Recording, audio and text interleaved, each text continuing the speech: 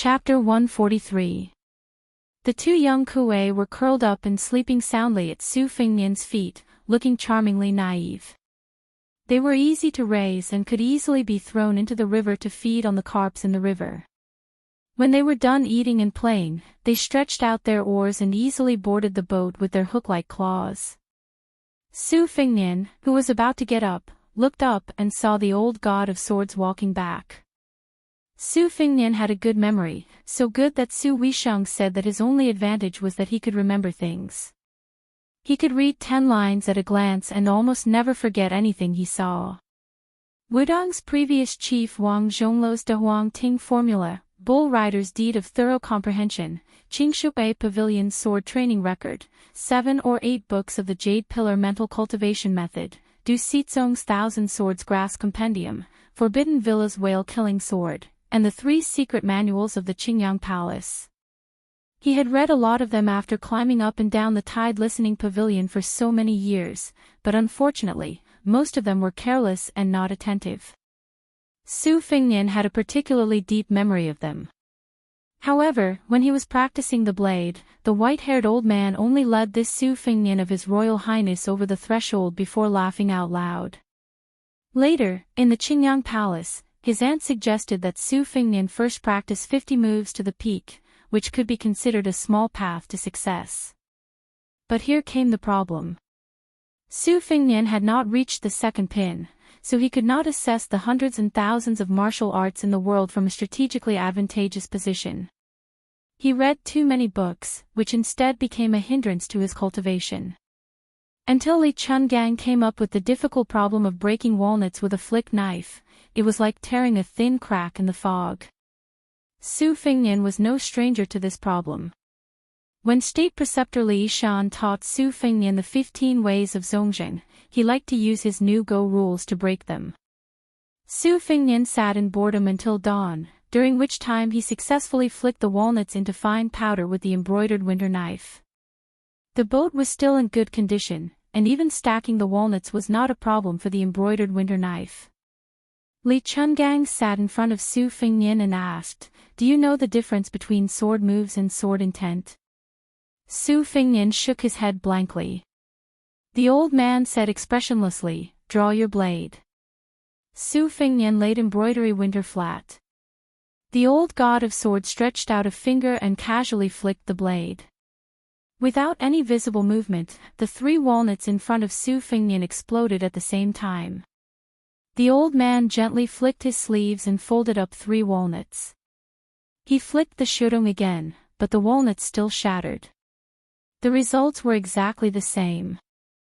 Su Fengnian did not know what the old god of swords was up to. Seeing Su Fengnian's puzzled expression, Li Chungang sneered, "Try placing the spring thunder under the winter embroidery." Su Fengnian held the blade with both hands.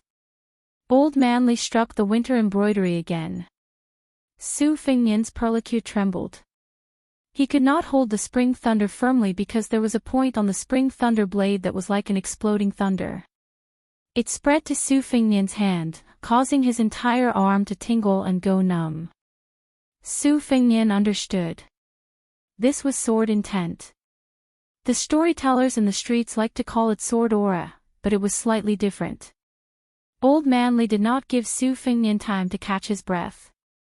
He struck the winter embroidery again. In an instant, the spring thunder almost slipped out of his hand. The blade on the right suddenly slid toward Su Fengnian's chest. It was only a hair's breadth away, but the old god of swords had pinched the spring thunder with 2 fingers. The winter embroidery blade did not move at all. Su Fengnian was shocked. He could not figure it out even if he racked his brains. Old god of swords seemed to think that this kid's comprehension was too poor. He would not feel at ease if he did not scold him. He glared and said, "Anyone can see that your winter embroidery blade is bent in an arc. It looks exciting to outsiders, but it's flashy without substance. With this old man's winter embroidery blade, with your insignificant skills, can you tell how many times winter embroidery blade has flicked? It looks like winter embroidery blade is not moving, but it's really not moving. This old man has 2 fingers. One of them penetrated the winter embroidery blade and hit the spring thunder. The second finger is sacrificing vigor for sword moves. Winter embroidery blade has already bent 6 times and hit the spring thunder blade from the side. That's why the spring thunder struck you. A top-notch sword move requires speed and stability. It's as fast as thunder and as steady as the 5 sacred mountains. Kid, you're still too inexperienced. Su Fengnian asked doubtfully, between sword intent and sword moves, which one is stronger? Old God of Swords Li sneered. This old man wants to use sword intent to defeat the enemy. That means sword intent is stronger. If this old man wants to use sword moves to kill people, his sword moves will naturally be stronger than all sword intent in the world. Fine, I asked for nothing. Su Fengnian felt helpless. Old man Li was a fair trade. He stood up and said, "Are these 2 fingers enough to buy all your rice paper?" Su Fengnian nodded and said, "It's enough."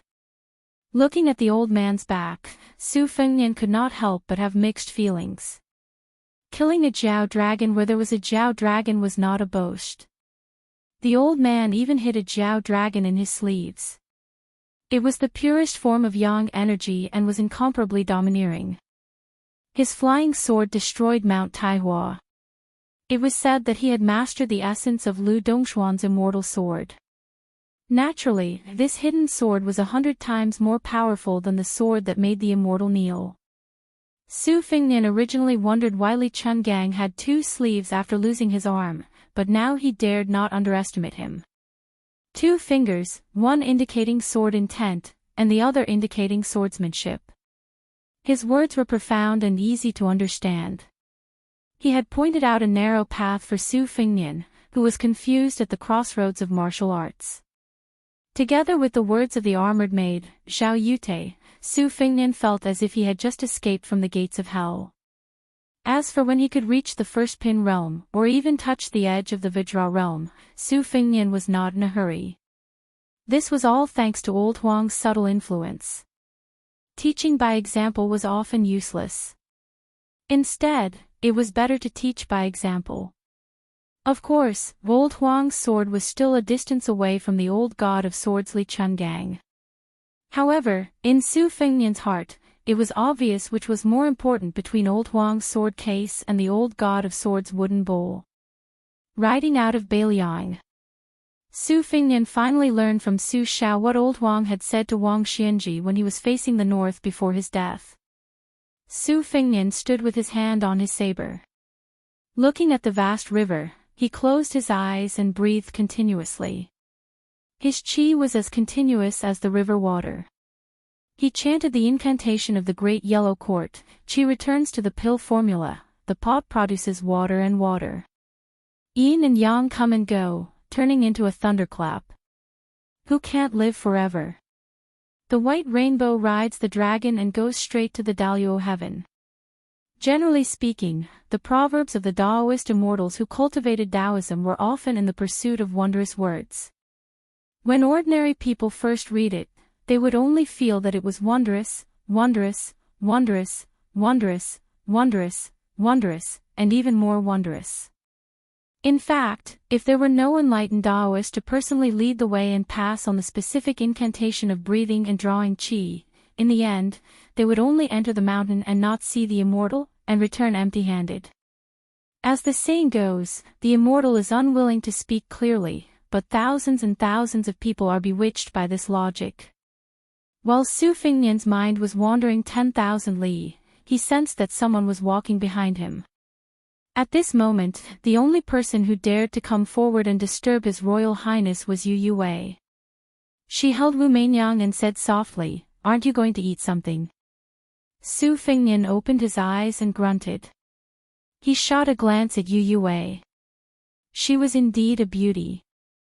It was a pity that Ancestor Lu had long left behind a poem to warn the later generations.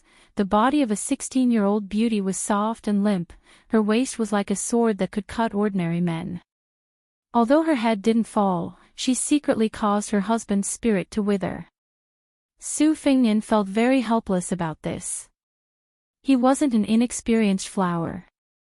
From the time he went up the mountain to practice his blade to the time he went down the mountain, he had always been able to remain calm. This kind of composure was evident. During the meal, only Su Fengnian, the old god of swords, and Wei Shuyang were sitting at the table. Li Chungang chewed on a piece of flatbread and remembered something. He said casually, although this old man avoided that Wu family swordsman, he can come back later. It's very likely that his realm is one level higher. That sword move, you bunch of idiots only watched for fun. That fellow, on the other hand, can comprehend something that will be of great benefit to his sword cultivation. Su Fengnian's face stiffened. He fiercely took a bite of the bun. After breakfast, old god of swords Li spread out rice paper in the cabin. He smiled at Jiang Ni, who was hiding to read. Come, Jiang girl. It's fine if you don't want to learn the sword, but this old man can teach you calligraphy. Calligraphy. Jiang Ni liked it. Otherwise, she wouldn't have secretly used a branch to scribble on the ground in Bailiang Palace. However, the old man held the brush with one hand. His demeanor completely changed. He was still smiling. But remember, I'll teach you calligraphy. You can watch, but you're not allowed to learn. Jiang Ni didn't take it to heart. She only grunted softly. Su Fengnian asked Bluebird to warm a pot of yellow wine and sat alone. That year at the top of Martial Emperor's city wall, old Huang didn't fall even after death. Beside him was the second in the world, Wang Xianji. Old Huang only faced north and said, "Come, serve the young master some wine." Chapter 144. 3 big ships entered the lake from the river. The 800 miles of Spring Lake was vast and misty. This lake could hold 6 rivers, and it had always been a place for military strategists to fight to the death. Su Fengnian stood at the bow of the ship and explained the geography of Spring Lake to Yu Yue. He included many military insights that Li Shan had imparted to him. Before the spring and autumn period, the north and south confronted each other and fought for this place as their stronghold. By controlling the Spring Lake, they could sail down the east and conquer the world like a lion hunting a rabbit. In the past, when the north wanted to drink the horses of the southeast, or when the south wanted to send troops to the north, they had to pass through the 800 miles of Spring Lake, 3 cities, 3 passes, and 3 mountains. The 3 cities were the most important, Xiangfan, Xingyang, and Wuling. In terms of the world, Xiangfan was the most important. In terms of the southeast, Xingyang was the most important. In terms of our prefecture, Wuling was the most important. Xiangfan was always said to be the backbone of the world. When the 3 kingdoms were fighting here, Wang Mingyang, an old minister of West Chu, accepted the order and became the governor of Xiangfan. He resisted Su Zhao's 100,000 soldiers and defended for 3 years. When West Chu was destroyed and West Shu was forgotten, this scholar from Shangyin Academy still refused to surrender. The city ate people and Wang Mingyang personally cooked his wife and children. 3 years later, the city was breached and less than 10,000 people were left in Xiangfan. It became a ghost city. It was said that 10 years after the city was breached, there were still hundreds of thousands of wandering souls that refused to leave the city and howled every night. The dynasty had no choice but to send the Taoist master of Longhu Mountain to Xiangfan to set up the great Zhou Tian ceremony. The number of sacrificial offerings reached a shocking number of 36,500, which was an unprecedented feat. This battle allowed Wang Mingyang to win the title of the #1 defender of the spring and autumn period. Even Su Shao admired him. Wang Mingyang was a famous person, but he dragged 200,000 people down with him. Even after 1,000 years, Wang Mingyang would still be a controversial figure. Yu Yue was frightened. "We're not going to Xiangfan, are we?" Su Fengnian had recently been habitually flicking his fingers. He probably did it thousands of times in a day. He was probably obsessed with practicing the blade. He laughed softly. "I wanted to go, but if you don't dare, then we'll go straight to Wuling. Yu Wei shook her head. Su Fingnian suddenly heard cries and screams coming from the back of the boat. Yu Wei just happened to hear the legend of 100,000 resentful spirits in Xiangfan. Her heart trembled, and she finally realized that she was at the bow of the spring god lake. Her face was full of self-mockery. Su Fingnian ignored Yu Wei and rushed to the bow of the boat. He saw a boatman rolling on the ground with a bloody arm. 2 scarlet young Kuei were growling at him. Lu Qiantang went up to His Royal Highness and told him what happened. It was a trivial matter. The young Kuei were frolicking and running, and they probably bumped into the boatman. Su Fingnian frowned. The tiger Kuei was an ancient beast, and it ate people when it was hungry. Su Fingnian squatted down, and the young Kuei seemed to feel its master's anger. It lowered its head and whimpered, and its skin immediately turned from red to black. Su Fingnian was not arrogant, and with a flick of his finger, he hit the boatman. A hole was made in the wall of the boat, and it fell into the lake. The elder sister Bodhisattva looked at her younger brother from the hole, and then turned around to look at Su Fingnian pitifully, as if she was pleading for mercy. Su Fingnian snorted, stood up and said, "Compensate the injured." "Oh right, ask the Phoenix Battalion to help mend the boat." In the twilight, hundreds of boats were racing on the spring god lake. It was a lively and bustling scene. The closer they were to the land of fish and rice in Jiangnan, the more they could not feel the loneliness of their hometown, Beiliang. Tonight, they would spend the night on an island in the middle of the spring god lake called Mount Lao. As they approached the island in the middle of the lake, Su Fengnian saw Jiang Inai walk out of the cabin and stand beside him. He explained, this mountain was originally not called Mount Lao, but Prison Mountain. It was the place where the Queen Mother of the West imprisoned the Jade Emperor's daughter, the Spring God. Prison Mountain was not surrounded by a lake, but a basin.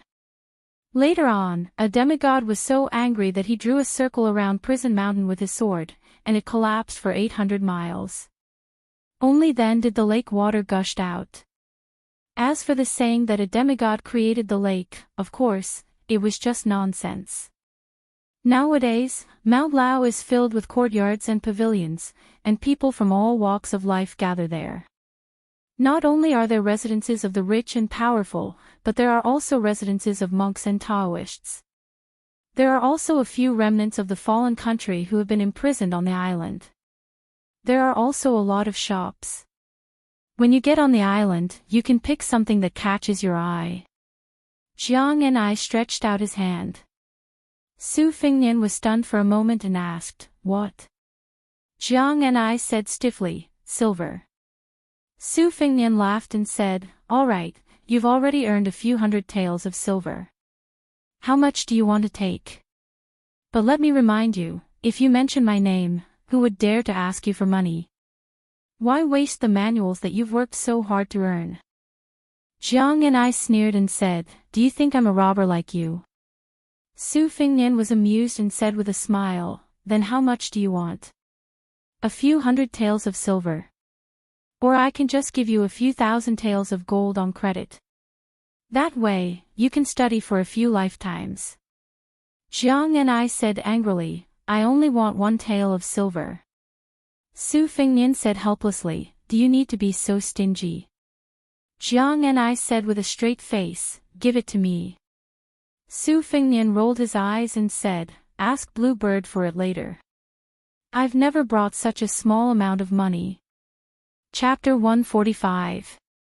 Jiang Enai went straight to the cabin and took out a small account book from the book box like a thief. It clearly recorded how many when she earned from reading Taishian Sutra, Thousand Swords Materia Medica, Whale Killing Sword, etc. When and where she read each book and how many words she read each book were all recorded in detail.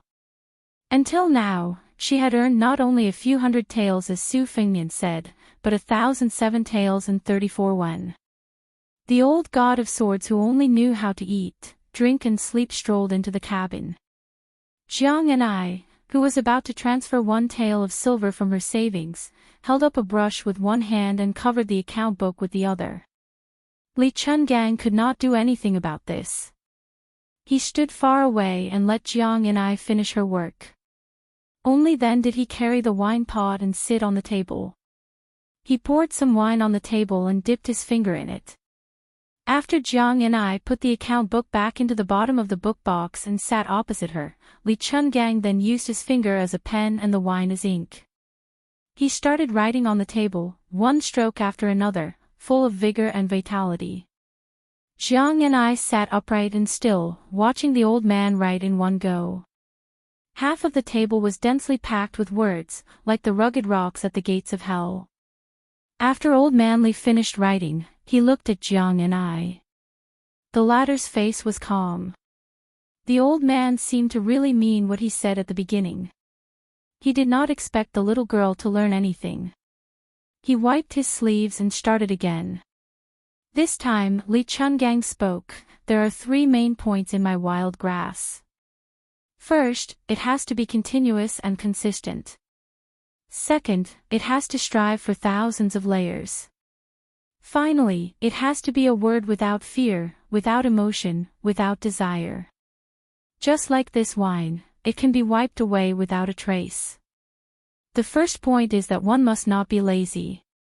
Even when he is drunk, there is not a single mistake in his cursive writing. There are rules. Why? His daily work is enough to be meticulous. Every word is like waving a sword or a knife. One must not be careless. This old man's calligraphy has always been known as the swift snake walking snake. Looking at his words is like looking at a sword. The sword's edge is awe-inspiring. Li Chungang was talking excitedly when he saw Jiang and I yawning. The ship stopped and seemed to want to go ashore. The old man with a stomach full of frustration lowered his head and took a deep breath. He sighed and muttered, "Don't waste, don't waste." He drank the wine on the table. Jiang and I was used to this kind of absurd behavior of the old man. Walking out of the cabin together, he saw Su Fingnian was in the middle of a discussion with the big halberd Ningame. It seemed that more than half of the Phoenix battalion would not go up the mountain. This was also reasonable. Not to mention whether 100 light-armored soldiers could live in the mountain or not, these northern Liang soldiers themselves were too eye-catching.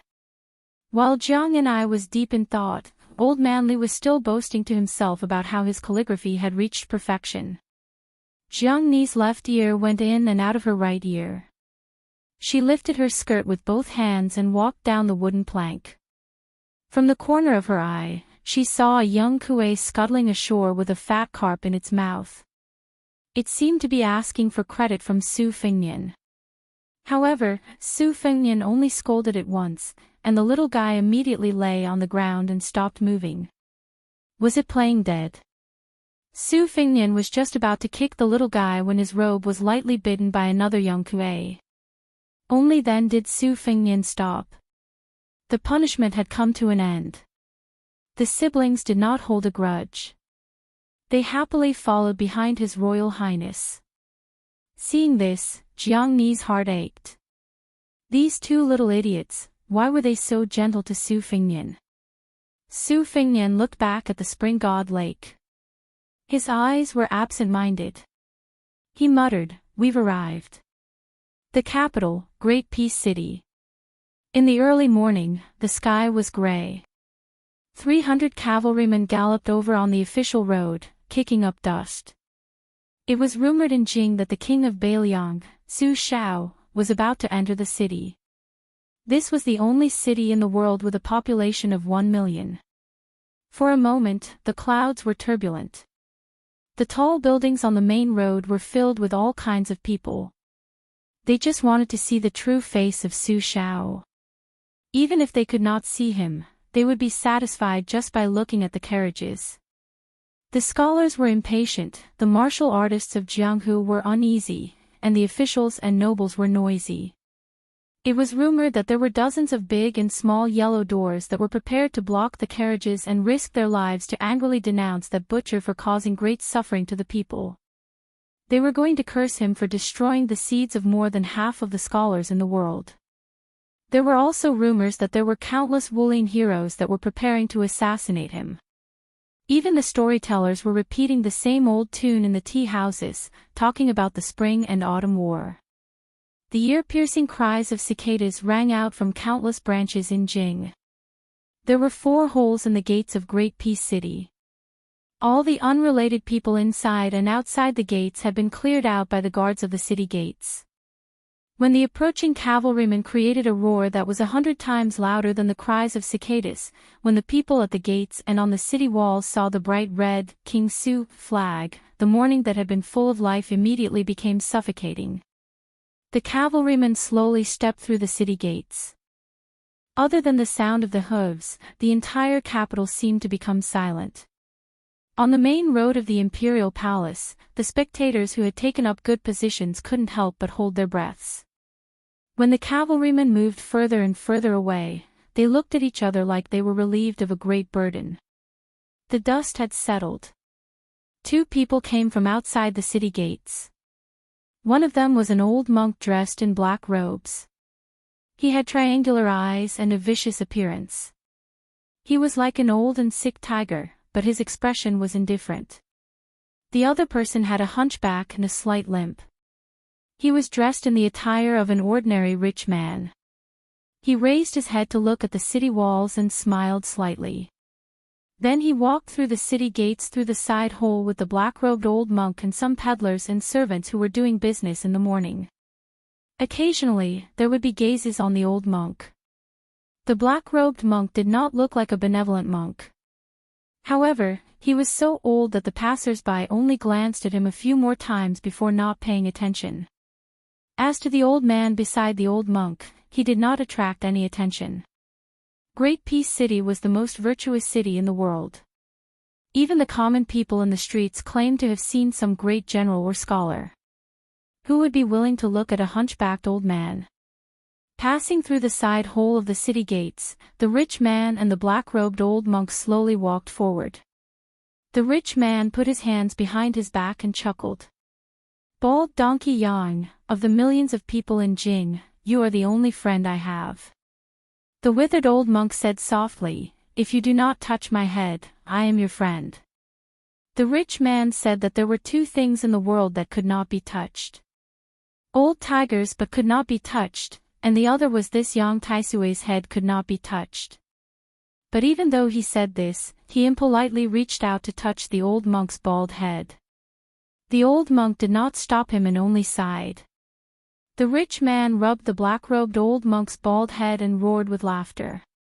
The black-robed old monk had an indifferent expression. This head. Qi Xianzhu had touched it in the past, and then half of the top of the lotus had collapsed. Chapter 146. The old monk in black was named Yang Taisui. He was born in Dongyue's top aristocratic family, Yang Taisui. He was studious since he was a child and read hundreds of books. When he was 13, he shaved his head and became a monk. He read the classics of Confucianism, Buddhism, and Taoism, and was especially good at yin-yang divination. Although he was a monk, he learned Taoism and military theory from the Taoist of Qingshu Temple. When he was 24, he traveled to Mount Longhu and was reprimanded by the great Jinren Qi Xian. Yang Taisui was not angry but happy. Later, he was recommended to serve the crown prince in the capital. When the world was settled, the old monk who liked to wear black declined the title of imperial advisor and studied Buddhism in Yongfu Temple. He had already cut ties with his family and had no connection with the nobles. Under the western wall, he tried to persuade Su Xiao not to kill Fang Xiaoli, but it was to no avail. Rumor had it that he cut ties with Su Xiao. In the past 10 years, he lamented the chaos of Zen Buddhism and its unclear purpose. He created a perfect theory and wrote the 8 original meanings and Vanquish and Save Lu Sutra, but he did not participate in any Buddhist debate. He called himself Old Monk Sheng. He had helped the country build, but he was willing to be lonely and only served as a study assistant for the crown prince's grandson. 3 years ago, He resigned as the Yongfu Temple's master recorder and traveled alone. Today, he appeared in Tai and City only to escort the king of Bailiang into the capital. However, after Butcher Su Xiao saw the old monk in black, he insisted on walking into the city. Su Xiao walked side by side with him towards the palace gate. Su Xiao, who was dressed like a rich man, put his hands in his sleeves and strolled leisurely on the main road of the capital. He laughed and said, "Young Tai Sui, I heard you took in a disciple who went to Shengyin Academy. Let me say this first. Playing around is one thing, but if something big really happens, you and I will not interfere. Also, the Red Armor General was ordered by your disciple, right? There will be no next time. I'm very curious. The Red Armor General was already skinned by your Bodhisattva disciple Han Diaoxi. How come there are 5 more Red Armor General now? You old bald donkey, what kind of sinister plan are you planning? What? Are you still throwing a tantrum with me? You're just as petty as a woman. Isn't it just because I didn't promise you not to kill those 600 scholars back then? We've exchanged our lives for decades. Do you think you can just throw it away like that?" The black-robed monk said in an old-fashioned manner, "It's none of my business." Su Xiao squinted his eyes and looked at the capital that he had not seen for many years. He curled his lips and said, "Tell me something. Is that kid the illegitimate child of that person? Otherwise, how could he have obtained the red armor from Han Diaoxi, and how could he have made Han Diaoxi, this human cat, become a submissive slave?" The old monk frowned. He was already a ferocious god to begin with, but now he looked even more ferocious. He was awe-inspiring even without being angry. He walked through the crowded streets, but with the old monk leading the way, no one could get close to him and Su Xiao. They were like fish in water. Su Xiao smiled and said, "Since Bald Donkey doesn't deny it, I'll take that as an answer." The black-robed old monk still did not explain or refute. His state of mind was as calm as an ancient well. Su Xiao joked, "Young Tai Sui, oh young Tai Sui, sometimes I admire you. Being in the king's company is like being in the tiger's company. As long as you live for another 20 or 30 years, you'll have the hope of assisting the dragon for 3 more dynasties. Everyone will be happy to treat you like a bodhisattva. Look at Mount Longhu, in order to consolidate the position of the imperial advisor, they will do anything. There's an old guy who gave up 2 years of his lifespan and even went against the heavens to change his fate. You, on the other hand, don't do anything. Bald Donkey, when are you going to meet my eldest son, Fengnian? He's different from me, he's a Buddhist. Maybe you'll get along." The old monk shook his head and reminded him softly, "We're here." At the end of the road, they could see the gate of the South Imperial City. According to the law, there was an early morning court session every 10 days. However, the morning court session had already begun and Su Xiao had arrived a little late. There were only carriages and servants outside the door. He did not see any dignitaries of the imperial court. This was the first gate of the imperial city. There were 3 watchtowers with huge eaves and ridges. On the left and right of the gate, there was a pair of white jade lion and dismount steels. On the gate, there was a couplet written by the founding scholar, "The sun and moon are bright, the mountains and rivers are majestic." There were 110 corridors on the left and right of the gate. They were known as the 1,000-step corridors, connected to the eaves and ridges. They surrounded and protected the Baohe Palace, which was also known as the Golden Imperial Hall. The black-robed old monk, young Tai Sui, sighed and said, "You're going to attend court dressed like this?"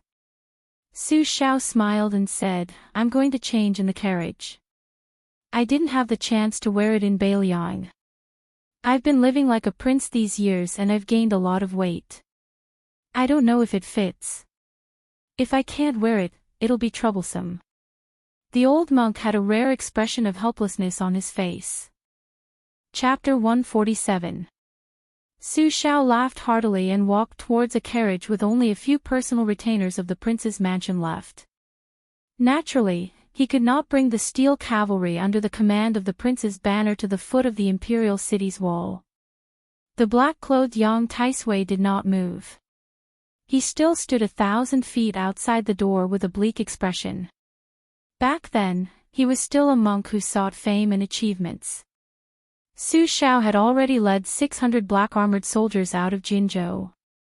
He gave advice to the late emperor while Su Xiao was the emperor's vanguard. One was a scholar while the other was a warrior. They complemented each other well. At that time, the late emperor regarded the two of them as his right-hand men. They used to climb up to the Baohe Hall to drink together and talk about the chaotic world under the moonlight. Su Xiao did not study much, so he was always forced to recite poems. He was crude and vulgar and was laughed at every time. After he got drunk, he would wantonly lie down and it did not matter who was using whose arm as a pillow. The last time they met was when Su Xiao destroyed West Chu and returned to the capital to receive the title of Dezhu state. They only talked to each other, no longer as unscrupulous as before. After that, he no longer participated in politics and only talked about Zen and poetry. After that, he was instructed by the late emperor to drink farewell wine with Su Xiao. Only then did that beautiful woman enter the palace alone with a sword and a white gown. After that, he no longer had the face to see Su Xiao. Su Xiao was not far from the carriage when a carriage galloped towards him. The coachman was sweating profusely. Su Xiao waved his hand to signal Spear Immortal Wang Xiu's shitty, Han Lao's Han, not to worry. He leaned to the side and barely dodged the hooves of two big horses. He only signaled a master from the prince's mansion to take a prepared outer robe from the carriage and prepare to wear it to the morning court. Su Xiao did not mind the carriage's collision. However, the coachman from the prince's mansion thought that the hunchbacked old man was an eyesore and thought that he was some blind servant of an official in the imperial court. The master in the carriage was already late for the morning court because he was unwell.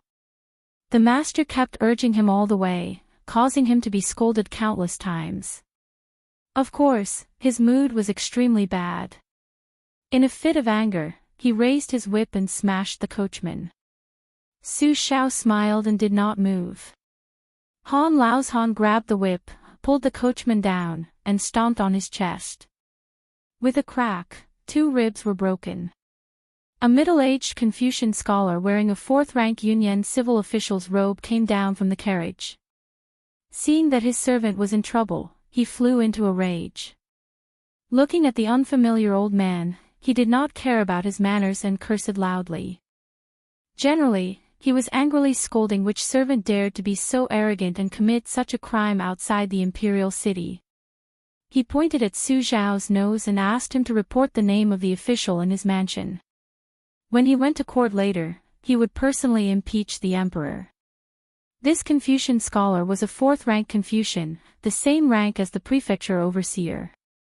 He was the son of the crown prince's left concubine and held a position in the eastern palace that made people jealous.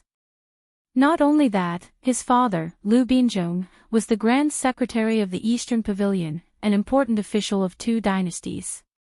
In this dynasty, the most prestigious civil officials were the 3 halls and 3 pavilions. Although the Eastern Pavilion was at the bottom, the 3 halls and 3 pavilions were not full. Including the Wuying Palace, Wenhua Palace, and Wenyuan Pavilion, there were only 4. Liu Binzhong, as one of the 4, was an extraordinary honor. In addition, his brother, Liu Tiren, was the Yinqing Guang Lu Daifu. The 3 of them were officials in the imperial court, which was a legend. Were it not for this, he would not have dared to casually speak of impeachment outside the gates of the imperial city. After all, officials who could participate in the morning court were not ordinary people. Su Xiao looked at the 4th-rank crown prince's left concubine's spittle flying everywhere and dismissed it with a smile. A retainer jumped off the carriage with a bundle and undid a corner of his court robe. The Confucian official from the Liu family glanced at it and subconsciously froze. Was this old man in front of him an official? But he had never heard of civil officials or generals wearing such a style of official robe. In this world, official robes were far more important than official manners. Once exposed and proven, the only outcome would be imprisonment and banishment. When the bundle was completely opened, the eyes of the Liu family's left concubine of the Eastern Palace widened. A python robe. That was a blue satin robe embroidered with a 5-clawed python. Since ancient times, python robes had been the robe of an elephant dragon. It was similar to the dragon robe worn by the emperor, but it lacked a claw. Like the dragon robe, the words Jiangya Hai were embroidered on it. The current dynasty clearly states that only the princes can embroider the 9 pythons and 5 claws. Only the imperial family can embroider the bright yellow and apricot yellow colors. The dragon python has 5 different postures: curving on the water, standing upright on the water, lying on the water of the 3 rivers, lying on the water of the 5 rivers, and lying fully on the water of the 5 rivers. There are strict regulations on which postures should be used at which level. The man surnamed Liu watched the old man put on the embroidered robe with the help of the servants and swallowed his saliva. Dragon python robe. The 5 claws of the 9 dragons were 1 more claw than General Gu Jiantang. The material of blue satin meant that he wasn't a member of the royal family. Was he a prince with a different surname? Counting with one's fingers, how many kings with different surnames were there in the dynasty? The old man was wearing a python robe that was unique in the entire dynasty. It was clear that he was going to attend the imperial court. What was more, other than wearing this terrifying python robe, he was also holding a saber. Who could carry a sword to court? Even if Liu was an idiot, he would know who the old man in front of him was. The king of Bailiang, Su Shao. After the hunchbacked old man put on the extravagant python robe and carried the Bailiang saber, he walked straight to the southern gate of the imperial city. The left concubine's son knelt on the ground with a thud. He no longer had any thoughts of attending the imperial court. He just kowtowed there with all his might, leaving a pool of blood on the stone floor. Su Shao, wearing a python robe, walked into the imperial city. The opening of the city gate was a little dim. After walking out, Ren 2 blocked the warm sunlight and squinted at the great hall in the distance. The 2 rows of officers in front and behind him all knelt on the ground. The eunuchs all acted as if they were facing a great enemy and yelled at the top of their lungs, "The king of Bailiang enters the palace." The hunchbacked old man limped forward slowly, as if he didn't care that there was the emperor, Grand Secretary Zhang Julu, General Gu Jiantang, and all the civil and military officials waiting there. He silently counted his steps and finally walked up the steps. Looking back at the city gate, he smiled and muttered to himself, "I'm old." Chapter 148. The person playing host on Mount Lao was a former Bailiang army officer. His military exploits were not prominent, but after entering the business world, he began to soar and become the richest in the province. Even those 10-generation aristocratic families could not compare to him. He was known for his extravagant lifestyle. He once competed with a person with an imperial merchant background in the province in terms of wealth and attracted countless curses. His saliva was comparable to half of the spring god lake. This old soldier who had led Su Zhao's horse in the past was not conspicuous at first glance. He was dressed like an ordinary person and did not have any arrogance to speak of. When he saw His Royal Highness, his eyes filled with tears and he knelt on the flat ground of the ferry. No matter how Su Fengnian supported him, he was unwilling to get up. He just knelt on the ground and sobbed. Behind him, his wife and family members were dumbfounded. Su Fengnian knew the inside story. This old man surnamed Wang was not only admiring of the king of Bailiang, but he also revered the Wangfei from the bottom of his heart. He was one of the lucky few old soldiers in the Bailiang army who had personally seen His Royal Highness draw his blade at a young age. Although he was called a little soldier leading a horse, the Su family did not view him as a servant. The people who came from the Bailiang army had 2 extremes. They either struggled at the bottom and had a headache over the basic necessities, or they had a high position and wealth that was truly unattainable. This had to do with the dynasty's complex psychology of the Bailiang army. It was mixed with fear and jealousy, so there was a lot of rejection. This caused those who were labeled as part of the Bailiang army to hold back their resentment after losing the protection of the Iron Cavalry. It was not easy for them to put in more blood and sweat and finally achieve success. Often, their family, business, and politics would be especially cruel and ruthless. Wang Linquan, who was kneeling in front of Su Fengnian, was an example. In the Wang family, the family law was far more important than the national law. Governing the family was like governing an army. There was once a daughter-in-law who spoke carelessly and was directly kicked out of the family by Wang Linquan, regardless of the aristocratic family behind the daughter-in-law. Even her son was dragged to the ancestral hall to be whipped. Therefore, when the members of the Wang family saw the temperamental and shrewd head of the family kneeling in front of a young master, they were all scared out of their wits. The king of Bailiang and his royal highness would rest at Mount Mao midway during their travels. Naturally, only the local snake king of Mount Mao, Lin Quan, knew about this. All of this was secretly arranged by Lu Qiu'er, and there was no room for error. Su Fengnian looked up at a huge jade guanyin holding a vase at the peak of Mount Mao. It was said that Wang Linquan spent millions of silver taels and took 10 years to build it. This guanyin in the pure vase stepped on a yellow dragon and had the glare of a Vajra bodhisattva. Wang Linquan finally stood up and wiped away the tears on his face. He bowed and led the way for his royal highness. His posture was the same as when he led the horse for Su Shao. Today, even if Wang Linquan was rich, he would never forget his roots. Wang Linquan saw that his royal highness kept looking at the guanyin statue at the peak of the mountain. He said softly, "Your highness, the spring lake is strange." For thousands of years, on the second day of the second month, there would be a thick column of water shooting up into the sky. That day, no one would dare to swim in the lake, so it was called the dragon raises its head. It was said that there was a dragon trapped at the bottom of the lake who was punished by the heavens for secretly making rain in Jiangnan. It deserved to be punished for 1,000 years. This dragon was not satisfied with the confinement of the heavenly court, so it purposely stirred up trouble on that day. That is why we all call that day the dragon raises its head. However, after all, the spring equinox did not cause any disturbances in the lake.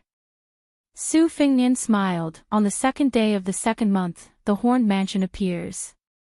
The Eastern Azure dragon first reveals its lofty appearance.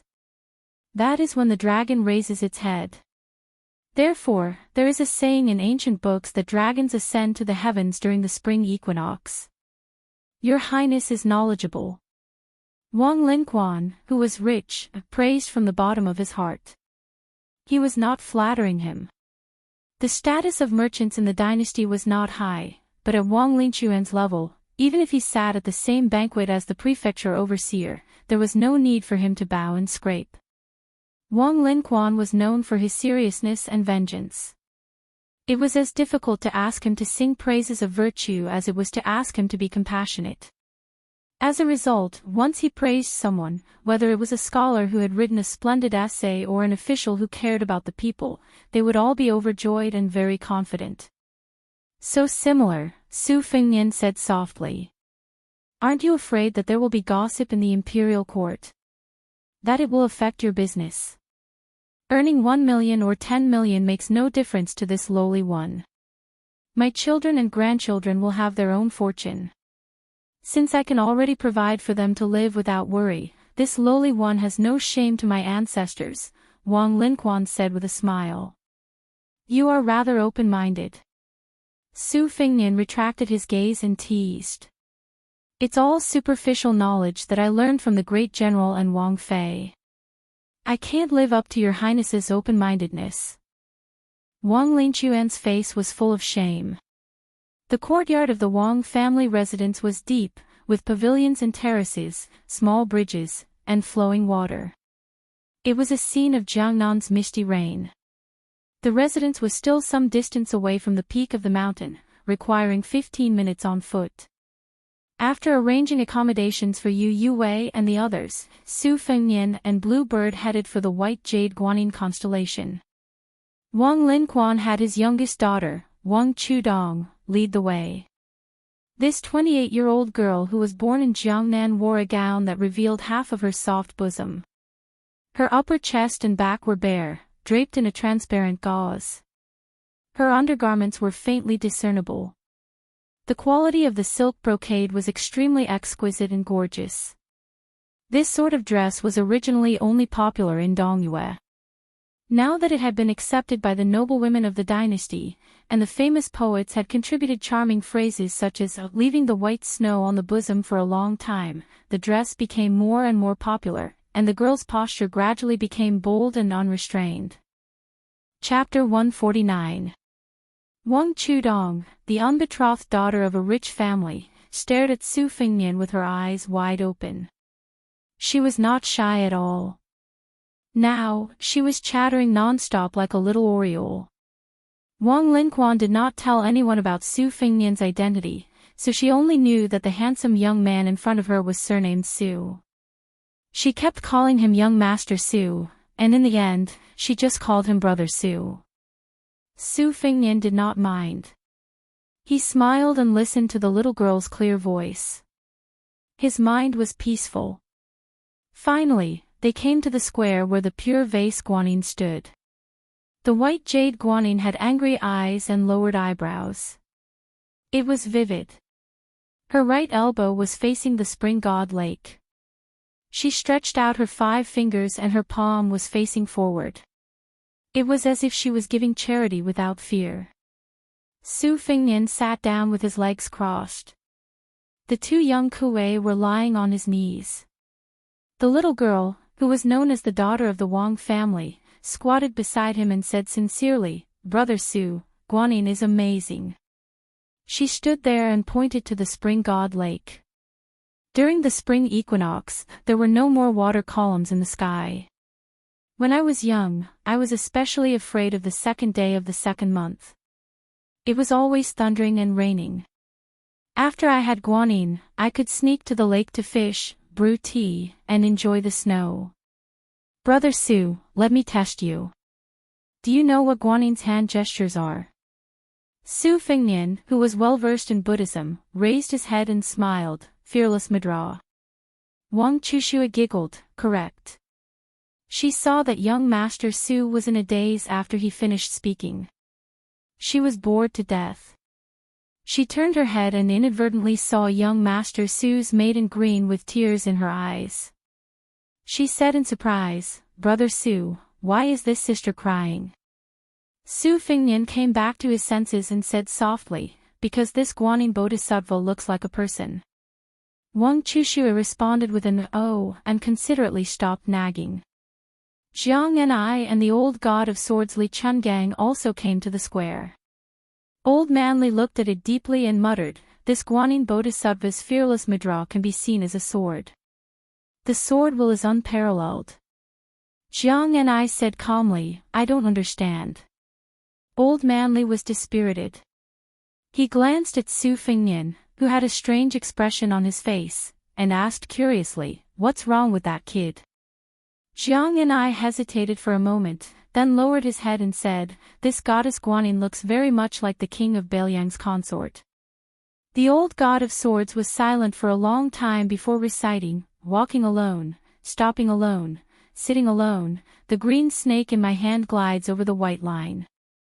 One man, one gown, one sword, the tip of the sword giving off 3,000 rays of light. No one in this world can recognize me, they can only laugh like a madman. Only the mountain ghost and the dragon king know that an immortal is in front of them." Jiang and I frowned, "You wrote the poem." The old man smiled and said, "Back then, people praised this old man's song of the azure dragon sword god. This is only a short section. If you want to listen, let this old man think about it." Jiang and I said unhappily, "Don't think about it. I don't want to hear it." Wang Linquan had mobilized a large force to prepare a sumptuous banquet and personally came to invite His Highness Shizhi back to his residence. Even the northern Liang light cavalry on the 3 large ships were not left behind. The female servants carrying the food boxes came in an endless stream, smoothly delivering them to His Highness. Su Fengnian left the mountaintop. At the dining table, he was especially full of praise for the Spring God Lake's specialty, stewed black chicken and turtle. The black chicken from Mount Mao was reared in the mountains. There were many herbs in Mount Mao, so the meat had a medicinal fragrance. Its skin, flesh, bones, and mouth were all black. The turtle was the specialty of the Spring God Lake. It had to be over 100 years old. The turtle's shell was buried at the bottom of the lake all year round. Only those that grew an inch of green whiskers could be considered to have lived for 100 years. It was slowly stewed with the black chicken until the turtle's shell was tender. It was no wonder that the scholars and refined scholars highly praised it. After eating heartily, they praised it. You can't throw away the spring god, but half of it is this soup. Wiping away the grease on his mouth, Su Fengnian ate the most comfortable meal since he left Beiliang. He was finally full. In private, he asked Wang Linquan for the geography of his province. At dusk, he was enjoying the cool breeze in the courtyard. Jiang and I was reading a book that had never appeared in the world before, The Flying Sword of Dunhuang. It was interesting to say that this swordsman of the Beimang dynasty had just achieved great success in the Dunhuang sword cave in the extreme north. Just as he was about to use his sword to travel the Jianghu, he encountered Wang Shou, who was practicing his spear in the north. He was cleanly killed by a single spear strike. It was not that the swordsman's strength was weak, but rather that he had built a chariot behind closed doors. His swordsmanship was like a castle in the air, and he lacked the sharpness of a real battle. Fortunately, the nameless swordsman had been practicing his sword while writing his insights. Only then did he come up with this immortal-like, The Flying Sword of Dunhuang. At first, Su Fengnian chose this book because he felt that the name was domineering. He did not expect that the old god of swords would be so picky and only said that this book was passable. Li Chungang said that it was passable, so Su Fengnian did not dare to treat it carelessly. Jiang and I opened his mouth to read, while Su Fengnian closed his eyes to listen. Su Fengnian remembered that Li Chungang had said that he would fight against Lu Qiantang.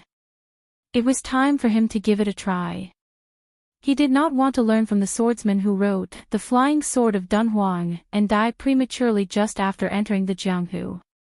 Why would Su Fengnian risk injury to go to sword maniac Wang Xiaoping's purple bamboo forest to ask for a beating when he was practicing his blade on Mount Wudong? Wouldn't it be easy and comfortable to just stay under the waterfall and practice his blade? Although there were many martial artists in the world, the highest level seemed to be high up in the clouds.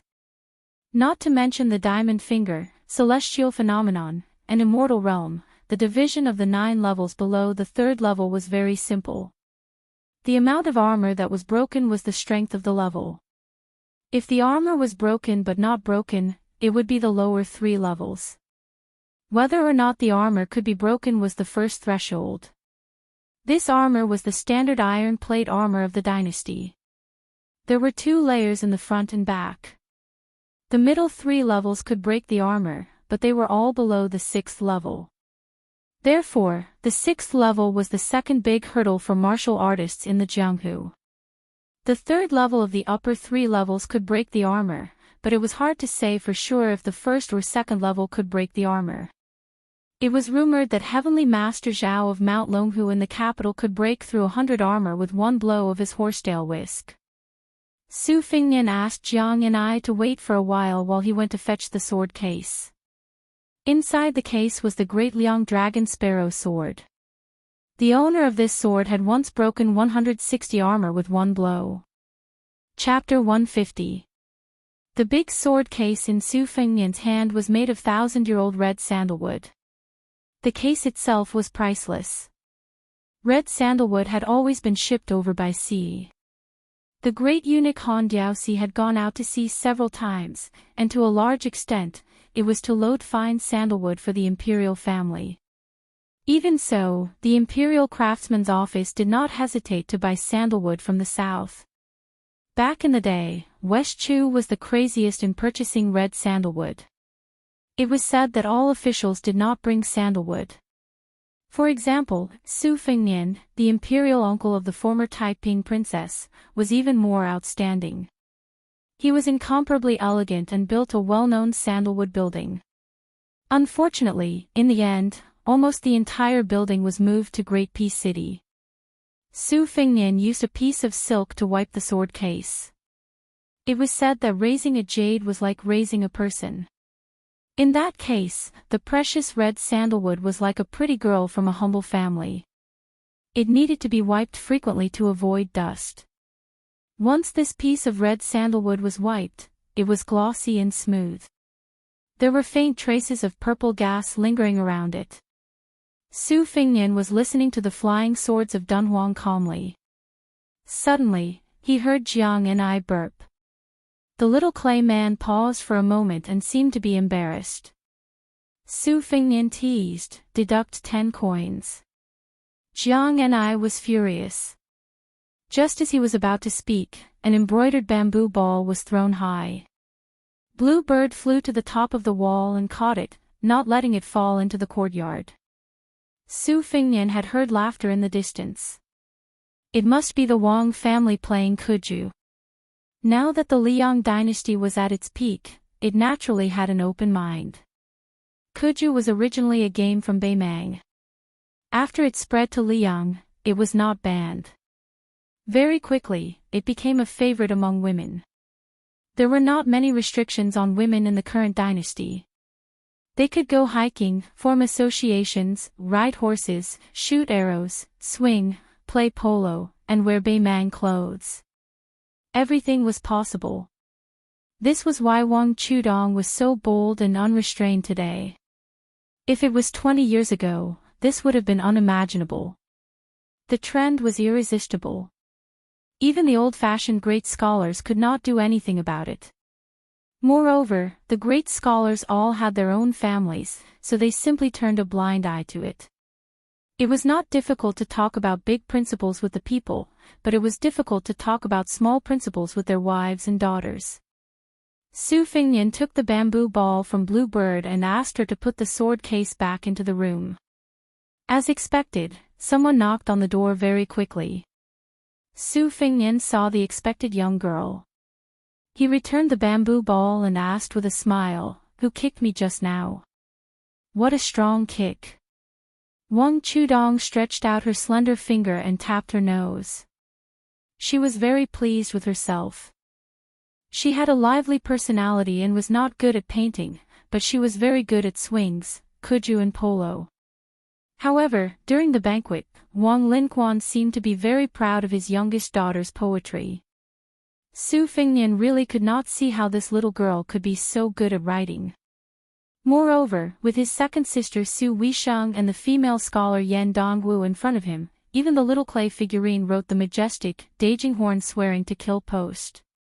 Su Fengnian did not think that any girl could enter his eyes in terms of poetry, calligraphy and painting. At this time, Wang Chudong had changed her clothes. She was wearing a narrow-sleeved robe, black boots and breeches, and a belt around her waist. Su Fengnian looked much more comfortable. A young girl who was imitating a married woman revealed half of her breasts. She was putting the cart before the horse. Where did the charm come from? That dress was more suitable for Xu Xiu to wear. Wang Chudong asked tentatively, "Let's play kuju together." Su Fengnian shook his head and said, "No, I have to go to the market." Wang Chudong was excited when she heard this. She vowed solemnly, "Let's go together. I will bargain." Su Fengnian dismissed it with a smile. He let Blue Bird call Yu Yue and the others. He then threw a glance at Jiang and I. The latter hesitated for a moment, but still decided to follow. She was unfamiliar with the place and the people. The main thing was that she did not have any concept of money. She really did not know what 1 silver could do. In the group, Other than Su Fengnian and Blue Bird who was like his shadow, there was also Jiang Ni and Li Chungang, the three retainers, Lu Yangshu and Ningame who had taken off his heavy armor and put on casual clothes. The bow-shaped iron halberd was also placed on the boat. Wang Chudong was kicking the bamboo ball along the way. Her movements were skillful and nimble. Her figure was like a swallow. It was very beautiful. When they arrived at the slightly deserted market, Su Fengnian did not expect that there would be a Qingfu silk shop on Laoshan Island. It was just nice to buy some clothes for Yu Yue and some dispensable rouge and face powder. Su Fengnian was generous and did not give Wang Chudong a chance to bargain. The little girl was unhappy. There was a lakeside tea house in the market with an excellent view. The water vapor of the spring god lake was rising and the fog was lingering. It was originally an excellent place to produce good tea, but it was only in recent years that the spring god tea became a tribute. Su Fengnian and Wang Chudong went to the top floor. Jiang Ni and Old Manly were still wandering around the market. Yu Yue and Xu Xiu were shopping together. In the end, only he and the Wang family's daughter were seated. Ningame, Lu Qiantang and Yang Qingfeng formed a triangle. There were no tea guests upstairs, so it was unusually quiet. The owner of the tea house obviously recognized Su Fengnian and directly took out the best spring god tea. Wang Chudong volunteered to make tea for Su Fengnian. Her technique was mysterious, and her every movement was full of the style of a master. This made Su Fengnian have a whole new level of respect for her. The tea leaves that were picked before the Qingming festival curled up like a green conch or a sparrow's tongue. There was a layer of even fine white fluff on the edge. The green tea was gently poured into the water, like the bottom of a lake in spring. Su Fengnian waited patiently. The little girl's tea was very pleasing to the eye. After Wang Chudong offered a cup of tea with both hands, she said seriously, "Generally, when the tea leaves are drunk for a few times, the fragrance will gradually fade. However, the spring god tea will gradually become better. The spring god tea of our Laoshan Island is better than the surrounding areas. The tea garden can only plant bamboo, plum, orchid, laurel and green pine. It is not suitable to mix it with an evil tree. Therefore, the spring god tea of Laoshan Island has a long fragrance, but it doesn't have the fertile soil and green leaves." Chapter 151. Su Fengnian took a sip, but he couldn't tell what it was. He had never been interested in drinking tea, but now that he was at the spring god lake, he couldn't explain why he didn't drink the spring god tea. He thought of a poem. It was this poem that turned the spring god tea, which was kept in the house, into a tribute.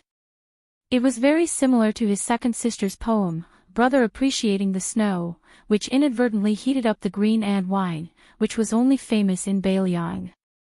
He subconsciously recited, "Since ancient times, those who know of this tea are few and far between.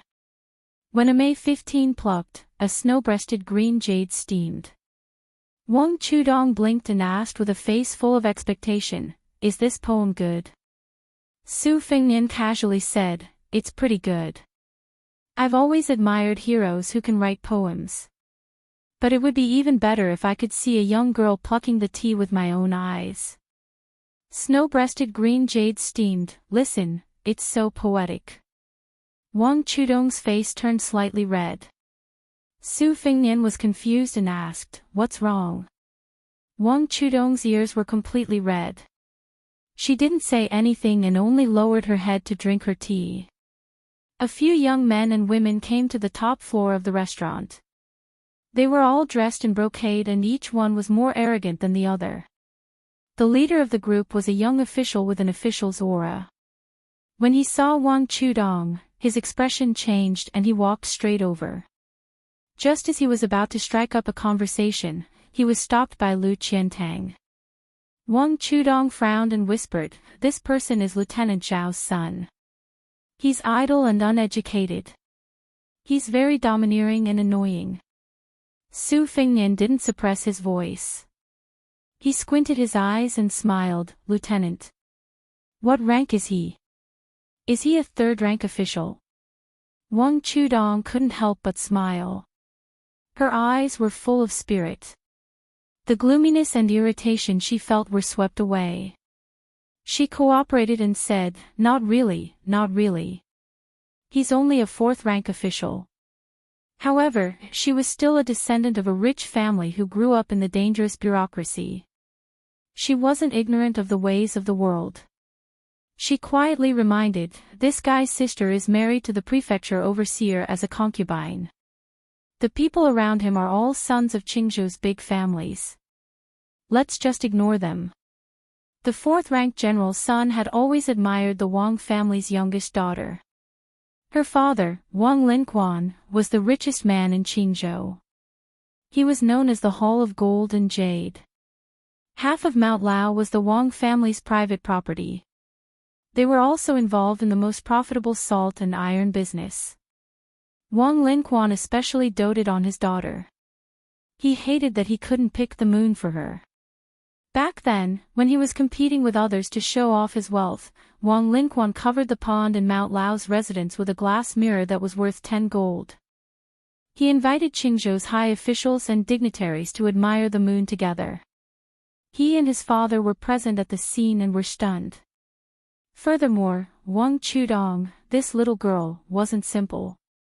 When she was young, there were several eminent monks and Taoist masters who read her fortune. They all said that this girl was indescribably honorable. The popular spring divine tea came from her mouth. It was said that even the imperial concubines in the palace were full of praise and personally told His Majesty the Emperor. Thus, the spring divine tea became a tribute. The dandy surnamed Xiao, who relied on his elder sister to enter the Dragon Gate and was able to do whatever he wanted in Qingzhou, saw LV Qiantang's evil dog blocking his way. Although this young master who was used to wearing fine clothes and riding a horse had a sword at his waist, the sword was only for decoration. Secondly, the guy who could drink tea with Wang Chudong most likely had a good background. He was not stupid enough to draw his sword at a disagreement. If dandy were to kill each other indiscriminately like this, the world would be in chaos. Thus, he squeezed out a smile and prepared to test the waters. He pretended to be familiar and said with a smile, Chudong, who is this friend? Who knew that Wang Chudong bluntly said, who are you to call Chudong? I'm not familiar with you.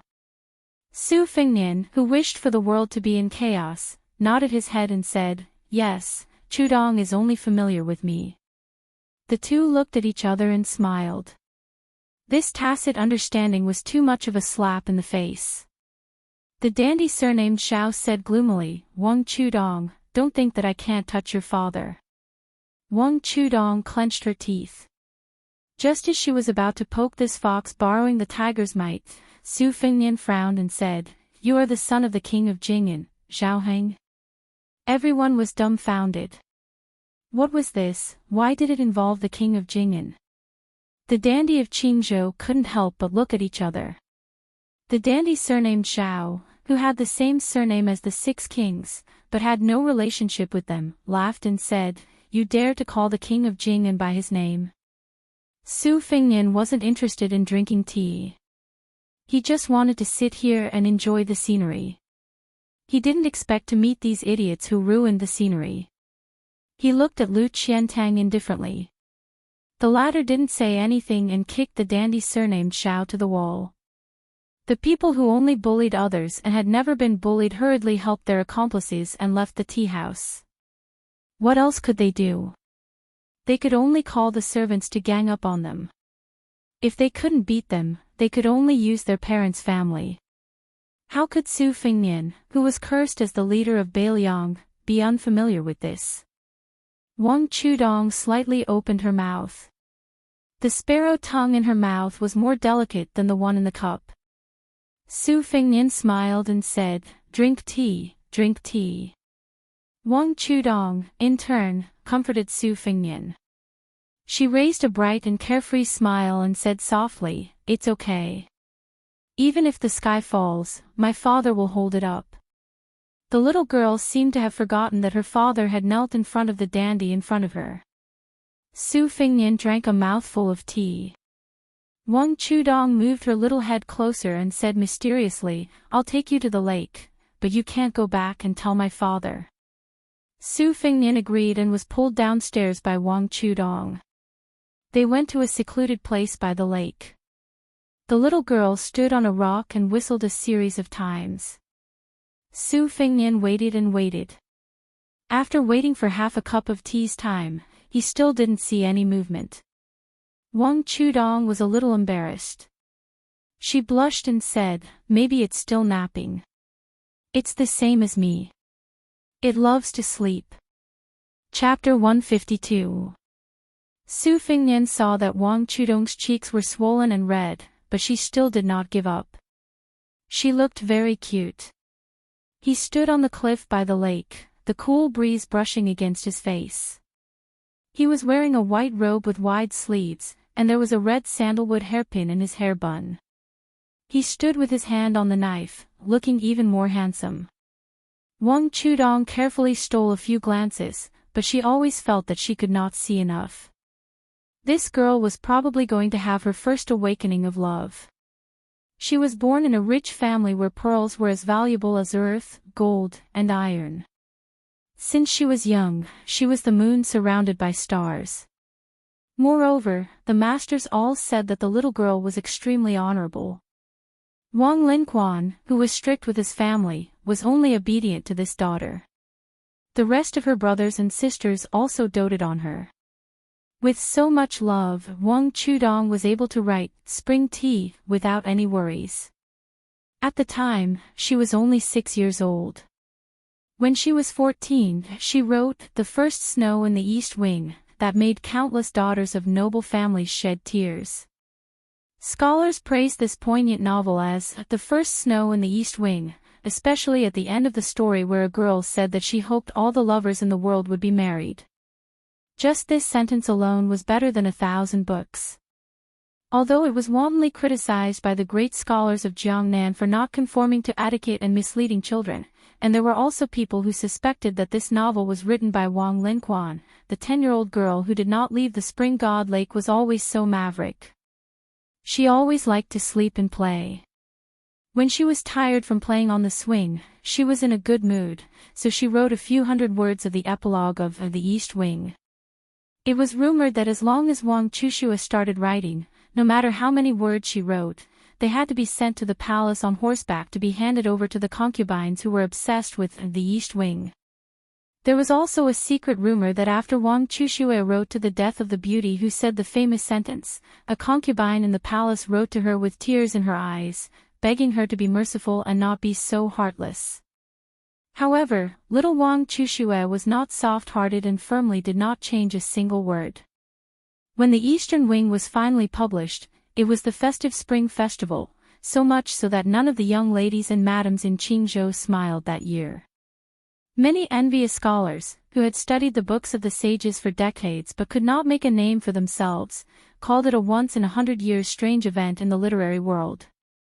A scholar who was good at writing erotic poems in the boudoir did not hesitate to consider himself half a descendant of Wang Dongxiang.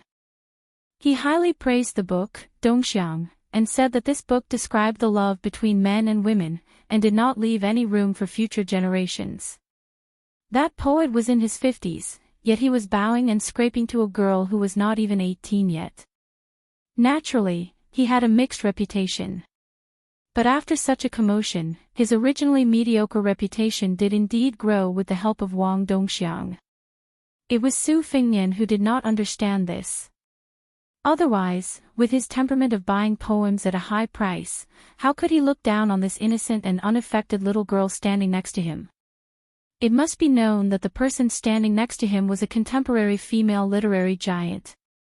Perhaps His Royal Highness would shamelessly ask for a few good poems. Since they were familiar with each other, he could ask for a friendship price. Su Fingnian saw that Wang Chushua finally did not have the strength to whistle anymore. She lightly patted her cheeks, as if she wanted to persevere. Su Fingnian could not help but joke, "Your friend lives in the water." Wang Chudong nodded and said seriously, on the day I was born, it woke up from the bottom of the lake and crawled to my door. Father said that it would be my lifespan. When I grow up, around Qingming, I will find it to play. Su Fengnian curiously asked, a turtle? Or is it a flood dragon? Wang Chudong blushed and said, how could a flood dragon crawl to my house? It is a big turtle with a wordless tablet on its back. It looks like a big turtle and is very stupid. The expert said that it was the divine beast that guarded the sea when Yu the Great was controlling the flood. When I was young, I sat on its back and swam up the spring god lake. When it was happy, it would dive into the water and almost drown me. Su Fengnian was shocked and said, Wang Chushue, not bad. I didn't know that you were so talented. I used to know a Taoist priest who rode a green ox on Mount Wudong. You are even better. You are already riding a big turtle. Wang Chudong smiled and revealed a pair of small canine teeth. She was obviously very proud, but pretended to be modest and said, it's just a so-so. The waves suddenly splashed and a huge monster appeared on the lake. Its shell was 20 feet wide and it carried a big tablet. In Shuawen Jiezi, it was recorded that the turtle was the biggest of the beetles. Su Fengnian carefully read a brief introduction to the scenery of Shenzhou and Tianlu Shiyu because of the snow-white spear falcon. The latter's dragon breeding chapter had a detailed description of the turtle. Turtles like to sleep, especially the Kuei turtle. They did not come out of the water unless it was in a chaotic time. Now, with the Kuei turtle that was chopping the waves, Su Fengnian had 6 Fengnian and a pair of young Kuei. As for the divine creatures that he had heard of, the top one was the red-crowned crane left by the sword immortal Lu Zhu on Mount Wudong and the black tiger that listened to Qishuangjian scriptures for more than 10 years. Su Fengnian hugged Wang Chushue's slender waist and floated down the cliff to the turtle's back. The little girl could swing up to 3 stories high. The onlookers were all shocked, so of course they were not afraid. Su Fengnian stood on the turtle's back and thought it was ridiculous. He looked at the tablet and found it was really blank. The turtle's ancestor was so huge that it was like a small boat. Su Fengnian estimated that it would be fine even if a dozen strong men stood on it. Tianlu Shiyu mentioned that riding the Kuei turtle with a tablet could lead to the celestial mountain on the sea. The emperors of the past dynasties had spared no effort to find its trace in the rivers and lakes. The leader of the eunuchs, Han Diaoxi, went to the sea to buy sandalwood. He might have the intention to find the celestial mountain. Wang Chushu squatted on the turtle's back and patted its head affectionately. She said, Big Black, let's go play in the middle of the lake. Remember not to be seen. The turtle slowly swam in the lake, as steady as Mount Tai. Su Fengnian said softly, Chushue, you shouldn't let other people know that you can attract the camel tablet turtle. Otherwise, it will cause trouble. Wang Chushue, who was hitting the turtle's head, turned her head and said, You are not an outsider. Su Fengnian smiled and said, We just met for the first time. How can I not be an outsider? I really wonder why you haven't been abducted by others until now. Wang Chushue made a face and said, I know you are His Royal Highness, Su Fengnian. Other than the ancestors of heaven and earth, only the Great Pillar State can make my father kneel. The last one is you. I'm not stupid. Su Fengnian was relieved. He always felt uneasy when someone was trying to please him for no reason. No matter how handsome he was, it was unlikely that a young girl would fall in love with him at first sight. If it was because Wang Linquan had been beating around the bush for more than 10 years, it would make sense. With Su Fengnian's temperament, he must have made up his mind to stay with Wang Chushue and leave Ningame and the others aside. Su Fengnian had a headache and said, Then you dress like that at the ferry in the morning. Did you want to prove whether that infamous His Royal Highness is really greedy for women's plump bodies? Wang Chushue didn't hide it. She nodded with a smile and said, It's okay. Your eyes are just a little strange. You don't look like a lot of good-for-nothings who come to Mount Lao to play. Those silk dresses, thin blouses, and silk underwear were all borrowed from my big sister. I thought I would look good in them. Alas. Su Fingnian bent down and rubbed the little girl's head. He comforted her and said, "They are ugly, but when you grow up, you will look good in them." Wang Chushue, who was squatting, said with a bitter face, "I won't grow tall." Su Fingnian laughed and took 2 steps back. He leaned against the stone tablet and felt a chill on his back. He placed the embroidered winter spring thunder on his knees and looked at the night view of the lake. The 800-mile-long spring god lake seemed peaceful now, but it was hard to imagine that it was full of smoke and fire in the past. Some people were heroic with their feathered fans and silk headscarves, while some were dejected and defeated dogs. One could reach the ghost town of Xiangfan by boat on the lake. Who was the 36,050 grand ritual of the cycle for? The court only heard of the king laughing when he won, and never heard of the defeated crying. Take the girl's father, Wang Linquan, for example. If he didn't have a treasure bowl in his hand, no one would have bothered to find out that Wang Linquan was the one who led Su Zhao's horse. It was interesting to say that few people in the Beiliang army had a good ending, but those who led the horse for the butcher were mostly rich and powerful.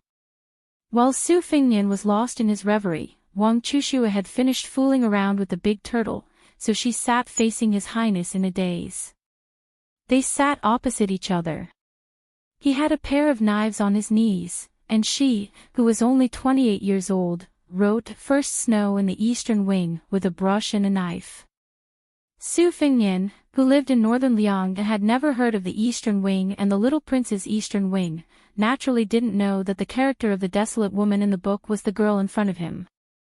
Su Fingnian suddenly asked, "Wang Chushue, since you are friends with the big turtle, why didn't you hold back when you were eating the black chicken stewed with turtle? I saw that you ate the most happily at the table." Chapter 153. Wang Chushue pretended to be confused and looked to the side. She blushed and didn't dare to look at Su Fingnian in the eyes. She was so cute. Generally speaking, the bigger the turtle, the older the smaller it was. It was the best in winter, followed by spring and autumn. The worst was the summer turtle, which was considered as a mosquito by the gluttons. However, the turtle in the spring god lake was a special case. The older it was, the better it was. Wang Chushue, the greedy girl, didn't hesitate at all. She moved her chopsticks quickly. Wang Linquan looked at her several times but didn't get any response. Su Fingnian found it funny. He was disgusted by her dress, but after the meal, he liked her a lot. Women were straightforward, innocent, and beautiful. No matter how beautiful a woman was, if she acted coquettishly, it would be a death sentence in Su Fingnian's eyes. Wang Chushue seemed to want to change the topic. She didn't hesitate to use her trump card. She whispered, "The stone tablet Dahe is carrying has a lot of ancient characters in Xiaozhuan, but I can't understand them. I checked many ancient books and barely recognized a few sentences. It seems to say that there is a spirit mountain in the east of the East Sea. If someone learns this technique, he will be immortal. There is also a destiny, asking about divination, carrying the tomes of arcane, God's imperial ghost. As for the rest, I don't know anything about it." Su Fingnian nodded. Wang Chushue got closer and asked, "Don't you want to see it?" Su Fingnian didn't ask as she expected. He held back his laughter and said, "I'll pretend that I don't want to see it." Wang Chushue smiled, turned around, and patted the big turtle's head. The turtle didn't seem to be willing, so she continued to pat it. Perhaps it couldn't resist the little girl's unreasonable patting. It roared and flashed. The wordless steel squeaked. The yang side of the steel caved in, revealing the yin scriptures on the wall. Su Fingnian stood up, squinted his phoenix eyes, and took a quick glance at the steel. He memorized it quickly. He didn't recognize any of the ancient characters, but he remembered all the characters. No wonder Su Fingnian was so snobbish. Perhaps one day, this heavenly book would be a golden ticket to avoid death. After memorizing everything, Su Fingnian pointed to his forehead and said frankly, "I've seen everything clearly. They're all hidden here." The little girl really didn't understand the viciousness of human relationships at all. She didn't take it seriously and only said with admiration, "You really have a photographic memory." "My father didn't lie to me." Su Fingnian smiled and said, "Why don't we also write something on the stone tablet for future generations to guess?" Wang Chuxue was stunned for a moment before she clapped her hands and said, "Okay." Su Fingnian pulled out his spring thunder saber and walked to the back of the stone tablet with Wang Chuxue. He asked, "What does it say?" This pair of buffoons, one was audacious to the extreme, the other rebellious. Only when they got together would they dare to do such absurd things. Wang Chuxue thought for a moment and said with a smile, "How about we write that Su Fingnian and Wang Chuxue were here?" Su Fingnian gave her a thumbs up and nodded in appreciation. "Why don't we add the date?" Wang Chuxue smiled happily and her small canine teeth could be seen again. Su Fingnian's handwriting was good. Even if he used a saber to carve the words, the saber still moved like dragons and snakes. Especially after practicing with the saber, the momentum was even more amazing. The little girl's heart swayed as she looked at him. Su Fingnian looked at the masterpiece on the stone tablet and laughed. This was probably a magnificent feat that no one had been able to do for thousands of years, right? Su Fingnian sat down again with his back against the stone tablet. He waved at Wang Chuxue and motioned for her to sit closer. The two of them were almost shoulder to shoulder. The little girl whispered, "If only you could bring a saber and enter Beimang alone." Su Fingnian asked doubtfully, "Why?" Wang Chuxue said shyly, "There's a man in a novel who did this. He used the head of the Beimang emperor as a betrothal gift."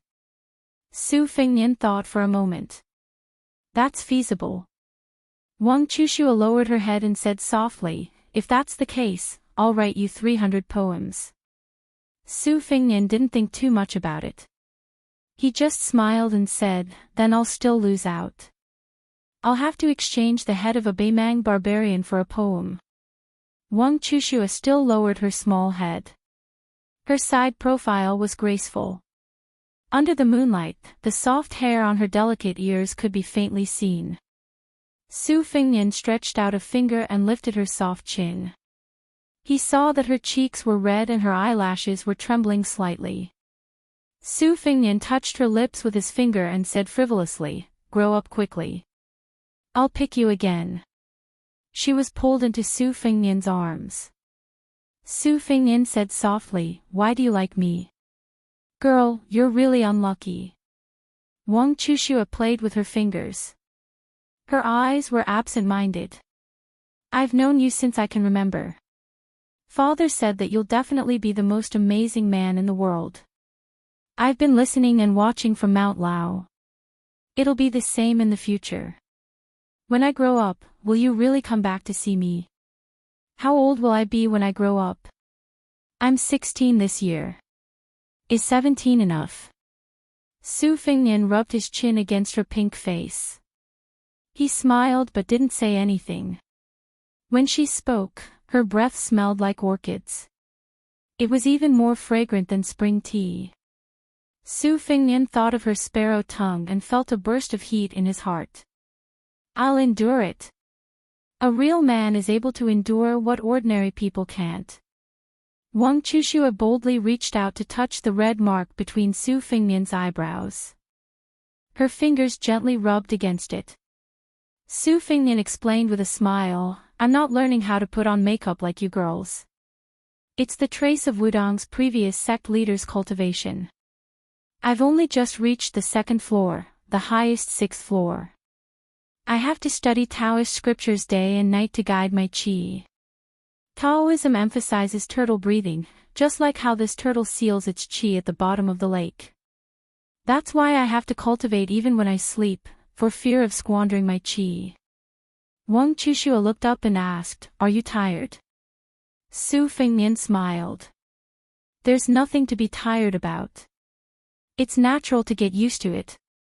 I hope that when I travel in the future, I don't have to bring a large group of retainers to save my life. As for going to Beimang alone like you said, I'll have to practice my knife even more. Wang Chushua shook her head.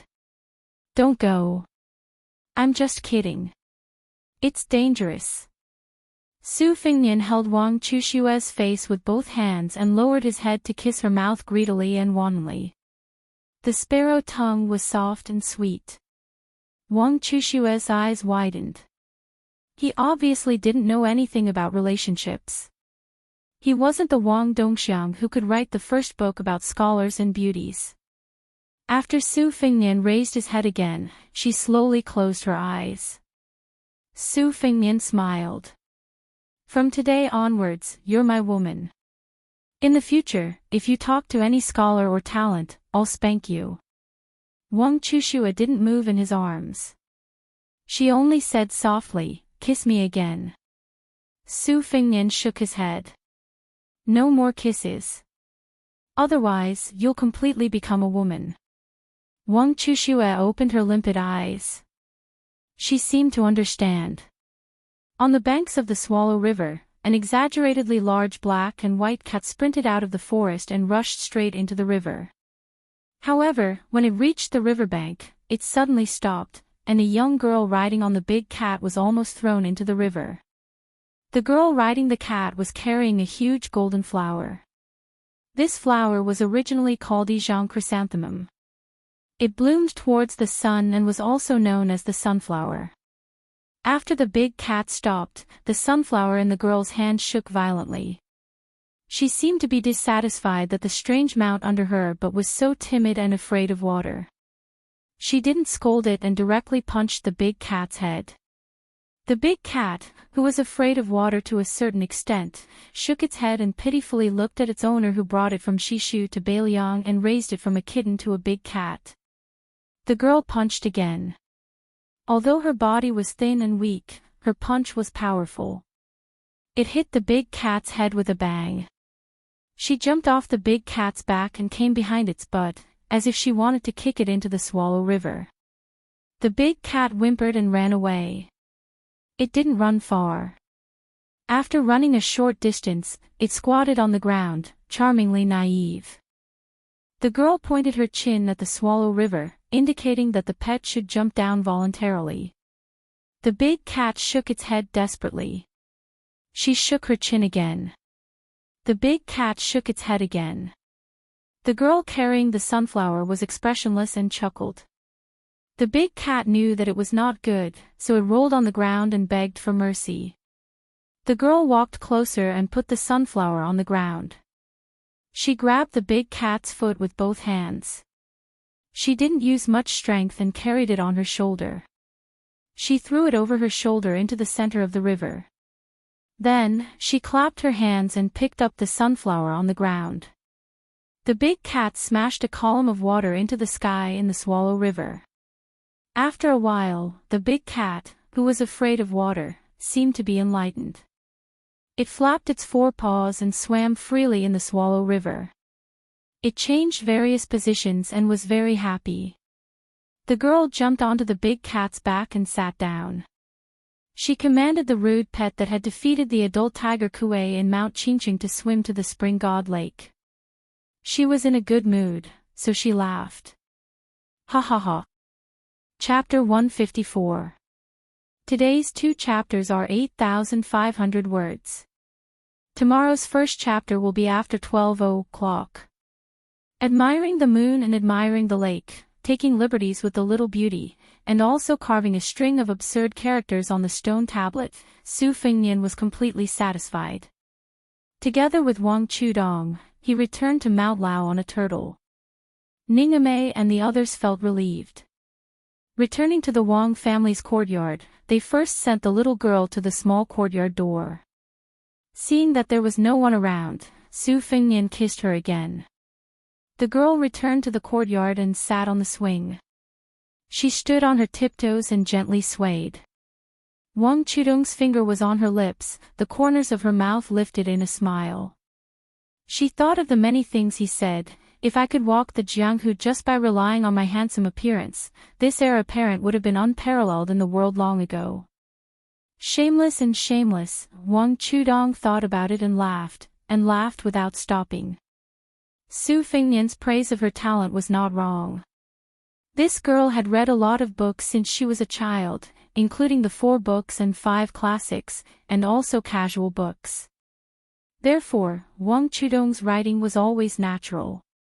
In Qingzhou, there was a custom of writing on the 2nd day of the 2nd month. She wrote, the sound of frogs passing through the green screen, outside the building, the waves of the great river washing away the sand. Half of it was in the boudoir, but the second half took a sharp turn to show off her heroism. Therefore, when people commented on Snow on the East Wing, they all said that Wang Chudong used light ink to write strong feelings, often with hundreds of twists and turns, word by word penetrating people's hearts. She deeply understood the saint saying, joy without lust, sorrow without pain. At the end of the book, may all lovers find their way together. Wang Linquan walked into the small courtyard and swung the swing for his daughter. He laughed and said, Father was right. His Royal Highness is clearly a clever person. Like I said, the son taught by the great general and Wang Fei can't be too bad. Hey, that year His Highness was already holding a saber. Today, seeing 2 sabers in your hands, I am very gratified. Father hates seeing those self-proclaimed gentle, courteous, and thrifty Confucian scholars in Qingzhou. They are far less straightforward than His Highness. I heard you hit Commander Zhao's son in the tea house. Well done. If you don't hit them, they won't learn from their mistakes. I was just thinking of using money to make these guys see if a woman's pillow talk is more powerful than real money. Wang Chudong nodded, turned his head and said, Father, I won't write the epilogue of East Wing. Wang Linquan sat on one side of the swing and said kindly, if you don't want to write, then don't write. Otherwise, the concubines in the palace won't miss you as if they've been possessed. The little girl mischievously said, there will definitely be people who will say that my talents have run out. Wang Linquan laughed heartily and said, that bunch of poor and pedantic scholars have nothing better to do. They can't hold a brush to write a good poem, they can't mount a horse and lift a saber to kill the enemy. Why should I care about them? My daughter scolding them is already giving them a lot of face. Before Wang Linquan left, he said earnestly, Daughter, it's still too early to make a private commitment. Wait for another 2 years. Wang Chudong, whose face was flushed red, waved his small fist. Wang Linquan came to His Royal Highness' small courtyard and knocked on the door. He saw His Highness sitting in the middle of the courtyard with a red sandalwood sword case on the table. Only the maidservant Blue Bird was standing to the side. Su Fengnian was just about to get up when Wang Linquan said in a panic, Your Highness, you don't have to get up. This old servant doesn't dare to accept. Su Fengnian didn't say much. The difference in status and etiquette couldn't be dispelled with just a few words. After Wang Linquan sat down, he carefully looked at the sword case that he didn't dare to forget for so many years. After all the old soldiers left the Beiliang army, there were a few things that they couldn't forget. When he was in the barracks, there was an invincible Su flag. Wang Linquan was a real soldier of Su Shao and was fortunate enough to see and remember more things. One of them was the sword case on the table. The sword case was hidden in the sword case. In Wang Fei's hands, it could be described as a 10,000-li grieving wind, one cold sword. It was worthy of being called the first sword in the world. There was a poem in the previous generation that said, one sword light 30 provinces, Gang Chi's shooting bowl. It was enough to show Wang Fei's peerless talent. Wang Linquan's eyes filled with hot tears as he looked at the sword case. These years, he was stained with the stench of money. But in the dead of the night, every time he thought about the general's ferocious army and throwing 100,000 horse whips into the river, he would be extremely excited. It was this spirit that supported Wang Linquan until today. Su Fengnian slowly closed his eyes and brushed 2 fingers across the sword case. There were 18 words engraved on the sword case. It was his mother who had personally written them. His mother was the previous sword crown of the Wu family. Although she had betrayed the family for Su Shao, many of the rules were still followed. After she passed away, the armored sword attendant Xiao Yute guarded the grave and buried the sword. It wasn't accurate to call it a cenotaph. The Wu family's sword tomb was fully deserving of being called a sword tomb. Cultivators did not respect the way of the heavens. Even if they cultivated until their hair turned white, they still couldn't enter the way of the heavens. So on and so forth. If a swordsman didn't respect or feel close to his sword, most likely his realm wouldn't be very high. Although Dong Tai, who had carried the great cauldron of swordsmanship for Li Chungang, casually carried a peach blossom branch and seemed unrestrained and not proper as an expert, Dong Tai had already made it clear that it wasn't that he disdained to carry a sword. It was just that there were very few opponents in the world who were worthy of him using a sword. Wang Xianji was one of them, and Chao Guanzi and the like were only half a match. Su Fengnian's journey this time wasn't simply to vent the resentment he'd held in for 3 years. Other than secretly drawing the geography of several thousand li, it was also to connect with Wang Linquan and the other former Beiliang subordinates. These weren't imparted to him by Su Shao, who was publicly acknowledged in the dynasty as a lovable father who never nagged Fengnian about how to act and how to conduct himself. Ren Tu only allowed His Royal Highness to cause trouble, and then happily cleaned up his son's mess. His Royal Highness had groups of retainers and death warriors under his command. Why did he have to practice the blade alone? He didn't really want to simply be a fierce general who charged and broke through enemy lines. For this kind of thing, he had a younger brother, Huang Manor, who was born with divine strength. In the future, Su Longxiang would carry the blade. Who could compete with him? No matter what, it wouldn't be Su Fengnian's turn. Was it for old Huang's sake? Did he want to retrieve the sword case at the top of Martial Emperor's city for the old servant who had lost his front teeth? Part of the reason was, but the most secretive was the most difficult thing for the Su family to let go of. Chapter 155. Before the Su family rushed to Beiliang, the Wang Fei had gone to the palace alone. At the time, there were more than a dozen first-level aces present, half of them from the inner court and half of them from Jianghu. This was a taboo that those who knew about it kept quiet out of fear. It was a secret that had been covered in the dust of history in a short 20 years. Su Fengnian knew what the old emperor was planning. If Su Shao did not have a son, so what if he was also the king of Beiliang? Su Fengnian didn't even need to be reminded of such a clumsy emperor's scheme. The 300,000 steel cavalrymen would eventually become the property of the imperial family in the future.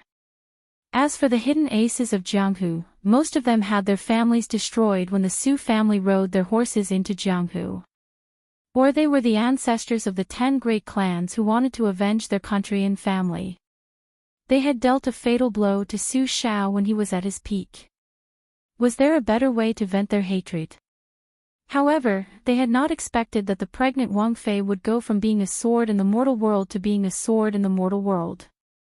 When a martial artist surpassed heavenly phenomenon and became a swordsman on land, he could no longer be measured by common sense. In the long run, both sides had suffered great losses in that battle. There was no winner. The Beiliang cavalry, who had been loyal to the dynasty, had formed an irreparable gap with the court. The Wang Fei had fallen ill and died young. Su Fengnian had a book of life and death. It recorded the names of the dozen people who had appeared in the palace that day. 1/3 of them had died suddenly, none of them from old age. Su Fengnian was already 30 years old. In the future, he would want to kill these people with his own hands. Even if he could not do it in his lifetime, it was better than doing nothing. Su Shao had not hesitated to become enemies with the entire Jianghu for the sake of the court's 100 years of prosperity. Su Fengnian wanted to flatten this Jianghu even more than Su Shao. There were always some things that did not need to be explained. Su Xiao could bring him 20 years of stability. When he went out, he would be escorted by armored cavalry, and there were even death warriors in the open and in the dark. However, Su Xiao would also grow old one day. Su Xiao's heart was built by fighting for the country. Su Fengnian wanted to fight for the Su family and take over the Beiliang cavalry. This was not a small matter. Beiliang valued military service and revered martial arts. If he really listened to his second sister Su Weisheng and wholeheartedly took over the army, Su Fengnian did not have the confidence. Su Fengnian had been asking himself all these years, without Su Xiao, what was he? Su Fengnian subconsciously tightened his grip on his swords and exhaled a long breath. Wang Linquan recalled the past and said with emotion, when the great general pacified Western Shu, military advisor Zhao was only 10 li away from the imperial city of Western Shu. Unfortunately, he died of illness. The great general led the army to break the river to comfort military advisor Zhao's soul in heaven. Who in Western Shu would not be afraid? Su Fengnian said in a low voice, the Beiliang cavalry can only fight to the death. Wang Linquan nodded. Only fight to the death. The art of war was deceitful, but Su Xiao did the opposite. No matter how aggressive his army was, the Beiliang cavalry could only fight to the death. Su Fengnian smiled. Su Xiao's visit to the capital to meet the emperor will most likely create a mess in the capital. Wang Linquan kept quiet and did not dare to speak. Su Fengnian did not mind telling this old soldier some family matters that would cause a huge uproar. Wang Linquan dared to kneel and cry at the dock in front of countless eyes. If Su Fengnian did not even have this much magnanimity, he would not be able to take over Su Xiao's horsewhip in the future. He did not even need to wander around Jianghu. It would be better for him to go back and hide in Beiliang Palace. He signaled Blue Bird to bring some wine and said, Uncle Wang, we are all family. Let's not talk about being strangers.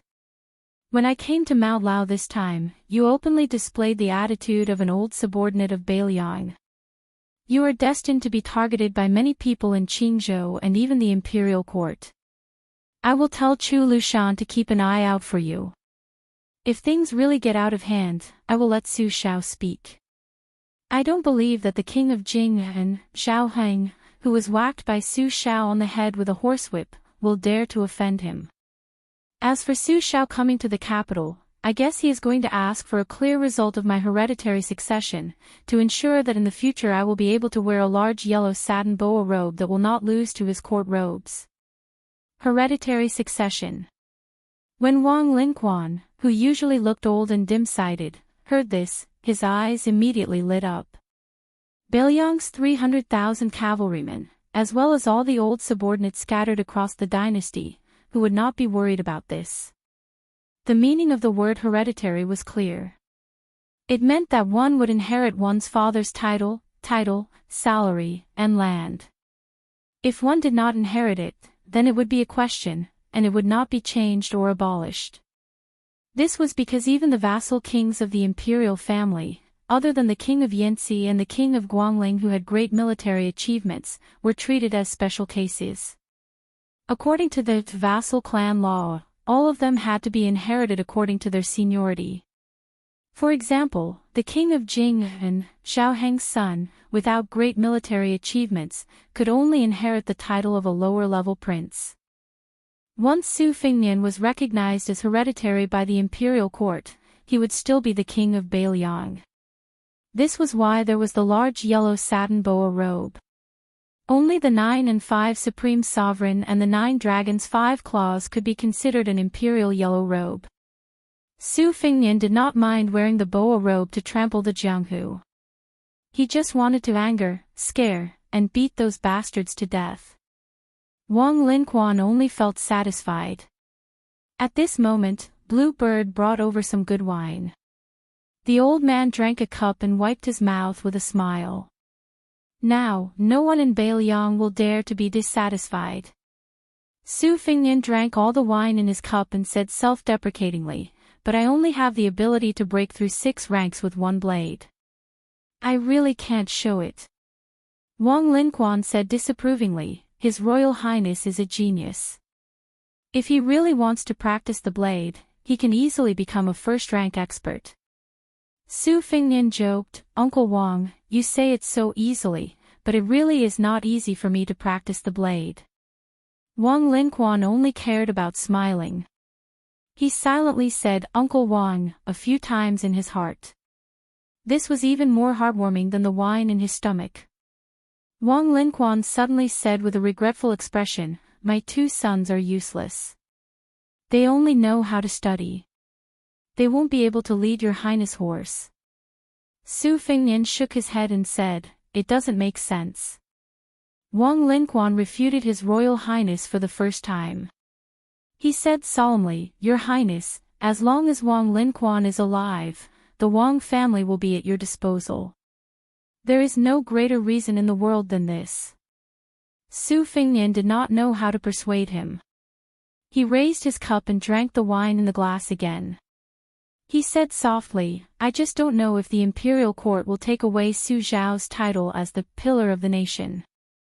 Wang Linquan was silent. The two drank a pot of wine. Wang Linquan respectfully knelt on the ground again before he got up and left. Su Fingnian turned his head to look at the sword case. He looked at the 18 words. This sword calms the injustices of the world. This sword does not let down the world. Chapter 156. Su Fingnian drank jug after jug, 3 jugs of wine in a row, and then fell asleep directly on the stone table. Bluebird covered His Royal Highness with a mink coat and sat quietly on the side. Su Fingnian woke up early in the morning and saw Bluebird sitting upright and still. He smiled apologetically, while Bluebird smiled. Su Fingnian pulled out his shodong and practiced his saber in the courtyard for 2 hours. He began to try to select the most exquisite sword moves from the compendium of 1,000 swords materia medica, whale-killing sword, flying swords of Dunhuang, Green Water Pavilion sword practice record, and other secret manuals. He then integrated them into his saber art. Using the mental cultivation method of riding an ox as a foundation, he strived to merge them all into one. However, it was easier said than done to reach the pinnacle of the 50 moves that Aunt Xiao had suggested. At this moment, Su Fengnian's saber practice inevitably failed to draw a tiger and ended up looking like a dog. His saber movements were rather stagnant. Practicing like this would only yield half the result with twice the effort. However, Su Fengnian had an advantage that no one paid attention to, which was that he had cultivated an extraordinary willpower since childhood. As a child, he had copied books, as a teenager, he had played chess, and he had traveled for 3 years and 6,000 li. As His Royal Highness, he had an impetuous temperament. Otherwise, with his family's numerous lackeys and his background of owning an arsenal, how could he calm down and practice his saber? Until now, he had only broken 6 with one saber move. If it were other arrogant sons of aristocratic families, they would have stomped their feet and cursed. After sweating all over, he returned to his room and changed into the clean new clothes that Bluebird had bought at Qingfu satin shop yesterday. His whole body felt comfortable. Just as he was about to eat breakfast, he saw that Wang Chudong, who slept the most in the world, was up early for the first time. She stood at the entrance of the courtyard and pinched the corner of her clothes. Su Fengnian waved his hand and they ate together. Wang Chudong ate in a carefree manner. Su Fengnian wiped away the remaining food from the corner of her mouth several times. Today, Su Fengnian was going to leave Mount Lao to go to Xiangfan, which was said to be the second Fengdu. As the breakfast neared the end, Wang Chudong's expression became more and more miserable. Even with her shrewdness, she couldn't hide it. Su Fengnian also didn't try to persuade her. After eating, he took the little girl to the white jade guanyin. When Su Fengnian told her not to see him off later, Wang Chudong was completely heartbroken. She sobbed and wiped her face like a kitten. She said vaguely, "When I grow up, remember to come back and see me." Su Fingnian flicked Wang Chudong's nose and teased, "Look, your face is covered in tears. No wonder they say that a grown girl can't be kept at home. Your father loved you for nothing." Wang Chudong, who won first place in the world, wrote in the book that the woman who loved him died. At that time, she also hid and cried secretly. However, after she was addicted to sleep, eat, and play, her tears faded.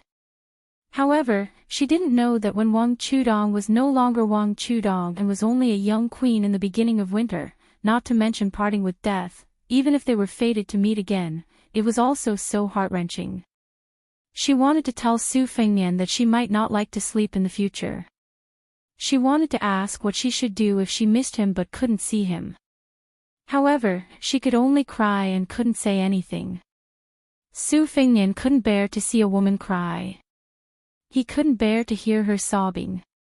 He raised his voice and told her not to cry. She immediately closed her mouth obediently. Su Fingnian didn't know whether to laugh or cry. He stretched out his hands and pinched her red face. He lowered his head and touched the tip of her nose. He said softly, "Don't worry. On the way to the southeast, there will be a lot of gossip about me in Qingzhou. Just wait, there will be a surprise." Wang Chudong nodded and squeezed out a smile. "I will write a poem for you." Su Fingnian didn't take it seriously. He also promised the little girl that he would write a poem for a Beimang's head. If there really was such a day, wouldn't she be busy to death? Su Fingnian suddenly felt a little annoyed that he was too careless in leaving a mark in her heart. He remembered that Yu Wei once sang a poem, "When you're ignorant, you don't miss. Only when you miss, will you miss." Wasn't it talking about the young girl in front of him? His Royal Highness, even in the Wudong Yuan of the prince's mansion, other than Bluebird and Sweet Potato, he didn't dare to have any feelings for the other maids. He didn't overdo it for more than 10 years. What he was afraid of was those unpredictable natural and man-made disasters. If a woman close to him withered away, Su Fingnian didn't want to bear this pain. Su Fingnian didn't know that this poem of lovesickness happened to come from Qingzhou's Wang Dongxiang's first snow.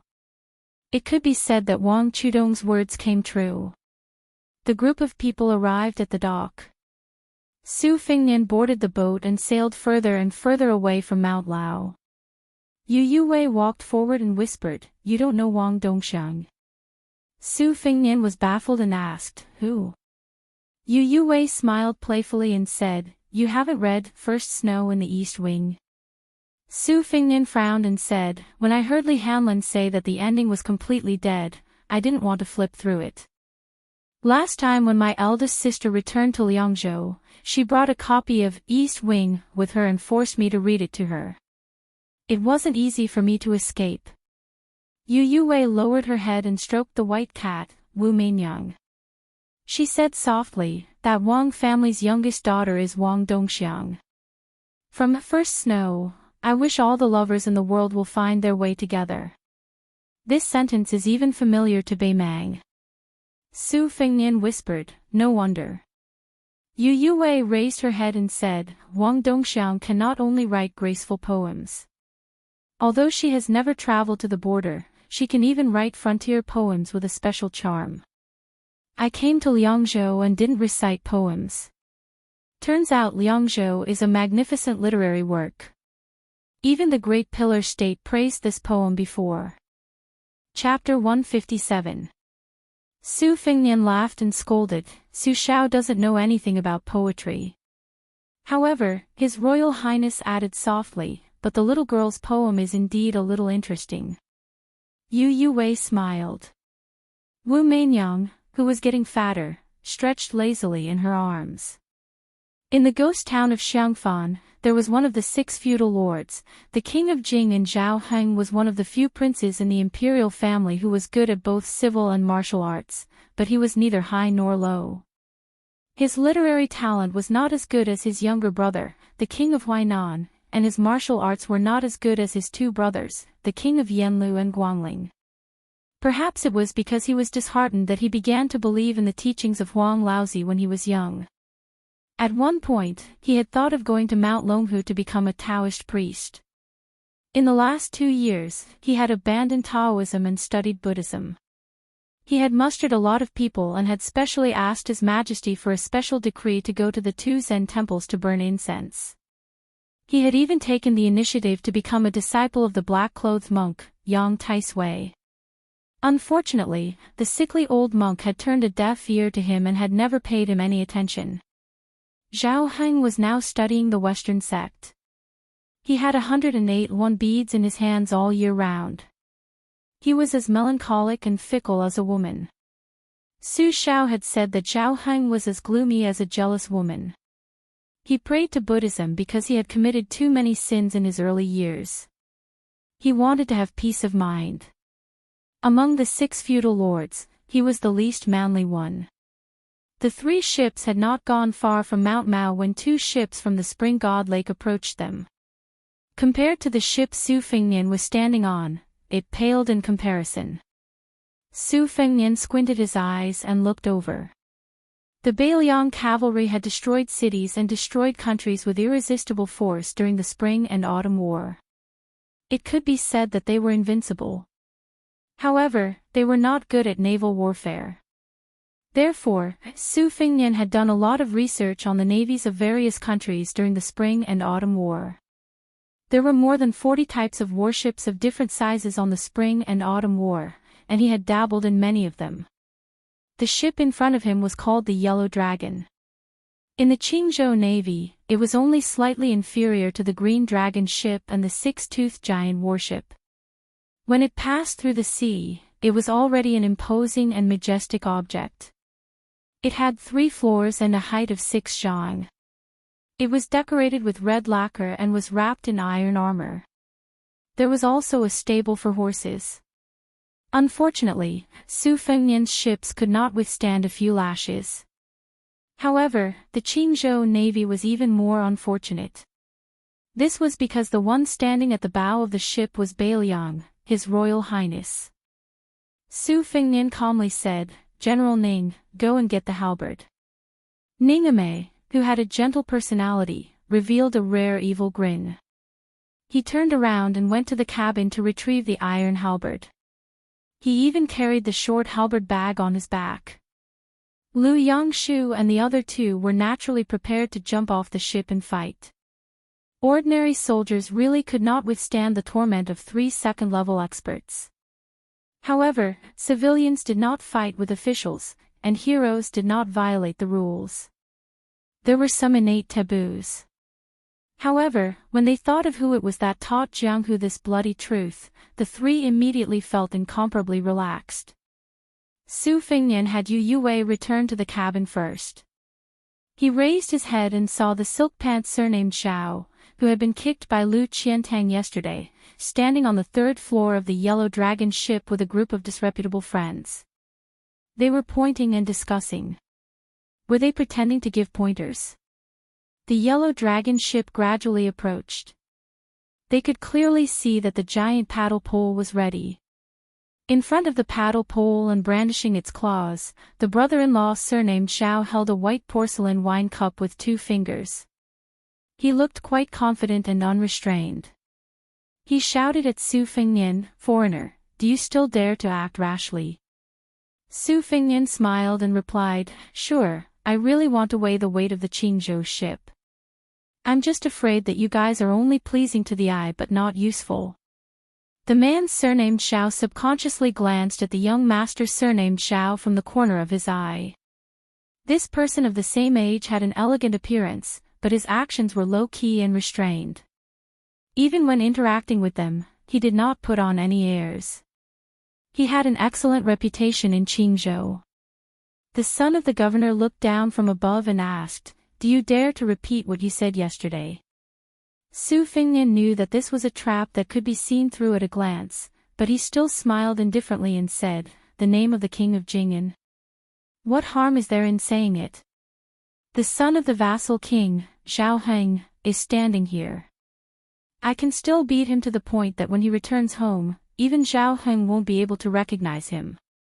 The man surnamed Xiao was overjoyed. He glanced at the refined young man beside him, who no one in Qingzhou dared to call himself a young master of a noble family in front of, and revealed a hint of gloominess that was hard to see.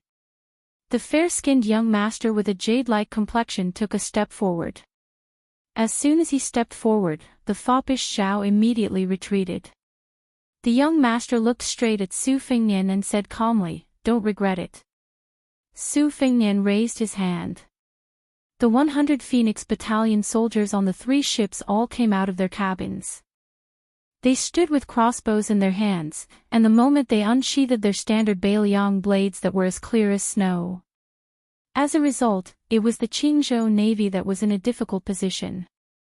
Was there really going to be a battle on the water today? The commander of the Phoenix Battalion, Yuan Meng, was even more fearless. He repeatedly made hand signals to supervise the battle. The Phoenix Battalion was originally the cream of the crop among Bailiang's light cavalry. They were among the best in horse battles, foot battles, and night battles. The boatmen at the helm had long been controlled. The 3 ships instantly drew an arc, forming a triangle. Although the Bailiang army was not good at water battles, that was only in comparison to horse battles. What about the Qingzhou Navy? Back when the Bailiang cavalry surrounded Xiangfan, the Navy soldiers on these 2 ships were still sucking on their mother's milk, right? Shishu had once chiseled a stone wall and hung 3 iron chains to block the river in an attempt to stop the navy that Bailiang had put together at the last minute. Who would have thought that the battle on the water would end before it even started? The natural defenses along the river were completely destroyed by the Bailiang army. Strictly speaking, the Bailiang army could be considered half of the ancestors of the Qingzhou Navy. Su Fengnian laughed mockingly and said, "Do you dare to fight?" Chapter 158. Chapter 1. Since the spring god lake had stopped burning after the spring and autumn war, could it be that the 3 merchant ships were going to give the Qingzhou Navy a taste of meat? The leader of the group of playboys on the Yellow Dragon ship frowned. He didn't need to think about the outcome of a naval battle where there was a great disparity in strength. However, once the battle started, given his sensitive identity, the repercussions would be too great. Even his father wouldn't dare to bear the consequences. The 3 Yellow Dragon ships had sailed to the vicinity of Mount Lao under the pretext of training on the water to show off. If the other party was an ordinary noble, not to mention the 4 giant battering poles, hooks, and plow darts placed around the ship, it would be enough to make them suffer. After smashing or overturning the other party's ship, they would be charged with the crime of salt and iron smuggling, which would become an untraceable case. Qingzhou was already dissatisfied with Wang Linquan of Mount Lao interfering in the salt and iron business. On one hand, they were helping Commander Zhao's son vent his anger. On the other hand, they could give Mount Lao a warning.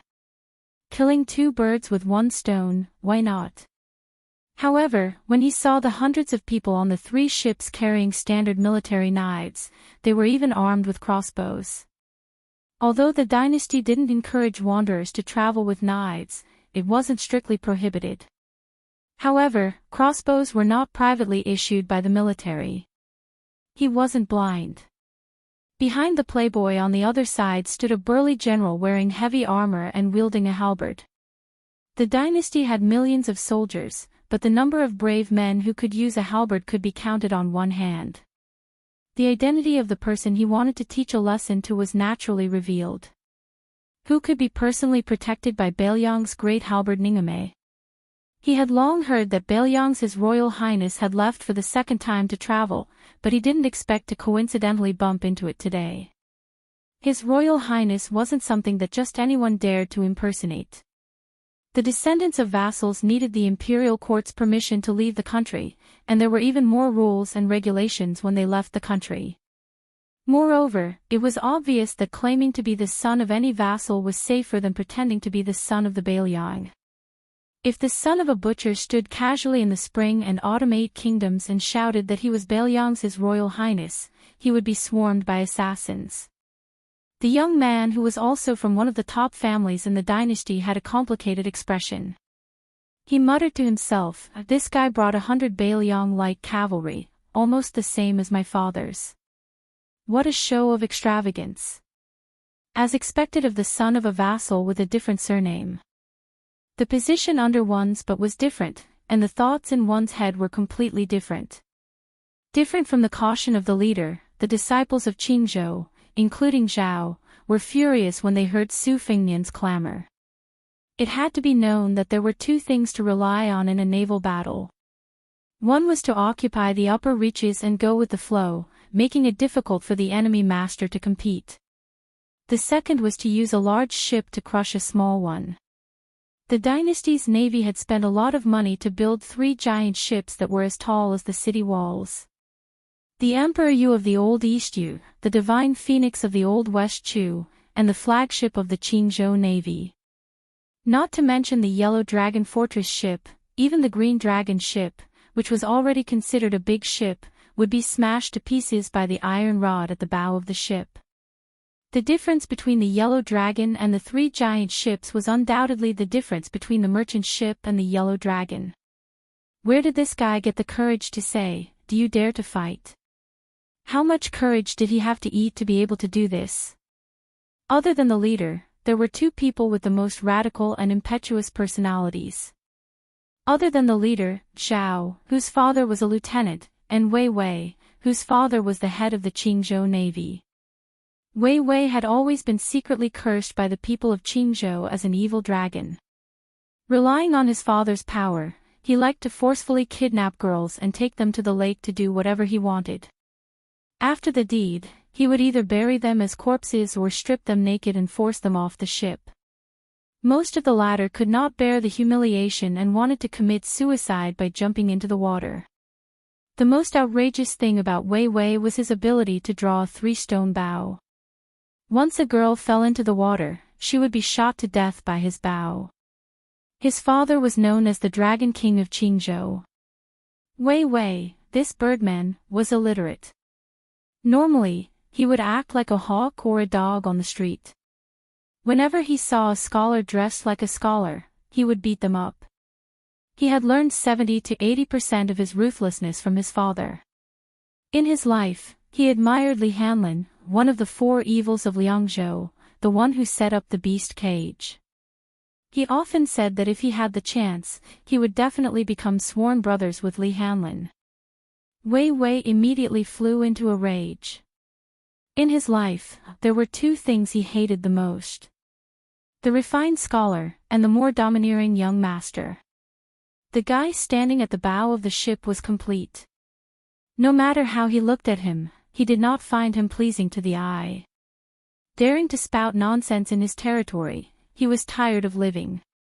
Turning his head, he angrily shouted at a distant servant, "Go get the bow for me."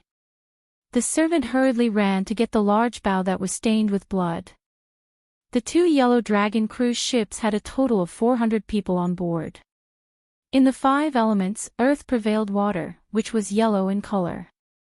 Therefore, the soldiers on board the ship wore yellow clothes and yellow hats. They were called Huang Tu Lang. Each Yellow Dragon cruise ship was equipped with 10 spears, hook axes, 32 crossbows, 3,300 arrows, and 40 armors, according to the military book Controlling the Enemy on Water. Among the Huang Tu Lang, those who were good at fighting were given the title of Chiomonsi. The Yellow Dragon cruise ship had more than a dozen Chiomonsi. Moreover, the 2 Yellow Dragon cruise ships were fighting with the wind. No matter how you looked at it, they were far superior to the enemy's 100 crossbows. Victory was in their grasp. The several women on board the Yellow Dragon cruise ship were wearing the distinctive large-sleeved long skirt of aristocratic women. The large-sleeved skirt was first invented by Empress Xiao Ji in the Imperial Palace. Together with the phoenix coronet and other clothes, it was the common attire of the Empress and the imperial concubines. In recent years, the imperial court had been lax in its governance, so the subordinates followed suit. The women on the cruise ship were wearing red, purple, pink, green, duck yellow large-sleeved skirt, just like a group of colorful butterflies and swallows. They were wearing luxurious clothes, so their mentality was slightly different from the young master brothers on the same ship. They did not have any strong hostility toward the man with the twin sabers. In their eyes, they only thought that he was a distinguished and elegant man. One saber was long, the other was short. The long saber was beautiful, the short saber was simple and unadorned. The style was completely different. Standing at the bow of the ship facing the 400 Qingzhou ship's soldiers, he did not show the slightest bit of fear. Even more so, the man's graceful bearing was like a jade tree facing the wind. Let's not talk about whether he was an embroidered pillow or not, just based on his bold attitude, it made their hearts palpitate. They did not care about the two armies confronting each other with swords drawn and bows bent. Two of the bolder daughters of Qingzhou's powerful families had already quietly cast flirtatious glances. Su Fengnian did not actually care whether or not the Qingzhou navy could meet the enemy head-on. He was more concerned with observing the details of the Yellow Dragon ship. Whether or not the warships were mobilized in an orderly manner, whether or not the hooks and poles were cleaned and bright, whether or not the ship's boards and sails were wrapped in ox leather armor, whether or not the ship's armor was complete. From this, one could tell that autumn was coming. The old Taoist priest Wei Shuyang stood by His Royal Highness's side to guard against a sneak attack. Su Fengnian turned his head and casually talked to Ningame about naval warfare, giving a concise evaluation of the Qingzhou navy. This General Wu Dian, one of the four fangs of Beiliang, was not familiar with naval warfare, but when he heard what His Royal Highness said, his expression was grave and a little surprised. His Highness was clearly an expert in naval warfare. He explained the pros and cons and spoke tirelessly. This was not something that could be discussed on paper with just a few glances at the white inscripture. General De Ji smiled slightly and bowed. As long as the enemy dares to fight, I can break the ship's hooks with one strike of my halberd, preventing them from getting close. As for archery, the Yellow Dragon is 108,000 li away from our Beiliang soldiers. I earnestly request Your Highness to allow me to lead the troops to gain the upper hand by a show of strength. I must let the Qingzhou navy experience what is called valiance in battle. Chapter 159. Su Fengnian shook his head, saying teasingly, General Ning, we agreed to a battle, whether we fight or not is still up to those people on the other side to decide. If you make the first move, His Royal Highness, whose reputation has always been terrible, isn't afraid. At most, Su Xiao will get into a heated argument with Grand Secretary Zhang and the other Grand Secretaries in the royal court, but be careful, you might not even be able to become a martial honor general. Look at that tower ship general over there who is at the same rank as you. He's so proud of himself, I reckon he'll get promoted and become rich if he helps out with this matter. General Ning is already suffering by following behind me. If you can't get promoted, then that's fine. But if you get demoted as well, my reputation will really be ruined in all 30 provinces. In the future, who will dare follow this heartless His Royal Highness around? The heavily armored and dignified Ningame roughly understood His Royal Highness' temperament. With a knowing laugh, he said, that makes sense. It seems like tomorrow, I'll have to beg Your Highness and Great General to give this general the title of Thousand Martial Ox General. It's not easy for me to leave home this time, so I have to give Your Highness some face. Su Fengnian laughed loudly and said, I just have to. When Beiliang's light cavalry faced the enemy with rapt attention, they would occasionally observe His Royal Highness and General Ning's expressions. When they saw how relaxed and carefree the two of them were, their heroic spirits also began to overflow. Beiliang's old subordinates could be said to be the most disliked group of people in Liang dynasty. The 300,000 unmatched armored cavalry stationed at the border between Liang and Beimang were helpless against this atmosphere that had persisted for more than 10 years.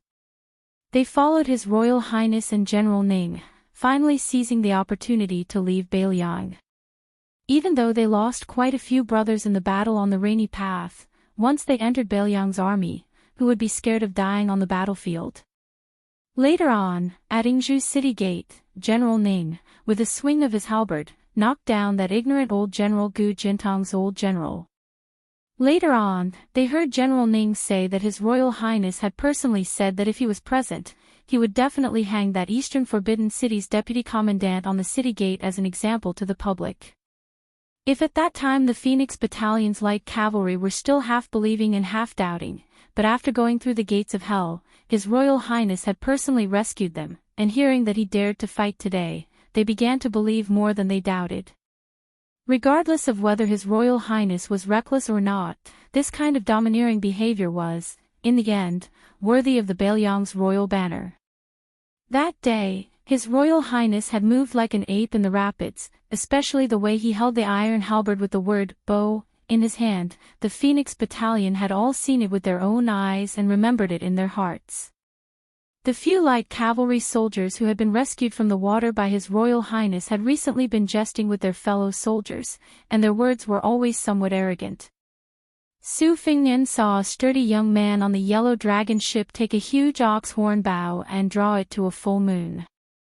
It was clear that his arm strength was not ordinary. That arrow was pointed directly at him. Su Fingnian, holding Xiaodong in his right hand, narrowed his pair of extremely beautiful red phoenix eyes and said quietly, "I'm just waiting for you." On Mount Lao, Wang Linquan came to the study of his youngest daughter, Wang Chudong, to watch the battle together. Wang Dongxiang's snow study room was the tallest building on Mount Lao. Books were everywhere, scattered and disorderly, but she never had the maids tidy it up. The study room was a forbidden area, especially when she was writing poems. No one would disturb her. Every book was graded into different categories and given different nicknames. When she was bored, she would lie down in the pile of books on the floor and let the different categories of books fight each other. She would talk to herself and entertain herself, so she was never lonely. Therefore, the personal maid standing outside the study room could always hear such things as, "Ah, the classics have won over the art of war. I punish you all by not being able to read the 46 military books for half a day. Oh, the Western Shu poetry collection and the Southern Tang poetry collection are evenly matched. Not bad, not bad. I will reward the great generals who lead their respective armies for 3 days each." The maids were already accustomed to their young mistress's unconstrained thoughts and felt that they were lucky to have such a happy and carefree master. When their young mistress was bored of writing books, she would play polo with them. In particular, some of the maids had appeared in The First Snow in the East Wing. This was too magical. Scholars all over the world knew about them, so much so that many of Qingzhou's gentry came to marry a girl from the East Wing. Together with the old man who claimed to be a descendant of the East Wing, they were the two wonders of the literary world of Qingzhou. Wang Chudong stood on her tiptoes and looked at the confrontation of the boats on the lake. She asked worriedly, "Father, can we win?" In the end, the older the ginger, the spicier the ginger, Wang Linquan had a card up his sleeve. The Qingzhou Navy seems to have a lot of ships, but in reality, it's all for show. Qingzhou hasn't had any wars in the past 10 years, so this bunch of Huang Tu Lang is just putting on a show. His Highness' personal guards are different. They're 1 in 100, and they're proficient in horseback archery. 100 strong and valiant soldiers against 400 useless people who don't know how to fight. In the time it takes to drink a cup of tea, the Huang Tu Lang will throw away their armor. However, His Highness has to be wary of the political maneuvering in the imperial court and cannot defeat the enemy first. The Qingzhou Navy also does not dare to say that they are lawless. After His Highness has revealed his identity, they still dare to fight on the water. This is not a small matter where officials bully the people. It is a big taboo for the imperial court to cover it up. Now, it all depends on whether there are any discerning people in the Qingzhou Navy. If Wei Wei and the other scoundrels control the situation, they will most likely lose the water battle and then the imperial court. Once the Qingzhou Navy is defeated and this is exposed, even the prefecture magistrate will not be able to cover up Wei Dong's corruption over the years. At that time, this navy will change. Originally, the Qingzhou Navy was tightly controlled by Gu Jintang's old subordinates. They have repeatedly questioned Father's salt and iron river transportation business. Father can take this opportunity to insert people from his direct line of command. Wang Chudong murmured, the god of spring is 36,000 hectares, 100 armor breaks 400 armor. Wang Linquan quickly gathered his thoughts and did not talk about the politics in the imperial court. He smiled and praised, good poem, majestic aura. Wang Chudong glared, how is this a poem? Your daughter is just randomly making it up. Wang Linquan shamelessly boasted, my early winter relies on a horse to speak 10,000 words into a chapter. It is not a poem, but it is better than a poem. Wang Chudong was about to refute when she suddenly saw the wind and clouds change on the lake. She pointed to the river and raised her voice, look. On the third floor of the ship, Wei Wei drew a large circle and then shot an arrow in a flash. The sharp arrow shot towards Su Fengnian. Earlier on, the great halberd Ningame had seen someone pull the bow, wanting to block this arrow for His Highness the Heir. However, the old Taoist priest of Dreamy, Wei Shuyang, signaled with his eyes that there was no need to do anything. In the blink of an eye, Su Fengnian drew his saber. Everyone on the ship, as well as the 400 yellow-haired men, only saw a dazzling white light flashing in an arc. When they looked again, they saw that the astonishing arrow that had pierced through the air had been cut in half. They didn't know how, but half of the arrowhead was in that person's hand. Not giving Wei Wei, who was waiting for her opponent to die, any time to regain her senses, Su Fengnian lightly tossed the other half of the arrow and flicked it with his finger. The arrow's momentum was innumerable. This attack wasn't aimed at Wei Wei, but rather at the leading noble family's son. This young master had long retreated behind the scenes. It was obvious that he wanted to sit on the mountain and watch the tigers fight. Su Fengnian was determined not to let him have his way. Since he was fishing, how could he not fish for a big whale? This fellow was most likely a descendant of Prince Jinggan, Zhao Heng.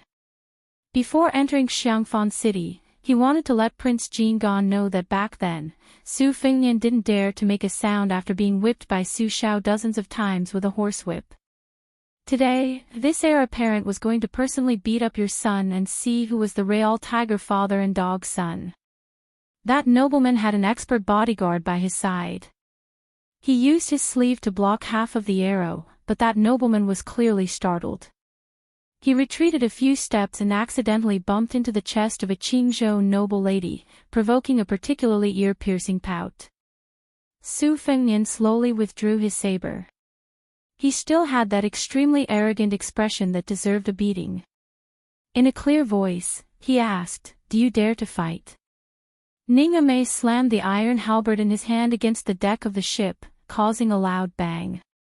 His appearance was originally that of a leopard with round eyes, a swallow jaw, and a tiger's beard. At this moment, he angrily glared at the yellow dragon ship. He was incomparably ferocious and valiant. He shouted, Phoenix Battalion. Fight to the death. Yuan Meng and the 100 Phoenix Battalion Light Cavalry immediately shouted in unison, Fight to the death. The sound of thunder rushed to the heavens. The people on the two opposite ships could not help but feel their hearts tremble. They looked at each other in dismay. They could see the deep fear in each other's eyes. The 400 men's hands and feet were trembling. They could no longer hold the weapons in their hands. Chapter 160. Chapter 2. Officials fight against officials. Have you ever seen the big shots throw away all pretenses and roll up their sleeves to fight in the government office? Don't they all talk about hiding a dagger in a smile and stabbing people in the back? This group of hedonistic daughters came to play this time, more to join in the fun, to support the one surnamed Zhao. They wanted to see with their own eyes the rare scene of the yellow dragon warship smashing a big ship. Who would have thought that this outsider who was on good terms with Wang Linquan was such a tough nut to crack? He brought along 100 soldiers and bodyguards without saying anything, and even dared to take the initiative to challenge. Oh my, the opponent of the challenge was not a group of family servants, but the two large ships of the Qingzhou Navy. In the eyes of the people of Qingzhou, the Yellow Dragon warship was already an invincible giant warship. It had always been praised as the main warship of the Qing Dragon Navy that no one could contend against. In these years, it had competed with the other navies in the dynasty, and its ranking was not low. Because of this, Wei Dong's official rank was not too high, but within the borders of Qingzhou, he dared to blow his beard and glare at the officials who were one or even several ranks higher than him. Even the prefecture overseers and county governors were very amiable to Wei Longwang, and fought to rope him in.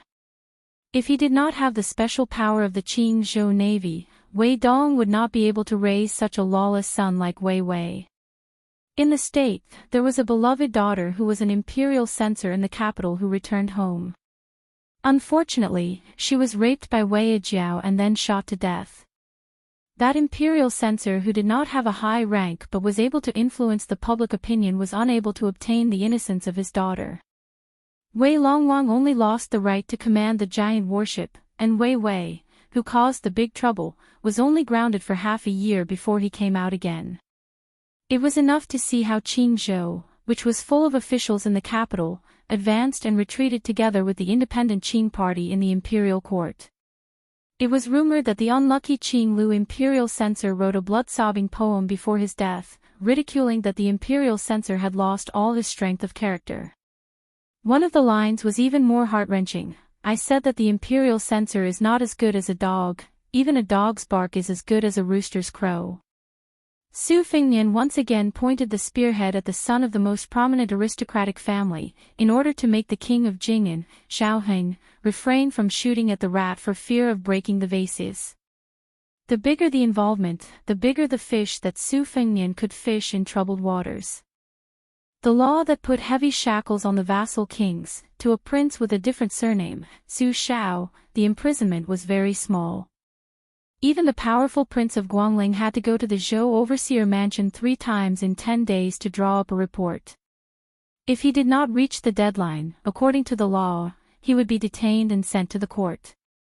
The weak Prince of Huainan, Zhao Ying, had many young and strong children who could not get a name and could not get married.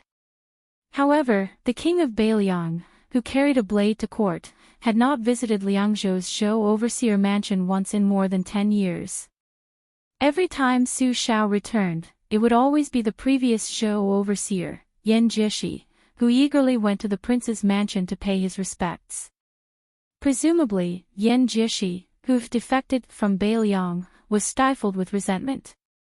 No wonder after arriving in the capital, he became the most fiercely critical and loyal minister of Beiliang's military. With his daughter married off to the Prince Xiao Yanwu, Yan Jieshi now had the status of a relative. The outside world speculated that he would soon fill the 4th-ranked Lingyan Pavilion's Great Scholar position. The Palace Hall's Great Scholar position at the top of the Palace Hall's Great Scholar position was like a great pillar of the country, one of the 2 great empty titles of the several hundred-year-old dynasty, something that no one dared to hope for. If Zhang Julu took another step forward, he might have a chance of seizing this special honor and laurel. Only, with Grand Secretary Zhang's ability to endure patiently for 20 years, he most likely wouldn't let himself be roasted on a stove like his political enemy, Su Shao. Only, Su Fengnian seemed to have underestimated the courage and insight of Wei Wei, this group of Qingzhou hedonists who were used to being vicious and merciless. Wei Wei's arrow didn't do anything, and then when he heard Su Fengnian ask if he dared to fight, he was so angry that he wanted to die. He turned around and ordered the ship general who had always obeyed his orders to use the battering pole. The battering pole was a powerful weapon in naval warfare, especially in close-quarters battles between large warships. It was destined that one couldn't use the hook to overturn the ship. Skilled sailors would often smear a thick layer of medicinal paste on their sails to block fire and attack, ultimately relying on this battering pole to smash down. The battering pole was like a large mast, more than 10 zhang in length. On top of it was a giant rock, below it was a mechanism. When the enemy ship approached, the battering pole would smash it to pieces. Su Fingnian turned around to look at Ningame and Wei Shuyang, saying with a light laugh, "To measure a navy's strength, we can look at how many times the battering pole is clumsily used. In my opinion, this Qingzhou navy can only use it twice at most. If they want to use it 3 times, they'll have to burn incense high. Compared to the Guangling navy, they are far inferior." While they were talking and laughing, the Qingzhou Yellow Dragon had already begun to prepare the battering pole. Under the command of the 2 generals on the ship, the helmsman and the Yellow Dragon responsible for battering the pole began to get busy under the command of Qiao Zhuishe. The men and women who were standing on the 3rd floor returned to the cabin. Wei Wei and a few fierce young masters whose hands were tainted with murder cases sat by the window to watch the battle. The young master who was scolded and beaten by Su Fingnian raised a cup of wine.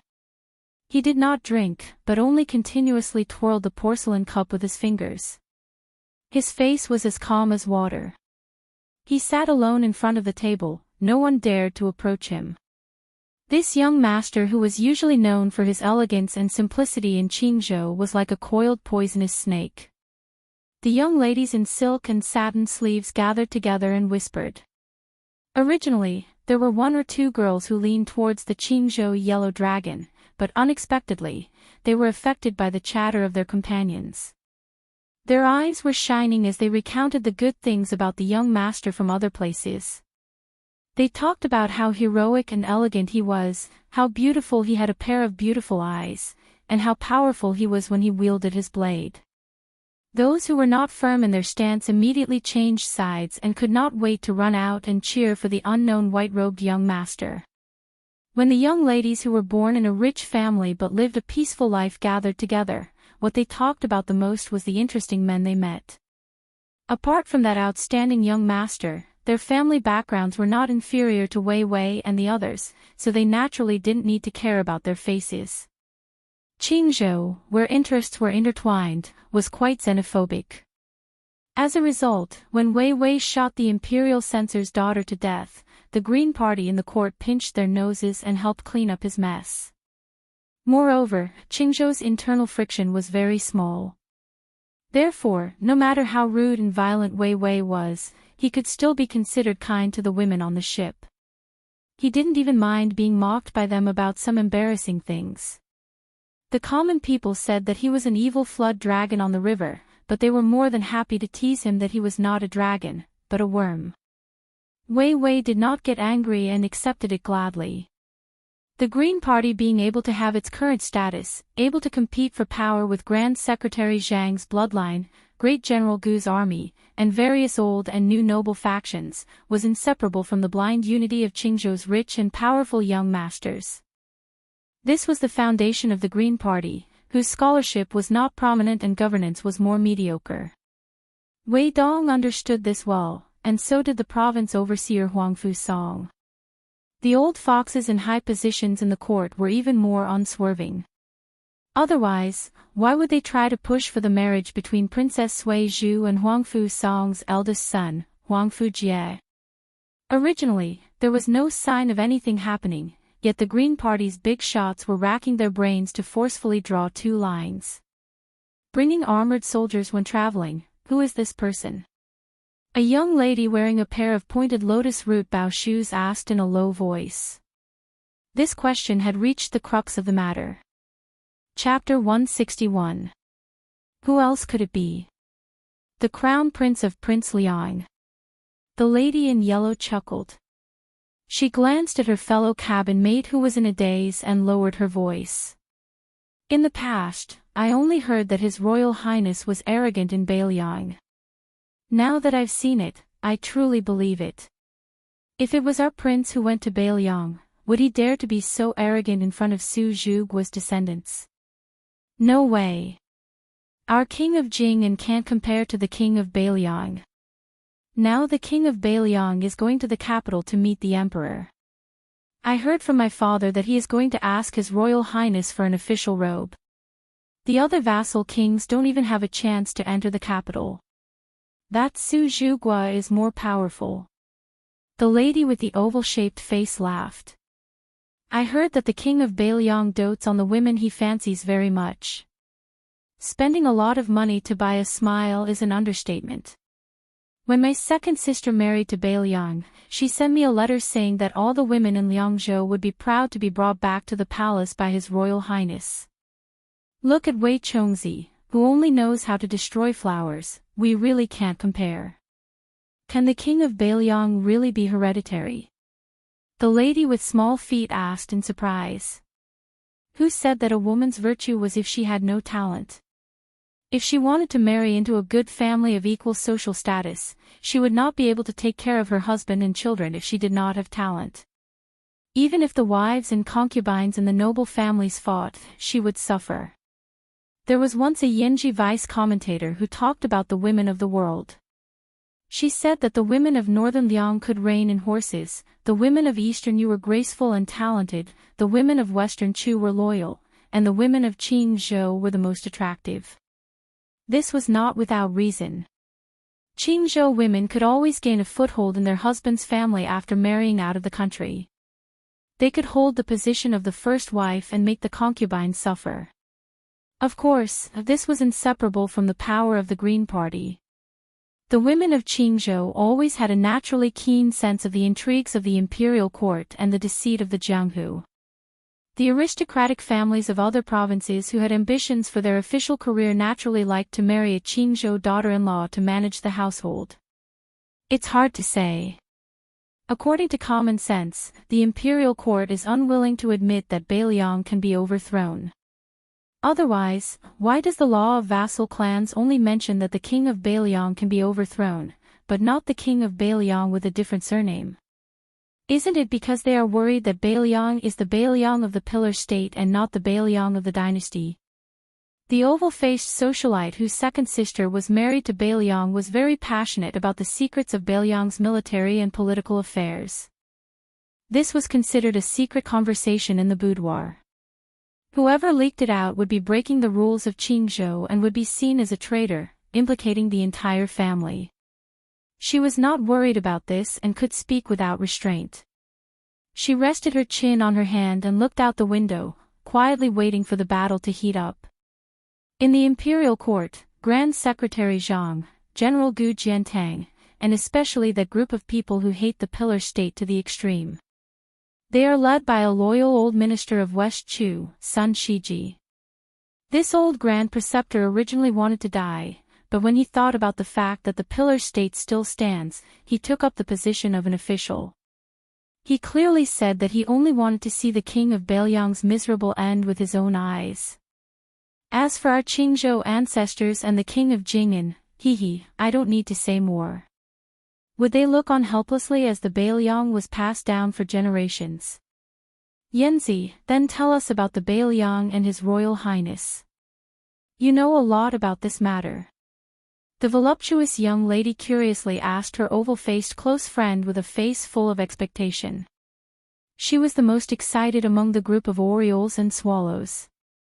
When she saw Su Fingnian break an arrow with a blade, she would have cheered loudly if her companions hadn't held her back.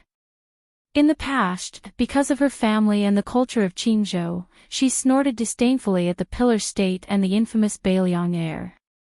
Today, she saw with her own eyes His Highness standing proudly at the bow of the ship. She was completely bewitched. She only felt that she should marry Su Fingnian.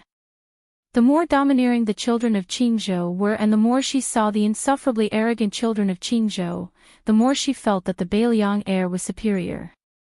He even dared to provoke the heir of a vassal state, Zhao Sun, and threatened to beat the king of Jing'an until he couldn't recognize him. Wasn't that guy with the surname Su and the name Fingnian enough heroic spirit? All the men of Bailiang are scolding him, especially the group of young masters who would be considered insects in Qingzhou. They are even more reverent and jealous to the point that their teeth itch. Among the women, there are half praise and half blame. My second sister once saw the actions of the Bailiang heir from afar and felt that it was quite interesting. Second brother-in-law often quarreled with my sister about this matter, saying that my sister was possessed by a ghost. Do you know what ruthless words my second sister said to shut brother-in-law's mouth? She kept them in suspense and smiled brightly. Among the women of Qingzhou, she was famous for being witty and eccentric. Since she was young, she was very good at teasing Wei Wei and the others. What did she say? The group of young ladies asked in unison. My second sister said, Husband, if you quarrel with me about this matter again, be careful that the next time I do boudoir, I will call His Royal Highness. She was the first to hold her belly and laugh. These words were really ruthless. The other women were also stunned at first, and then they all laughed until tears came out. They could leisurely and carefreely talk about boudoir and the ups and downs of being an official at the same time, but Wei Wei's group of young masters who were strung together by a thread had serious expressions. Earlier, when they wanted to use the baton pole to smash the boat, it was because they felt that the opponent was not important enough and treated it as a gathering on the lake to liven things up. Now, as long as they were not idiots, they could guess the identity of the opponent. It was the standard Bailiang blade that had once led a trend throughout the dynasty. That sentence of a battle to the death that shook one's soul. Wei Wei considered himself as the son of a noble family in Qingzhou and was proud of himself. He made a mistake and staked everything on one throw, and made another mistake after another. He ordered the Yellow Dragon ship to batten the pole to resist the enemy. He even dared to humiliate the daughter of an imperial censor in the capital to death, so he did not mind being absurd one more time. Did he really think that Wei Wei was an idiot in the bureaucracy? Regardless of the result of this battle, as long as he did not kill the heir of Bailiang, Wei Wei's reputation of defeating the Bailiang army would be spread all over the country. Even the imperial palace would hear a thing or two about it. Who would not give a thumbs up and praise Wei Wei for being loyal and righteous even though he did not study? That year, his father was implicated by him and was unable to command the giant ship Crimson Banner. His father had been regretting it all these years. Today's feat might be able to smoothly push his father, Dragon King Wei, to the highest position in Qingzhou. That white-robed heir of Bailiang with a blade was undoubtedly the best stepping stone. Different from the boorish Wei Wei, the heir of the noble family had a deeper thought and his face was gloomy. That person in the imperial palace had always liked to see the vassal kings fighting openly and secretly, otherwise there would not be the imperial clan law that two kings could not meet. This time, instead of saying that the fight with Su Fengnian was a grudge between the two heirs, it might as well be seen as the continuation of the fight between his father and Su Rentu, two enemies for 20 years. His father had been seeking Taoism and Buddhism for so many years. He vaguely remembered that when his father went to Mount Longhu to request for imperial edicts, he was rejected several times. His Majesty even did not care about his face and severely criticized his father. One of his younger brothers was even demoted to a commoner and sent to the inner circle of the high walls of Fengyang with 60 people. If it were not for the good words of a concubine from Qingzhou in the imperial palace, forget about going to Mount Longhu to burn incense, even his future as a hereditary prince would be a problem. Today's battle on the water, regardless of victory or defeat, what would happen to him and his father? His Majesty the Emperor's thoughts were profound. Since he ascended the throne, he was the best at balancing vassal kings and regents, civil officials and military generals, and parties. He really did not have the confidence to guess the emperor's thoughts. Should he take advantage of the situation and behead Su Fengnian? As this shocking thought flashed through his mind, the heir of the king of Jing'an finally lowered his head and drank a mouthful of wine to hide the strange expression on his face. Chapter 162. Chapter 3. A total of 11,600 words. Gathering for the sake of benefits, it was easy to share the same bed but have different dreams. Wei Wei was currently thinking about how to make a name for herself in one battle, but her bottom line was that she wouldn't allow Huang Tulang to kill that person surnamed Su. Meanwhile, Prince Jing'an's heir began to consider whether or not he could ruthlessly kill him and abandon the group of Qingzhou's children, including Wei Wei. Wealth comes from danger. The life and death of other people were more important than the title of nobility. For the crown prince, there was no need to think about it. As a descendant of the imperial clan, the entire world is the private property of our Zhao clan. No matter who you are, even if you are a grand secretary or one of the 30 prefecture overseers, no matter how courteous you are on the surface, aren't they all looking down on you from the bottom of their hearts? Among the 6 princes of the vassals, other than the 2 princes who were allowed to inherit the title of prince according to the law of the vassals, the other 4 princes really did not have any extravagant hopes for the apricot yellow satin 5-clawed python robe. For claws and 5 claws, there was only a difference of 1 claw, but the real difference was more than 1,000 miles. The scary part was that if the 9-clawed python became the 9-clawed python, what would happen to the next generation?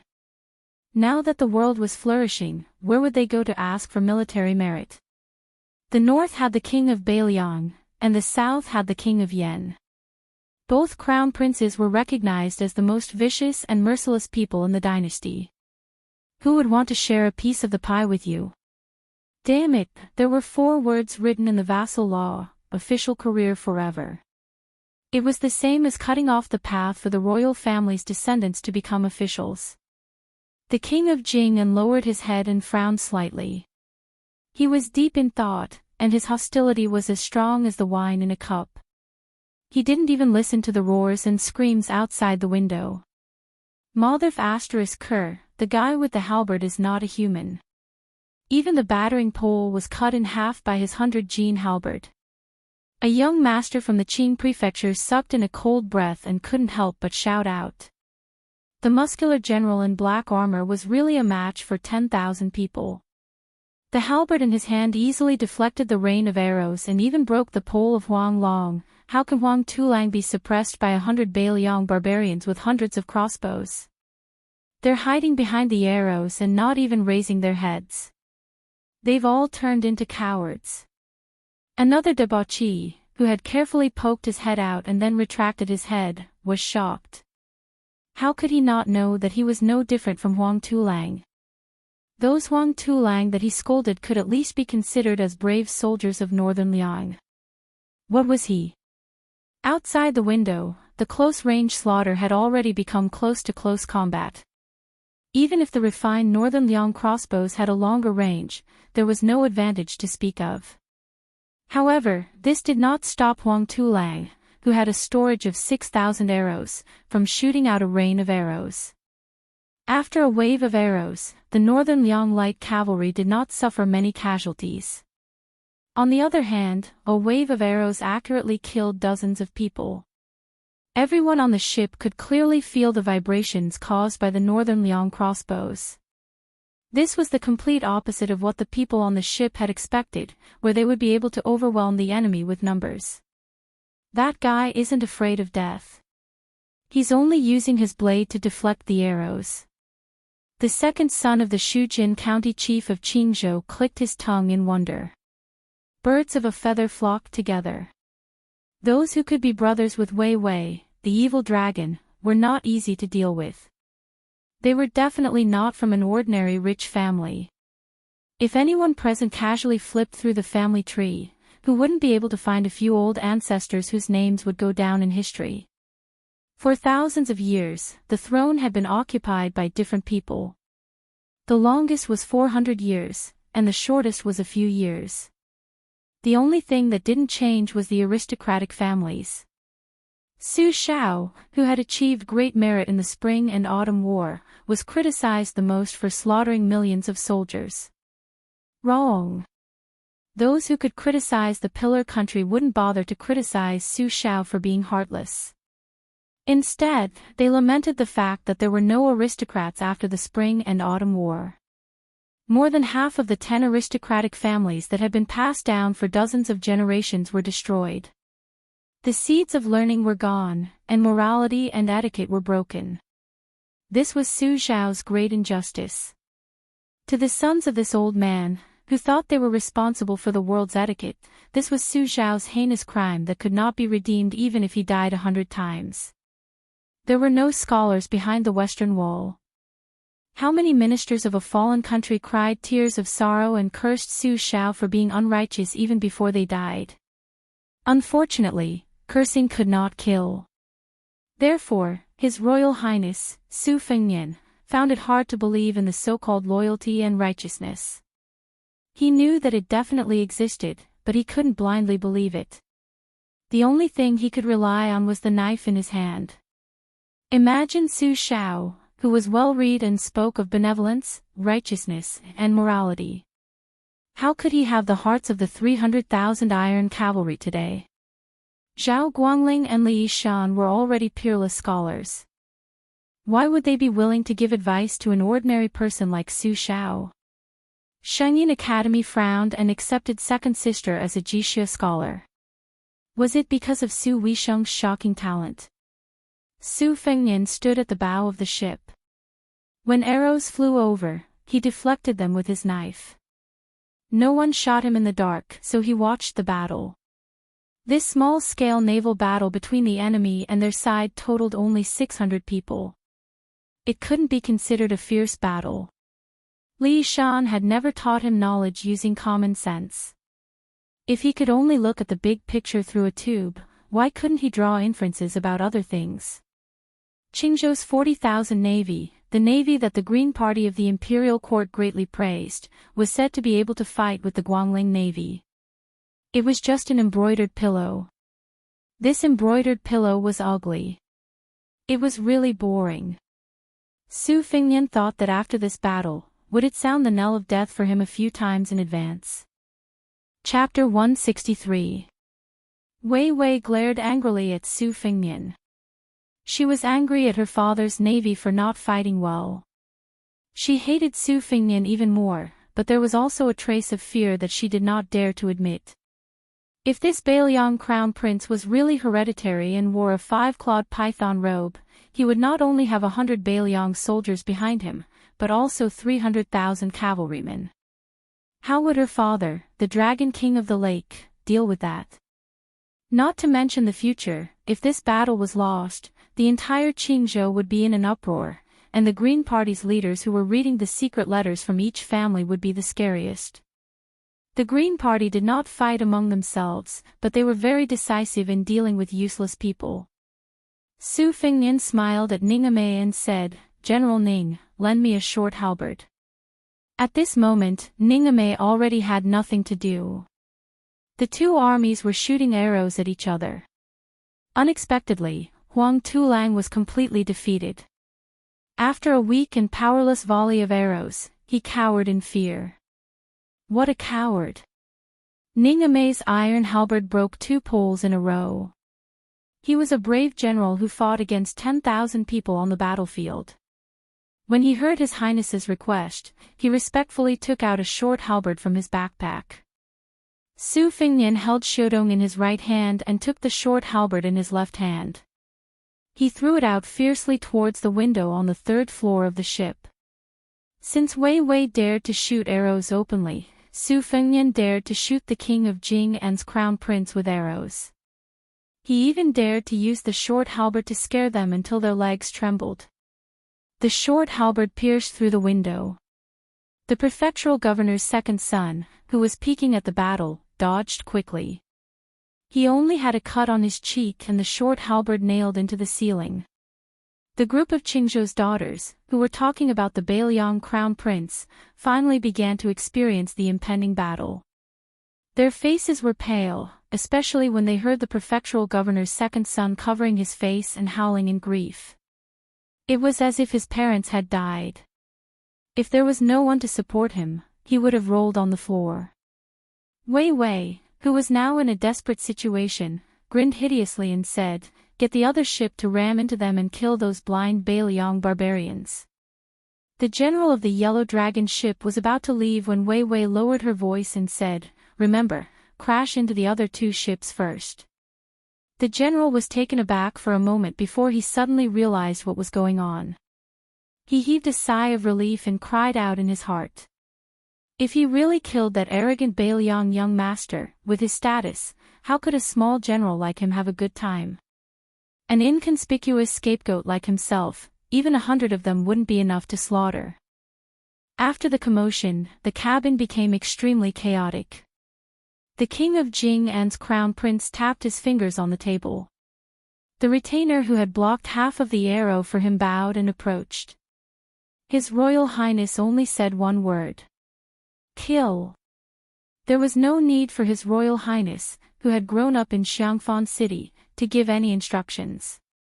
The expert retainer already knew how to do things safely. In one of the cabins, the evil flood dragon Wei Wei had the greatest enmity with Su Fengnian, but she still didn't dare to use the yellow dragon to ram Su Fengnian's ship. Meanwhile, the Crown Prince, who had met Su Fengnian for the first time and didn't seem to have any deep enmity with him, was determined to kill him. Those noble ladies were even more interesting. They were quite frightened by the short halberd that pierced into the cabin. On the contrary, they felt even more admiration for the Bailiang Crown Prince, who commanded soldiers as if they were servants. The women of Qingzhou valued material gains more than benevolence and righteousness. It could be said that one sentence hit the nail on the head. The people in this cabin were divided into groups. On the surface, they were harmonious, but how could they accomplish great things? The Green faction was now relying on political trickery to govern the country. How many years could they last? Were there any discerning people who could see the clues? If there were benefits, they would gather. If there were no benefits, they would scatter. How different were they from snakes and rats? In the imperial court, Grand Secretary Zhang's words carried enormous weight and suppressed both civil and military officials. He had always tried to rope in the Green faction with words, but he wasn't willing to truly share important responsibilities. Perhaps this was the reason. For some reason, Jiang and I was always absent-minded while reading in the cabin. Old Manly sat to the side, taking off his boots and rubbing his feet. His fingers moved back and forth between his toes, and then he brought them to the tip of his nose to smell them. When he was hungry, he even threw a peanut into his mouth. This kind of expert demeanor really couldn't be any higher. The old god of swords saw that the Jiang girl's brows were sometimes tightly knitted and sometimes relaxed. After thinking for a bit, he laughed and said, "You want to watch this naval battle? If you want to watch, this old man can protect you out. Forget about a few hundred arrows, even if tens of thousands of arrows poured down like rain, this old man will still guarantee your safety." Jiang and I asked in a serious tone, "Really?" Li Chungang chuckled. "You're exaggerating a bit. Tens of thousands of arrows fired at the same time. Only someone with godly abilities like Qi Xianzhu at his peak can come out unscathed. With this old man's current heavenly phenomenon skills, he's still a bit lacking. However, all of this is because this old man doesn't have a sword in his hand. I'm not afraid of you, little girl, laughing at me." Jiang and I asked closely, "A sword expert like you can't achieve the level of having tens of thousands of swords without a sword in your hand." This time, the old god of swords surprisingly didn't boast about himself like old Manly. He only said softly, "You can, but if you really have a sword in your hand, your state of mind will be greatly different in the end. When you master the sword one day, you'll understand. Otherwise, even if this old man talks until his mouth breaks, you still won't understand." Jiang and I made an "oh" sound and stood up. She didn't say why she wanted to take the risk to watch the battle, but she, who didn't have the strength to truss a chicken, just walked over. Old Manly tugged at his sheepskin coat and followed closely behind. When he reached the cabin door, he was already standing in front of Jiang and I. Scattered arrows flew over. The old god of swords didn't need to do anything and they all flew far away. There was sword intent in Li Chuangong's name. These words weren't said for nothing. Perhaps this one-armed god of swords felt that the arrows were an eyesore, or perhaps he couldn't bear to see Jiang and I in a state of panic. When the little girl saw the yellow dragon colliding directly into the ship beside her, Su Fengnian, who had instantly drawn his saber, led Ningame and 4 retainers away, she subconsciously cried out in surprise. Li Chungang sneered. He took a step forward. He swept past everyone and stepped on the body of the yellow dragon ship. His figure drifted like an azure dragon. With one step, he overturned the yellow dragon ship into the water. Chapter 164. Wei Wei's order to ram the ship meant that he was determined to cut off all means of retreat. Among the children of officials, there were very few people who were as decisive and fierce as him. Born in a prestigious family, they saw a lot and received a lot. Usually they were not generous, but they were more calculative. Wei Wei was only seeking fame, hoping to win a good reputation for himself. If he helped his father in his official career, it would be icing on the cake, so he would not really feel sorry for Su Fengnian. His father, Wei Longwang, was just a dragon king in a small temple in the Big River and Big Lake. He was far from Su Shao, a dragon who could turn the world upside down. He heard that this big pillar of the country was staying in the capital at this time. If Su Fengnian met with misfortune, this kind of thunderous shock, second only to the anger of the emperor, Wei Wei knew how powerful it was. The king of Jing'an, on the other hand, wanted a 5-clawed python robe. The difference was like heaven and earth. Therefore, after some consideration, he was willing to take the risk out of desperation. If the attack failed, then so be it. On the Battle of Spring God Lake, who would pay attention to the hidden 10 steps 1 kill? Wei Wei stood by the window, expecting the yellow dragon to ram the enemy's ship. Instead, he saw an inconspicuous old man wearing a sheepskin coat leaping out of the deck. He saw the old man's toes lightly touch the hull of the yellow dragon, and the big yellow dragon, which could run amok on Spring God Lake, capsized. It really capsized. Wei Wei was dumbstruck. His hands tightly gripped the windowsill. The dragon claw hand master reared in Jing and Palace turned back as soon as he left the cabin. He shook his head at His Royal Highness with a calm face. In an instant, the lake water surged violently, causing the yellow dragon ship to shake violently. Why? The king of Jing'an was relatively calm. A one-armed old man stepped on the yellow dragon ship and capsized it. The retainer, who was already 70 years old, smiled bitterly. One step. The crown prince clenched the wine cup with 2 fingers. One step. The master in Jing'an Palace, who was well-dressed and well-fed, nodded. His expression was extremely unnatural. He was also a lackey in the king's mansion. He knew that even if he was given 10 or 100 kicks, he would not be able to capsize a ship that could carry 500 tons of cargo. First-level master. The crown prince suddenly laughed. The retainer sighed helplessly, not far off. The crown prince seemed to be much more relaxed.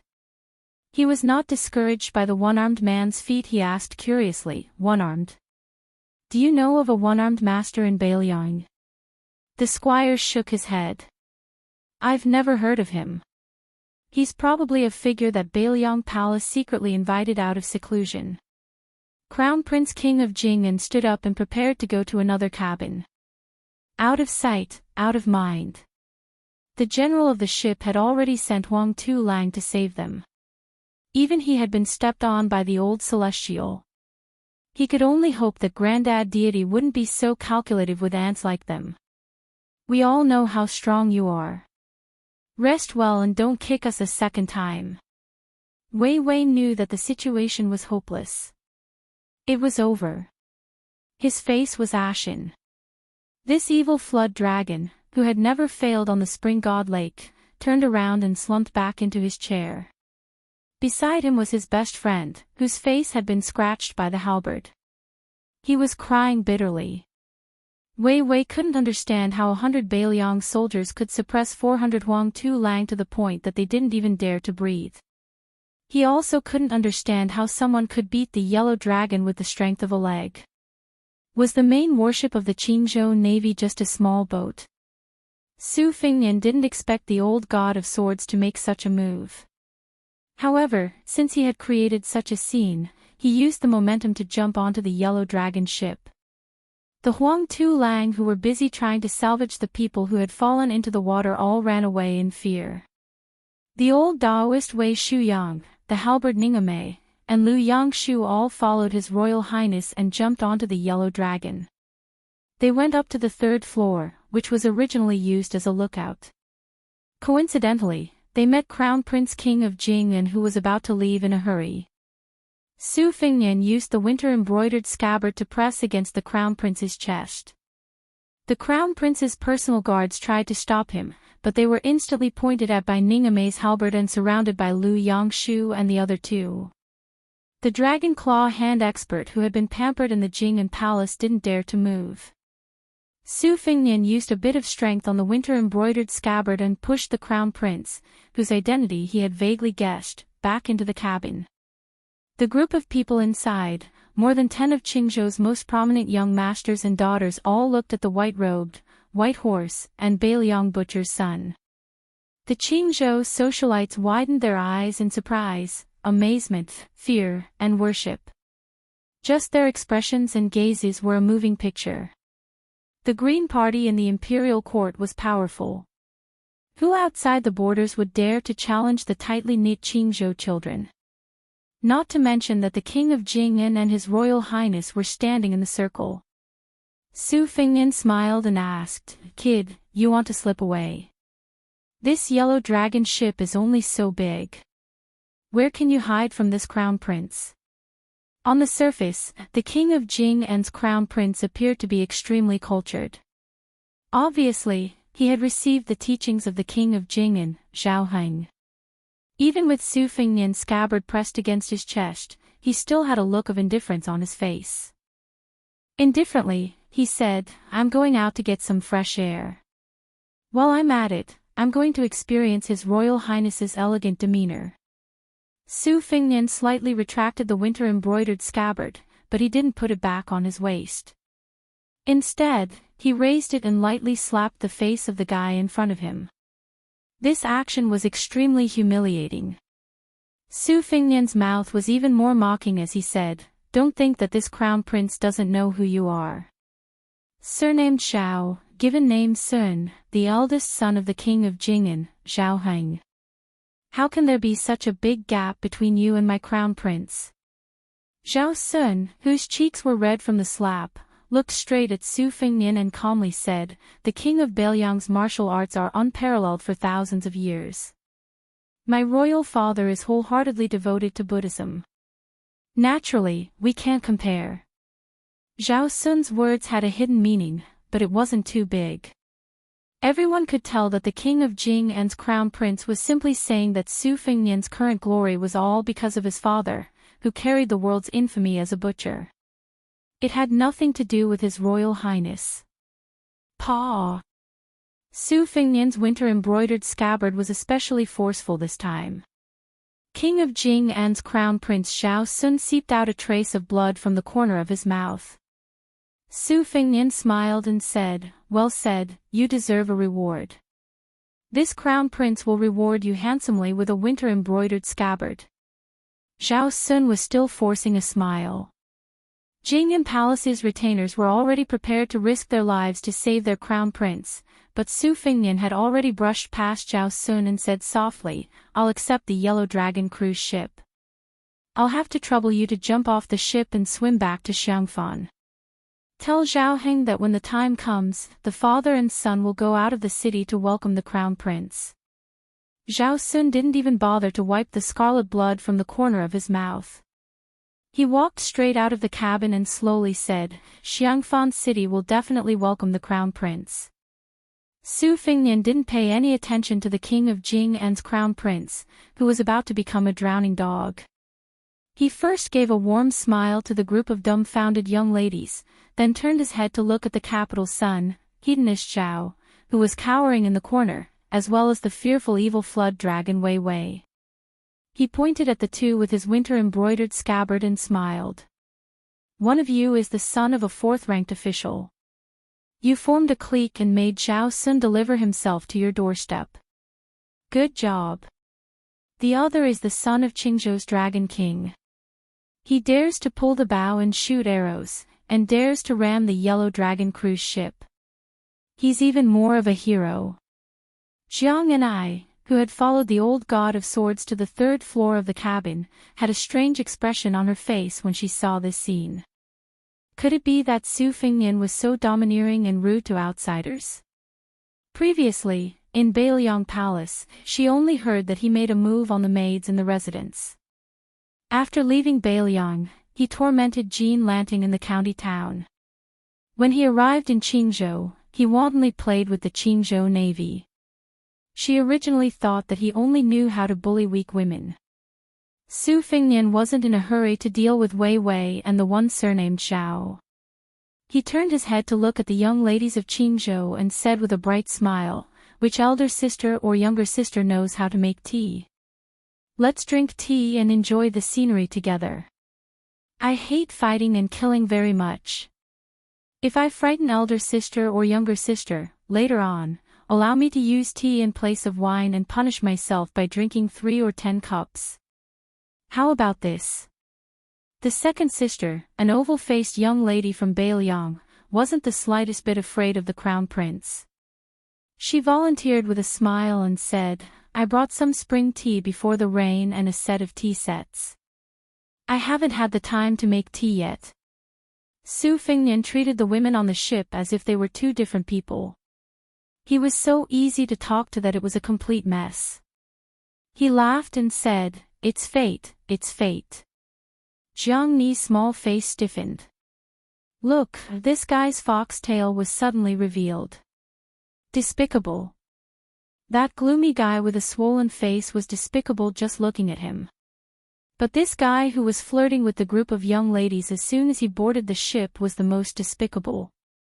Chapter 165. Every time Su Fengnian took a step forward, Wei Wei and the one surnamed Xiao would take 2 steps back, until there was nowhere to retreat. Su Feng came to the window and happened to see the heir apparent of the king of Jing'an and his retinue jump into the water.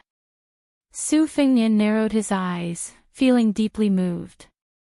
At that time, Xiao Heng, the 6th prince, had the greatest influence.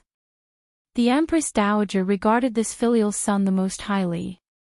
The faction of relatives and the leaderless civil officials hit it off. And it was at that time that Xiao Heng wrote the poem, "Raise an army of 1,000,000 to drive away the Mang slaves, immediately erect a monument on the first peak."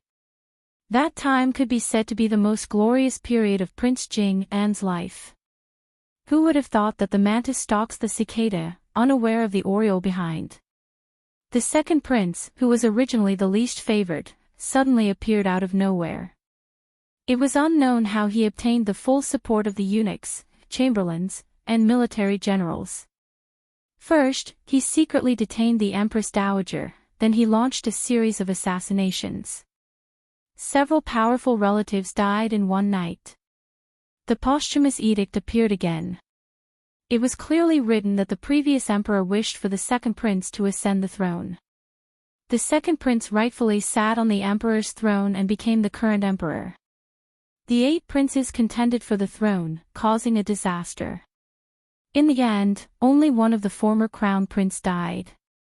In fact, in the eyes of those with discerning eyes, this could be considered as His Majesty the Emperor being merciful and lenient. It was much better than the deaths of all the princes and grandsons of the previous dynasties. Zhao Heng and the other princes were successively conferred the title of vassal kings, each having their own fiefdom and military power. Although the vassal laws was extremely harsh, Prince Jing'an, Prince Xiao Heng, Prince Huainan, Prince Xiaoying, and the other weaker vassal kings did not utter a single word of complaint that reached the ears of the people under the heavens. Although the vassal laws was extremely harsh, Prince Jing'an, Prince Xiao Heng, Prince Huainan, Prince Xiaoying, and the other weaker vassal kings did not complain at all. As for how the master and servant would go to Xiangfan, this was not Su Fengnian's concern. After thinking for a while, he turned to Ningame and said, "Kick the Huang Tu Lang who fell into the water again. One ship cannot carry so many people. Let the general of the ship take them to Mount Lao. Wang Linquan will be in charge of receiving them. When you kick their butts, don't forget to mention that there is good food and drink at Mount Lao." "I have done my best." Ningame accepted the order and left.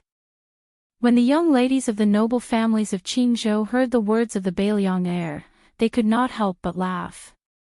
They looked at each other and laughed. To them, the Bailiang heir and the Bailiang heir were people far away in the sky. No matter how much they struggled in the imperial court, they would not be implicated. The Green Party had never participated in direct battles with the vassal kings. The Green Party was known as the best in the imperial court. If not for this, why was the Green Party the only one in 30 provinces? The Bailiang heir in front of them was rather interesting. Even though on the surface he was slapping the face of the Qingzhou Navy, he was secretly targeting the Jing and palace. As a result, the Green Party, who kept a clear distance from the king of Jing and Zhao Heng, felt much more at ease. They guessed that the ancestors would not be angry. It was true that the noble families of Qingzhou were united, but it was obvious that Wei Chang's family was going to be abandoned. Rather than being dragged into the water, it was better to drink tea and enjoy the scenery on the side. To be on the same boat as the Bailiang, His Royal Highness, and enjoy the scenery, how big of a gimmick would it be if word got out? Su Fingnian finally came back to his senses. He walked to the corner, picked up Zhao Heng, and threw him out of the window. He fell into the water with a howl. He then said to Wei Wei, who looked like he was going to trap the beast and fight to the death, "Let's use the ship and bring it outside of Xiangfan City, and we'll write off all our grievances. How about it?" Wei Wei, who had long given up all hope and was prepared to fight to the death, was first stunned. Then, his pockmarked face was filled with joy. With a plop, he knelt down and prostrated himself on the ground. In a trembling voice, he said, "Thank you, His Royal Highness." Su Fingnian used his foot to step on Wei Jiao's head and scolded jokingly, "You blind thing. I heard that you've been racking your brains to become sworn brothers with Li Hanlin. Don't you know who he's been taking the blame for all these years?" Although Wei Wei was kneeling and had his head stepped on, his heart felt more and more at ease. He raised his head and smiled flatteringly, "It's all my fault for not recognizing Mount Tai. A man who knows when to yield and when to stand tall." This was true on and off the bed. Even if it was someone like Wei Wei who only knew how to be an unscrupulous hedonist, there were masters in all three professions. Most of them were able to do something of their own. Su Fingnian smiled and said, "Get up. A man has gold under his knees. What's the matter with kneeling in front of me?" Wei Wei carefully stood up. Just as he let out a sigh of relief, the Bailiang heir's next sentence brought him back to his original state. "Your archery is not bad. It said that you practiced it by killing women. Go, shoot an arrow at the son of the governor. If you kill him, I'll introduce you to Li Hanlin. If you don't kill him." Wei Wei was silent.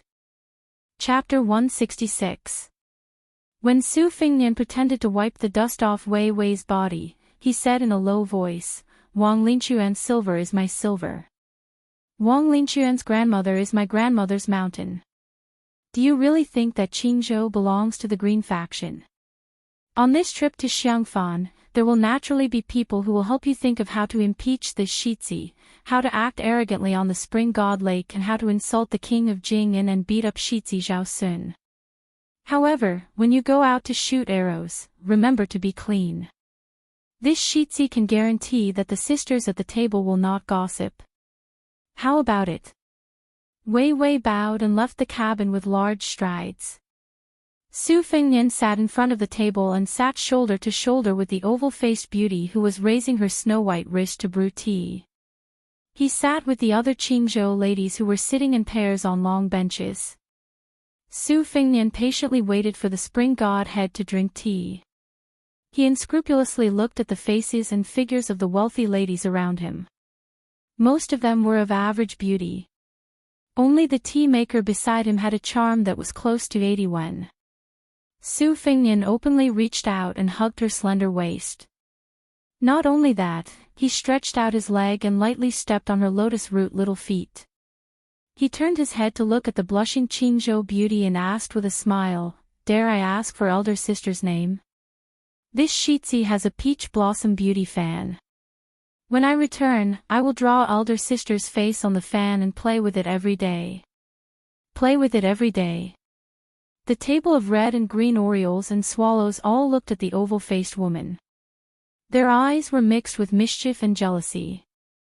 Although the woman who was hugged by Su Fingnian had a good upbringing and had always been bold in her actions and words, she still couldn't take it when she was openly teased like this. She didn't dare to dodge, nor did she want to dodge. She lowered her head and pretended to be paying attention to the situation. Her family background was not simple. Among the 4 pillars of the Liang dynasty, the Green faction was the smallest, but its voice was not weak. Among the 12 pillars of the dynasty and the Shang pillar, the Green faction had 4 seats. The ancestor of this woman's family was one of the Shang pillars. In the past 30 years, he had moved between the Ministry of War, Ministry of Revenue, and Ministry of Appointments. He had countless disciples and was known as the roly-poly of 2 dynasties. Someone once joked that the number of times this roly-poly personally witnessed was only slightly less than the old Grand Secretary. Su Fingnian finally drank the tea.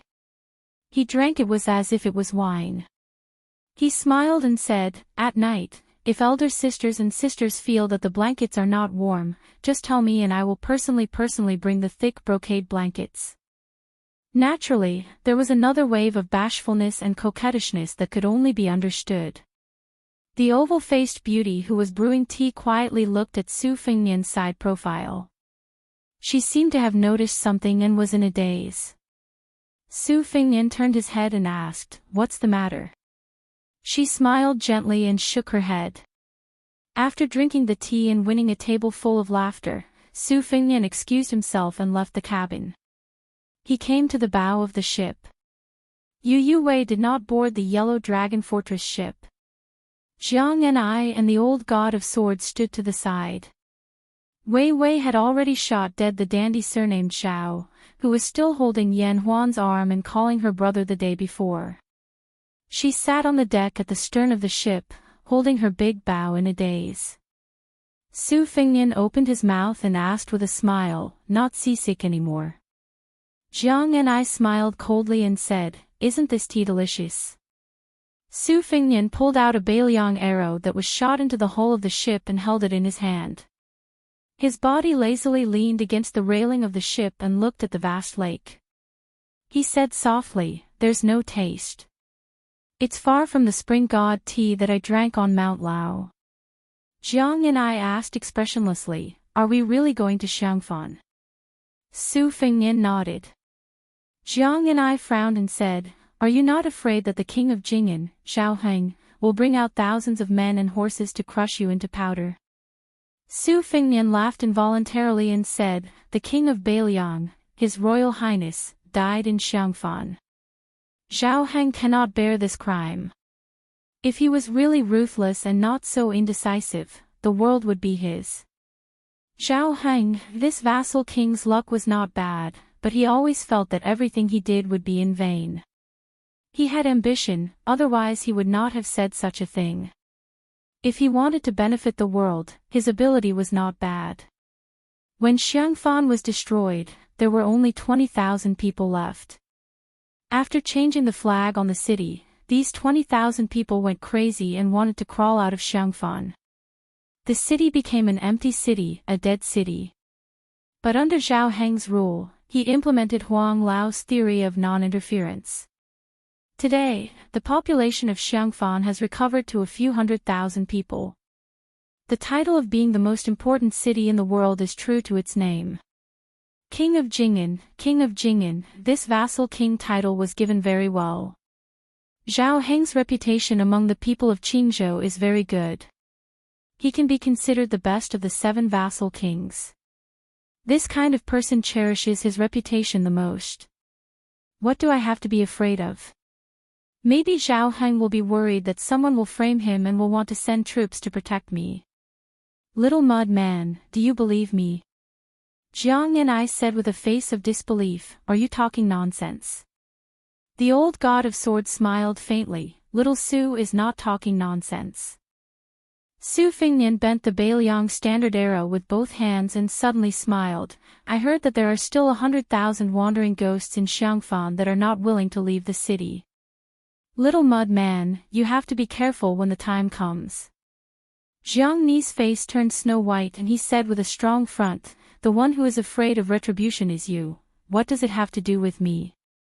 Back then, if the Pillar State hadn't been determined to besiege Xiangfan and refused to surrender, refusing to leave a life gate open, how could Xiangfan have become Fengdu? 10 years of being trapped in the city, the people in the city were sold like livestock. Kind mothers cut off their flesh to feed their children, evil fathers threw their children into the cooking pot. The various states of the human world, good and evil, were all magnified in that ghost city. Every inch of wall was an inch of blood, every inch of grass was an inch of sorrow. The yin energy in Xiangfan was unimaginable. 10 years of attack and defense, under the strict orders of the imperial court, no scholars or historians were allowed to write about it. How tragic was the truth. Chapter 167. Su Fingnian joked, that makes sense. When you enter Xiangfan, remember to stay away from me. Otherwise, why would I cut down so many peach trees in Jean Lanting's residence? It's all because Grandpa Wei is a master of the way of 9 bushels of rice, so he carries a few more peach wood swords to slay demons. You better get close to him these days. Otherwise, you'll be haunted by countless ghosts. Women have a yin body, so their yang energy is far inferior to men's. Even old sword godly won't be able to save you. Jiang Ni's face turned even paler. She stammered, wanting to refute and encourage herself, but she didn't know what to say. The little clay figurine's appearance had always been ranked in the top 3 beauties Su Fingnian had ever seen in his life. The first was, of course, the androgynous white fox's face. The second was a woman he had seen by the Luoshui River during his 3 years of travel. Until now, he could not tell whether she was a woman from a landowning household or the god of the Luoshui River. However, she was beautiful. She was a woman in her 20s, but her face was still like a pattern in the 19 chess books. No matter how delicate it was, it would not change much. However, the little clay figurine was different. She had been growing over the years. Her breasts, which were in line with the title of Princess Taiping in the past, were no longer Taiping. Instead, they were becoming more and more plump. Perhaps one day in the future, her face would quietly be comparable to white foxes. Su Fingnian liked to tease her, bully her, and plot against her. Part of the reason was that it had become a habit. The old god of swords couldn't bear to see Jiang Ni being deceived and frightened by this little scoundrel Su Xiaobei. He unhappily said, "Girl, this little bastard is deliberately deceiving you. Ghosts are like immortals. If you believe it, then there is nothing. This old man has traveled Jianghu and seen all kinds of strange people. When it comes to immortals, only old Taoist Qi can count. If Xiangfan really has 100,000 ghosts who don't want to be reincarnated, how can hundreds of thousands of people survive these years?" Su Fingnian chuckled. He didn't mind Li Chuangong's sarcastic way of addressing him. He didn't care much about face. It wasn't something that His Highness was born with. It was something that he was forced to do. He continued to play with the arrow in his hand, whistling leisurely. What made the old god of swords feel defeated was that Su Xiaoshuo's nonsense was obviously more lethal than his earnest and heartfelt advice. Little Zhang's beautiful little face was still pale, as if she was about to run to Wei Shuyang's side with the peachwood sword in his hand.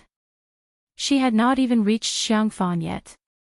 Jiang Ni, who had a deep understanding of ghosts and gods, said fearfully, "Then I won't enter the city. I'll stay on the ship." Helpless, the elderly god of swords could only roll his eyes and sigh. He thought to himself, that little bastard is really little Zhang's nemesis. Su Fingnian laughed and said, "When we reach Xiangfan, we will have to abandon the ship and take the land route. What will you do then? Stay on the ship for the rest of your life?" Let me tell you, there are countless water ghosts who died unjustly in the lake. Do you really think that the 10 years of war between Xiangfan and Xiangfan is just a simple siege? Only when the Xiangfan navy is wiped out would there be a siege. In the city, there's still the grand ritual of Zhou set up by the Taoist master of Mount Longhu. What's outside the city? Jiang and I was speechless. She wanted to cry but had no tears. Old Manly couldn't bear to listen anymore. He rubbed his crotch and planned to walk around the yellow dragon ship. This pair of foes could do whatever they wanted, and he wasn't willing to get involved in their quarrel anymore. Jiang and I asked timidly, the 36,500 grand ritual of Zhou set up by the Taoist master of Mount Longhu is very useful, right? Su Fengnian glanced at Li Chuangong's back and said playfully, of course. The grand ritual of Zhou is the highest ritual in Taoism. Setting up 1,200 altars is already a grand scale. Generally speaking, it's only when something big happens in the emperor's family or the ancestral court of Taoism. The word ritual means the ceremony of pouring wine. To put it simply, it's the Taoist master inviting the celestial beings to drink wine. The grand ritual of Zhou before this dynasty was only set up for the prince with 2,400 celestial beings to pray for blessings and disasters. There's also the 3,600 grand ritual of Zhou for the emperor to protect the country and its people. Xiangfan was founded by the Taoist master's residence. The 36,500 grand ritual of Zhou was unprecedented in history. It's equivalent to inviting all the celestial beings in the heavens. Back then, the Taoist master's residence spent 900,000 taels of silver. If that wasn't enough, the Taoist master's residence would have moved out of Mount Longhu long ago. Jiang and I nodded heavily and clenched his fists. His face relaxed a lot. Unexpectedly, Su Fengnian changed the topic and laughed sinisterly, but don't forget, just like you said, if the king of Jing'an wanted to deal with me, he would have needed 2,000 to 3,000 soldiers. It's obvious that the more powerful the enemy is, the more extravagant the situation will be. If the ghost city of Xiangfan didn't have any evil spirits that were hard to subdue, why would the dynasty spend so much money? Jiang and I was scared silly again. Su Fengnian threw the bow and arrow to a Bailiang light cavalry downstairs who was collecting arrows. He walked towards Jiang and I and said in a low voice, as for me, not only do I have Grandpa Wei's help, I also have many Taoist instruments on me. When we reach Xiangfan, you might as well sleep with me. It's best if we share the same bed, but even if we don't share the same bed, we have to share the same room. Chapter 168. Jiang and I kicked Su Fengnian's knee and angrily cried, I'd rather be killed by the ghosts than live with you. Su Fengnian bent down and patted his expensive white satin robe. He gave her a thumbs up and smiled, you have backbone. Su Fengnian pretended to remember something and smiled gently with ulterior motives, yes, I remember now. The 100,000 wandering souls of Xiang and Fan are mortal enemies with Su Shao, which means that they are my mortal enemies. After you were killed by the wild ghosts, you must have something in common. The more they like you, the more you can't be reincarnated. You can talk about my bad day and night together for 10 years, 100 years, 1,000 years. The little mud man stared at His Royal Highness, who was the most despicable, sinister, and scoundrel. She choked with sobs and cried until her eyes turned red. Su Fengnian sighed quietly and restrained his expression. He reached out to wipe the tears on the little girl's cheeks. But before Jiang and I turned around, he retracted his hand and said softly, little fool, you really believe my nonsense. Think about it, you want to use the talisman to assassinate me. How can the ghosts be willing to kill you? They want you to live a long life to avenge them, right? Jiang and I nodded blankly, sobbing as she nodded. Su Fengnian turned to look in the direction of Xiangfan. His hands were on his saber. A gentle breeze blew, brushing against his face and sleeves. The crown prince, who had a pair of red phoenix eyes and a red mark on his forehead, look like an immortal.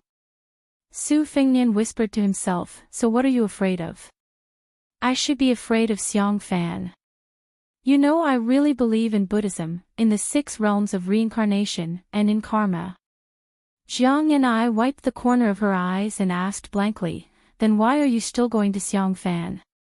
Su Fengnian smiled, I'm going to watch the fun. Don't you want to see the 36,500 Zhou Tian ritual?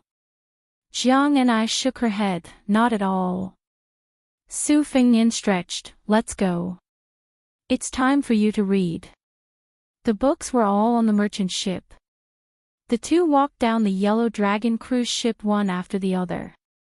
Su Fengnian said he would jump over her, but she refused. Su Fengnian could only stop the 2 ships and set up a wooden plank between the ships. Su Fengnian let Jiang and I walk first. She walked carefully as if she was walking on thin ice. However, the more one was afraid, the more likely it was to happen. Halfway through, Jiang and I swayed and almost fell into the spring immortal lake. Fortunately, Su Fengnian held her shoulders with both hands. However, she was severely seasick and didn't know how to swim. After stabilizing her body, she didn't dare to move anymore. Su Fengnian didn't know whether to laugh or cry. He could only pick up this strange girl who said she was timid but dared to assassinate him and said she was bold but didn't dare to take another step. Ignoring her struggles, he walked to the deck of the ship and put her down. As a result, he received a good beating from her. In the cabin, she was gnashing her teeth as she read. Su Fengnian was multitasking. He listened to Jiang and I read while reading the geography of Qingzhou. On the table, there was a map of Xiang Fan that Wang Linquan had specially collected. Just by looking at the drawing, one could tell that it was a majestic city. Over the next few days, the noble ladies of Qingzhou left in 3 groups. Most of them were unwilling to go to Xiang and Fan. Firstly, the ghost city's Yin Qi was too heavy. Secondly, they didn't want to be seen by the Jing and palace that they were in the city with Beiliang and His Royal Highness. The oval-faced beauty was the last to leave. For the past few days, she had spent most of her time sipping tea and chatting with His Royal Highness. Her hands had been touched, her feet had been stepped on, her slender waist had been hugged, and her cheeks had been pinched. Fortunately, she was still a virgin. Whether it was fortunate or unfortunate, looking at her expression when she left, it seemed that the latter was more likely. The women of Qingzhou valued fame more than life and death. In the past few years, when they entered the palace for the selection of consorts, this was the prefecture that paid the most attention. If the heir of Beiliang could be hereditary, according to the law, there would be 1 Wangfei and 2 secondary Wangfei. Would she really become the Wangfei of the king of Beiliang? Other than the empress, there were only a few Wangfei in the world. At most, there would be the crown prince's consort, who could compare. Although Su Fengnian was idle all day long, whether it was teasing the noble ladies of Qingzhou, listening to Jiang Ni's reading, or daydreaming at the bow of the ship at night, he was actually racking his brains to figure out how to swallow the great yellow courtyard in his body. The great yellow courtyard had only absorbed about 20%. The embroidered winter sword in his hand could break the 6 armors. At dusk, they approached Xiang and Fan City. Su Fengnian walked to the deck of the Yellow Dragon ship and suppressed the irritation in his heart. For the past 2 days, he had been receiving news from Lu Qiu. It was neither good nor bad. One was that the crown prince, who had not been confirmed for a long time, was finally coming to the surface. Another was that the literary, martial, and rouge reviews, which were held once every 10 years, had reappeared. Immortals and demons danced in Jianghu. At the beginning of the martial arts review, it said that there were 3 sects in the world. In Buddhism, there was only Avalokitesvara. In Celestial Way, there was only Ancestor Lu. In Shen Wei, there was only Demon Rinsing Primogenitor. These 3 were the most mixed in the human world and were the closest to the people. Therefore, It was evaluated that the great Guanyin of the western regions had entered the first rank, little ancestor Lu of Dragon Tiger Mountain had entered the first rank, and the new chief of Wudong had entered the first rank. In the martial arts evaluation, there was a separate sword evaluation. Wudong's sword maniac Wang Xiaoping and sword crown Wu Luding were listed. In the secret letter, Lu Qiu said that the great Guanyin had already left the western regions. Little ancestor Lu's little celestial master Qi had also left the mountain. Obviously, most of them were coming for Su Fengnian. The capital was in turmoil. All kinds of immortals and demons came one after another. What would Su Fengnian, who was unintentionally standing at the head of the tide, do? Chapter 169. When they arrived at Xiangfan, they could see the famous Jiaoyu platform on the city wall. The Jiaoyu platform had supported the wall for 10 years and a half. On the signboard of the Jiaoyu tower, there were 4 words, alone fishing in the central plains. Su Fengnian ignored Wei Wei and Huang Tulang and got off the boat. He rode his horse and galloped towards the ghost city in the twilight. He got off the horse when he was near the city gate. Jiang and I seemed to think that His Royal Highness had a Taoist instrument. He jumped off the carriage and trotted to Su Fengnian's side. Su Fengnian held back his laughter and pointed his embroidered winter knife at the top of the city wall. He squinted his eyes and said, "Do you see that? Back then, the #1 general in the world guarded there for 10 years. There are not many people who can make Su Xiao grit his teeth. That scholar from West Chu who really read the spring and autumn annals can be ranked in the top 3. Even if your capital of West Chu is destroyed after the Western Wall, even if the whole of Jiangnan falls, this city and this Jiaoyu platform will not fall. Unfortunately, no matter how impregnable Xiangfan is, it can't affect the world." Jiang and I bit his lips. Su Fengnian led the horse and walked slowly. The grain in the city eats the horses. When the horses are exhausted, the sparrows and rats eat the people. Jiang and I was silent. Su Fengnian said softly, "The soldiers knew they would die. The soldiers guarding the city fought to the last man. No one survived. This is the war of the spring and autumn annals. These tragedies are unimaginable to the sharp-tongued people of Shangyin Academy." The walls were made of huge bricks that were specially made in the 3 continents. Each brick had the name of the place where it was made, the supervisor, and the person who made the bricks. When the bricks were laid, the slurry of glutinous rice juice and sorghum juice, as well as lime and tung oil, was poured into the gaps between the bricks. The master craftsman in charge of the construction of the Xiang and Fan cities held a sharp awl. If the awl penetrated even an inch, he would kill the person who built the city and continue the construction. Therefore, the city was as solid as iron. At that time, the historians all called it cruel and cruel. Su Fengnian stopped and did not look at Jiang Ni's face. He said coldly, "When Su Xiao attacked the city, Wang Mingyang defended the city. Both sides prepared for war. This scholar, who used to be a scholar in Jixia, strengthened the defense and moved all the food and materials into the city. Even the houses were demolished and the wood, bricks, and tiles were moved into the city. To prevent Su Xiao from digging a tunnel, he dug 100 wells along the foot of the city and placed large earthen jars covered with leather in the wells so that those with good ears could listen. Not to mention the 50,000 soldiers, he also divided the 150,000 people into different classes.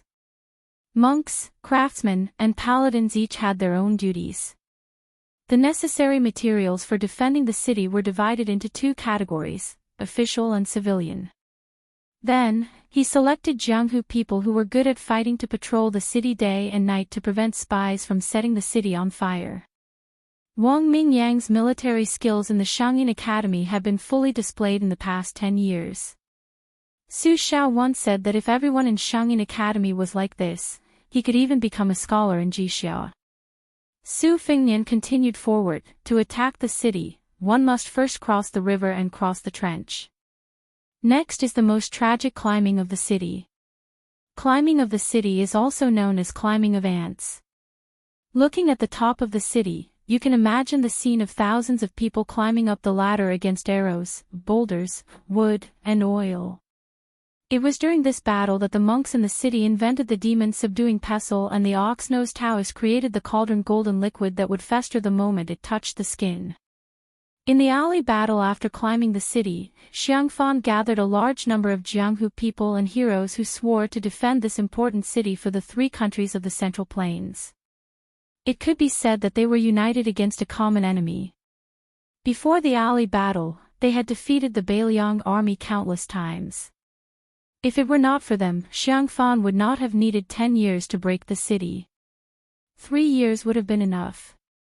People only knew that Bailiang's army was the best in the world, but they did not know that they were not bad at attacking the city on foot. In the Spring and Autumn War, they were unstoppable. Only in Xiangfan did they lose more than half of their elites, including 300 cave masters who were good at drilling. This attack and defense took 10 years. As for who was right and who was wrong, only heaven knows. However, it was in these 10 years that Su Shao, who would seek revenge for the smallest grievance, had a real feud with Jianghu. The moat was unusually wide. The drawbridge on the river was not closed. Xiangfan was strictly guarded at night, but the drawbridge had been laid flat all these years. Even the main gate had not been closed for a single night. It seemed that according to the instructions of the celestial master of Mount Longhu, after setting up more than 30,000 great cycle ritual to expiate the sins of the 9 underworlds, the ghost gate was not closed and the wronged souls were allowed to leave Fengdu and Xiangfan. Legend has it that before the celestial master of Mount Longhu left the city, he personally went around the city to draw talismans. In the end, he even hung a Taoist talisman on the top floor of the Jiaoyu Terrace. On it was written, "The heavenly spirits have returned to the heavenly spirits, the earthly spirits should return to the earth."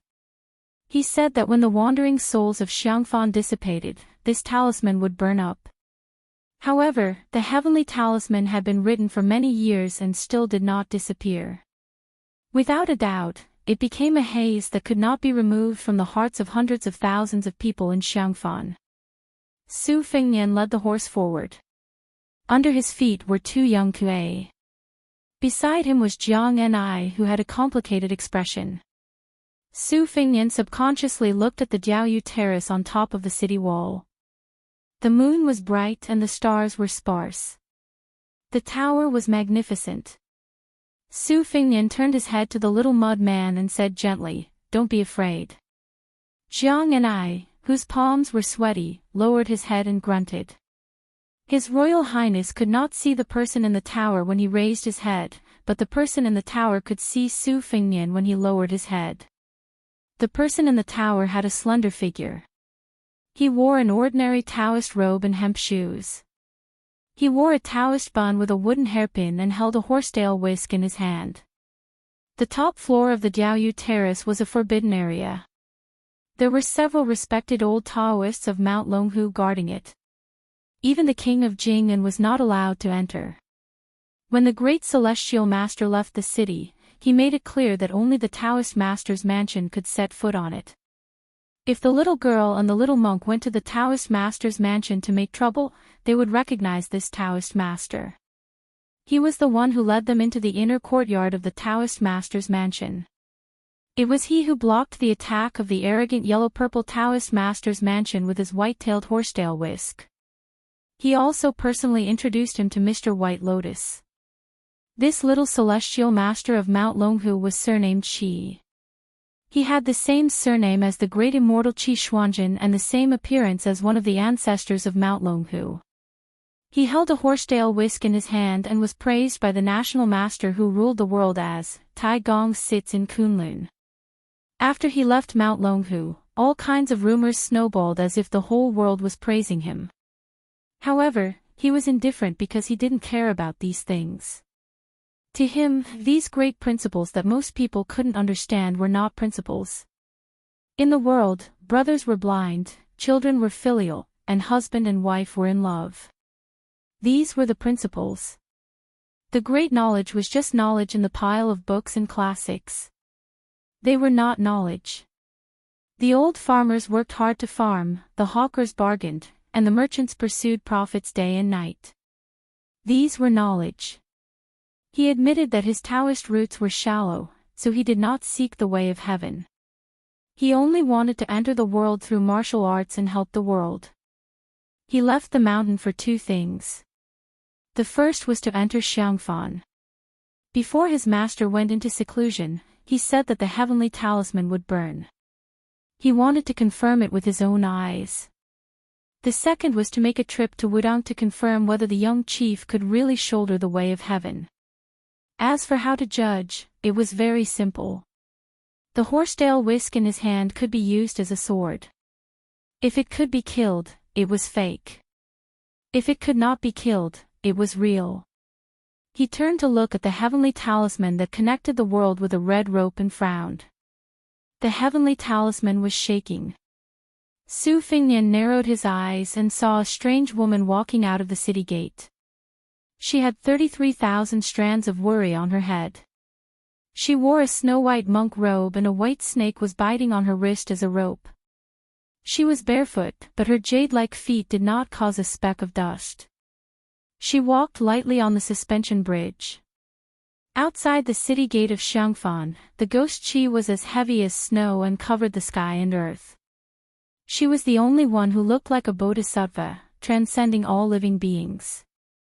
On the fishing platform, the heavenly talisman burned to ashes. 10,000 ghosts out of the city. The Taoist from the Taoist master's residence sighed.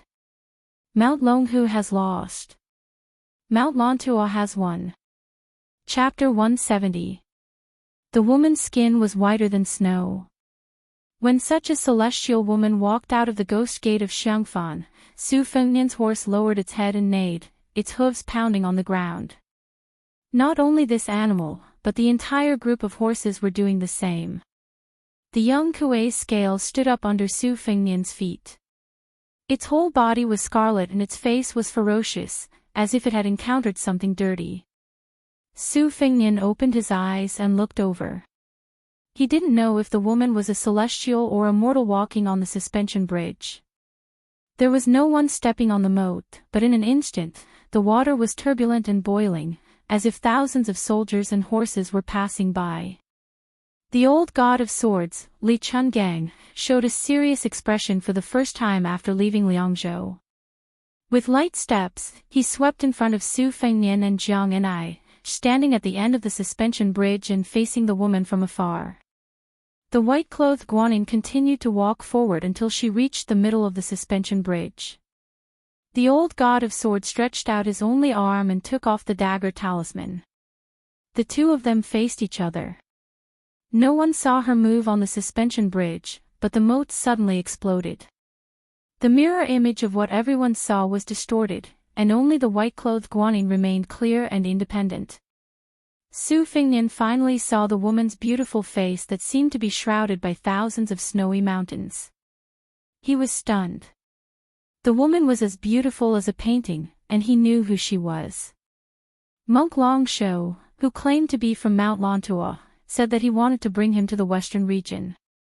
This monk in red robes and cassock was very otherworldly, so Su Fengnian specially went to the Tide Listening Pavilion to read the secret scriptures. The woman in front of him was the top Buddhist figure list, the master of the Red sect of Tantric Buddhism. She had a long list of titles, such as Great Compassion Dharma King, Bodhisattva Mending Acupoint, Master of 6 Jewels. She was an old woman in her 40s. Su Fengnian thought that she was already old, and even if she had the skill to retain her youth, she would not be that pure and youthful. However, the woman in front of him was a little too tall, and her face was no different from a woman in her 20s. Her eyes were compassionate, and she was born with a red mole in the middle of her forehead. Su Fengnian thought that if he had known that the master of Mount Lontua was so beautiful, he would have bargained with her. Dual cultivation. No problem. As long as the master was willing to leave the western region, Liangzhou's environment. His Royal Highness had mountains of gold and silver mountains. Would he lack of a bed? Su Fengnian calmed himself down and stood side by side with Li Chungang. He said softly, "This person is the Dharma King of Mount Lautua, also known as the Bodhisattva of 6 Pearls. It is said that she has Avalokitesvara Guru, Lotus King Guru, and Rathvajra Guru. Can you defeat her?" The old god of swords held the divine talisman with one arm and was all smiles.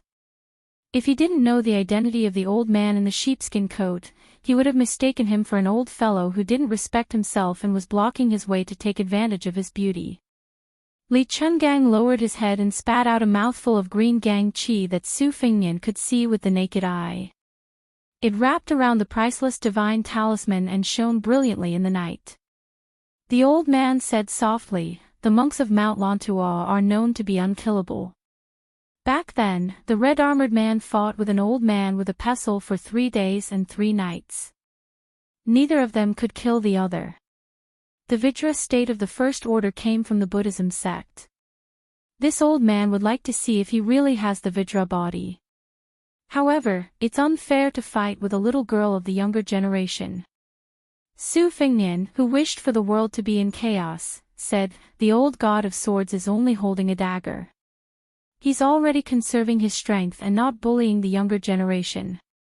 The cross-eyed old man glanced at His Highness the Crown Prince, who didn't want to settle the matter peacefully and only wanted to watch the battle from the sidelines.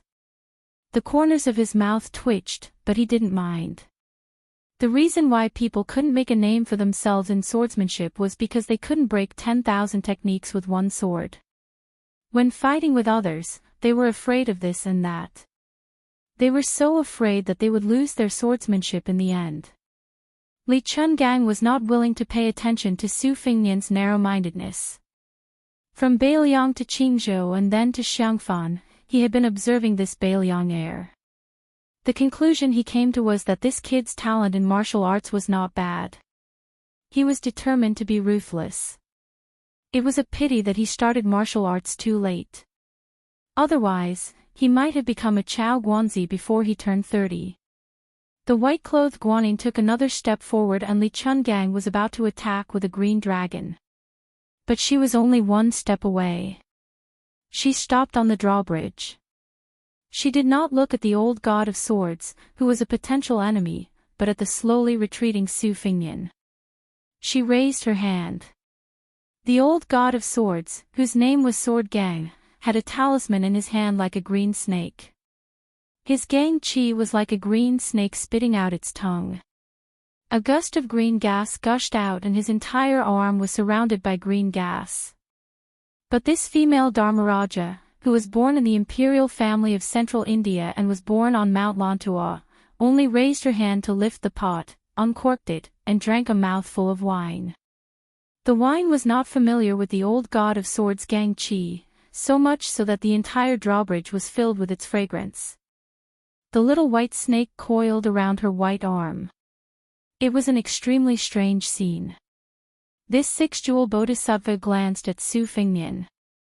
With just a glance, Su Fingnian's great yellow courtyard surged like a tidal wave and he spat out a mouthful of blood. The retainers behind him were shocked and were about to step forward to protect him when Su Fingnian stopped them with a wave of his hand. After spitting out a mouthful of blood, Su Fingnian's chest was not stuffy but clear. "Second heaven and third heaven. If I take a few more glances, won't the great yellow courtyard be in my body?" Sure enough, she looked again. Just as Su Fingnian was dumbfounded, the old god of swords frowned and shouted softly. A wisp of green gang chi appeared on the drawbridge and seemed to sever the formless chi. He glared at Su Fingnian and said, "Brat, you don't know what's good for you. Do you really think she's a compassionate bodhisattva just because you gave her some benefits? Be careful, you won't even know how you died." The white-clothed Guanyin shook her head slightly, put away the wine pot, and walked forward silently. "Brat, you and Jiang last retreat." With that, the old god of swords stomped his foot. With the sole of his foot as the epicenter, a deafening ripple of dust appeared. Su Fingnian pulled Jiang and I and floated backward. The spotless female Dharmaraja ignored the formless sword chi from the old god of swords and walked forward barefoot. Just as the sword chi was about to reach him, a big monk in a red kasaya appeared between the old god of swords and the white-clothed guanyin on the bridge. He had a wooden expression and managed to block the rings of sword chi. His kasaya fluttered in the wind as he stood tall. Su Fengnian sighed quietly. This monk, Long Shou, who had said that he would wait for 31 years, had appeared. If it was just a 6-jeweled Dharmaraja, Su Fengnian believed that with Li Chuangong's strength and the second-rank retainers behind him, it would not be impossible for them to trap this guanyin of Mount Lantua, let alone kill her. Although the red-clothed monk was not a first-rank Dharmaraja, in this delicate situation, he was the biggest variable. Moreover, Su Fengnian did not have any ill feelings towards the monk in front of him. He had always respected eminent monks who had achieved the Tao. If they really fought to the death, regardless of the outcome, it would not be a pleasant thing to watch. The red-clothed monk put his palms together and bowed his head. My master has entered the world without any intention of fighting. I hope that His Royal Highness will not blame him. My master has come out of Xiangfan to release 100,000 evil spirits from purgatory. He has accumulated immeasurable merit for His Royal Highness. Su Fengnian felt that these words were preposterous, but he believed them without a doubt. Both Buddhism and Taoism had recorded that there were 100,000 evil spirits in Xiangfan who had been cooked by their relatives. Their resentment was so great that even the 36,500 grand ritual of the cycle could not eliminate them. Thus, the two sects made an unwritten bet that whoever won would enter Xiangfan and whoever lost would leave Xiangfan. This would not change for 100 years. If Mount Longhu won, the two Zen temples and the monks of Mount Lantua would not be able to set foot in Xiangfan for 100 years. If they lost, Mount Longhu would have to withdraw the grand ritual of the cycle and move out of their Taoist temples. They would not be able to preach in the city. The disputes between the three sects and the sects for fame and fortune were actually childish and unreasonable. Jiang and I muttered, "She's so beautiful. She looks like Goddess Guanyin." Su Fengnian smiled bitterly. Goddess Guanyin observes the sounds of all living beings in the world. Ordinary people can be liberated by listening to her sounds. The goddess Guanyin in the eyes of the little clay figurine first brushed past Li Chungang at the bridgehead. She then brushed past His Royal Highness and said softly in Sanskrit, "I'm Guanyin. You're uncomfortable. You're not worthy of dual cultivation." Su Fengnian did not know why, but he laughed and said, "Since I'm uncomfortable, may I ask Bodhisattva to be at ease?" #####tomorrow update as the title. Recommended a few books and cartoons. Crossing the south and returning to the north, 13 lectures on ancient poetry, the unnatural death of China's literati, the Queen of Arms, was a female protagonist. The world of acceleration was a pig's horn. Chapter 171. After Su Fengnian finished speaking, he noticed that Guanyin Bodhisattva beside him was a head taller than him. She was walking barefoot. Su Fengnian's height was already outstanding. Most of the men in the cold lands were tall and sturdy, but Su Fengnian did not appear short at all. Coming to Jiangnan, he appeared even more slender. Among the women beside him, Jiang and I was still growing. Tall women like Yu Yuwei and Shu Xiu were half a head shorter than him, but the female Dharmaraja was even taller than His Royal Highness. Not to mention how unconventional her clothing and temperament were, just her height alone was rather eye-catching. After the two brushed past each other, Su Fengnian very ungracefully turned his head to stare at the Dharmaraja of Mount Lantua. The wooden-faced monk Long Shou once again put his palms together, greeting His Royal Highness alone. The two had met twice in Beiliang. In addition, although Su Fengnian had a bad reputation, he was close to Su Fengnian. Everyone in Beiliang knew this, so the monk Long Shou did not dislike Su Fengnian. The red-clothed monk threw a peach at him, and Su Fengnian returned the favor by nodding his head slightly. Because of Wang Fei's worship of Buddhism, Su Fengnian loved the house and its crow. He was well versed in many Buddhist sections. This was not to belittle the principles of Taoism. He still agreed that the roots of the Central Plains were in Taoism. It was just that he had been exposed to the enmity between Su Shao and Taoism since he was young. It was inevitable that he would have some opinions about some Taoist figures. In fact, Buddhism had always been called the Western religion by the scholars of the Central Plains. It was a very derogatory term. After the War of the Spring and Autumn Kingdom, the remnants of the fallen countries that did not care about fame and fortune in the early days all hid from the world. Once they chose Buddhism, they were widely criticized by the people. They were called to escape from Zen because of the fear of death, and cursed that the old monks' true colors were excellent. However, as the current emperor began to worship Buddhism, their views changed. There were no less than 10,000 wandering monks in the capital alone, but Buddhism did not have a leader. It was not as clear-cut as the Taoism of Mount Longhu. The black-clothed old monk Yang Taisui was the imperial tutor of 2 dynasties.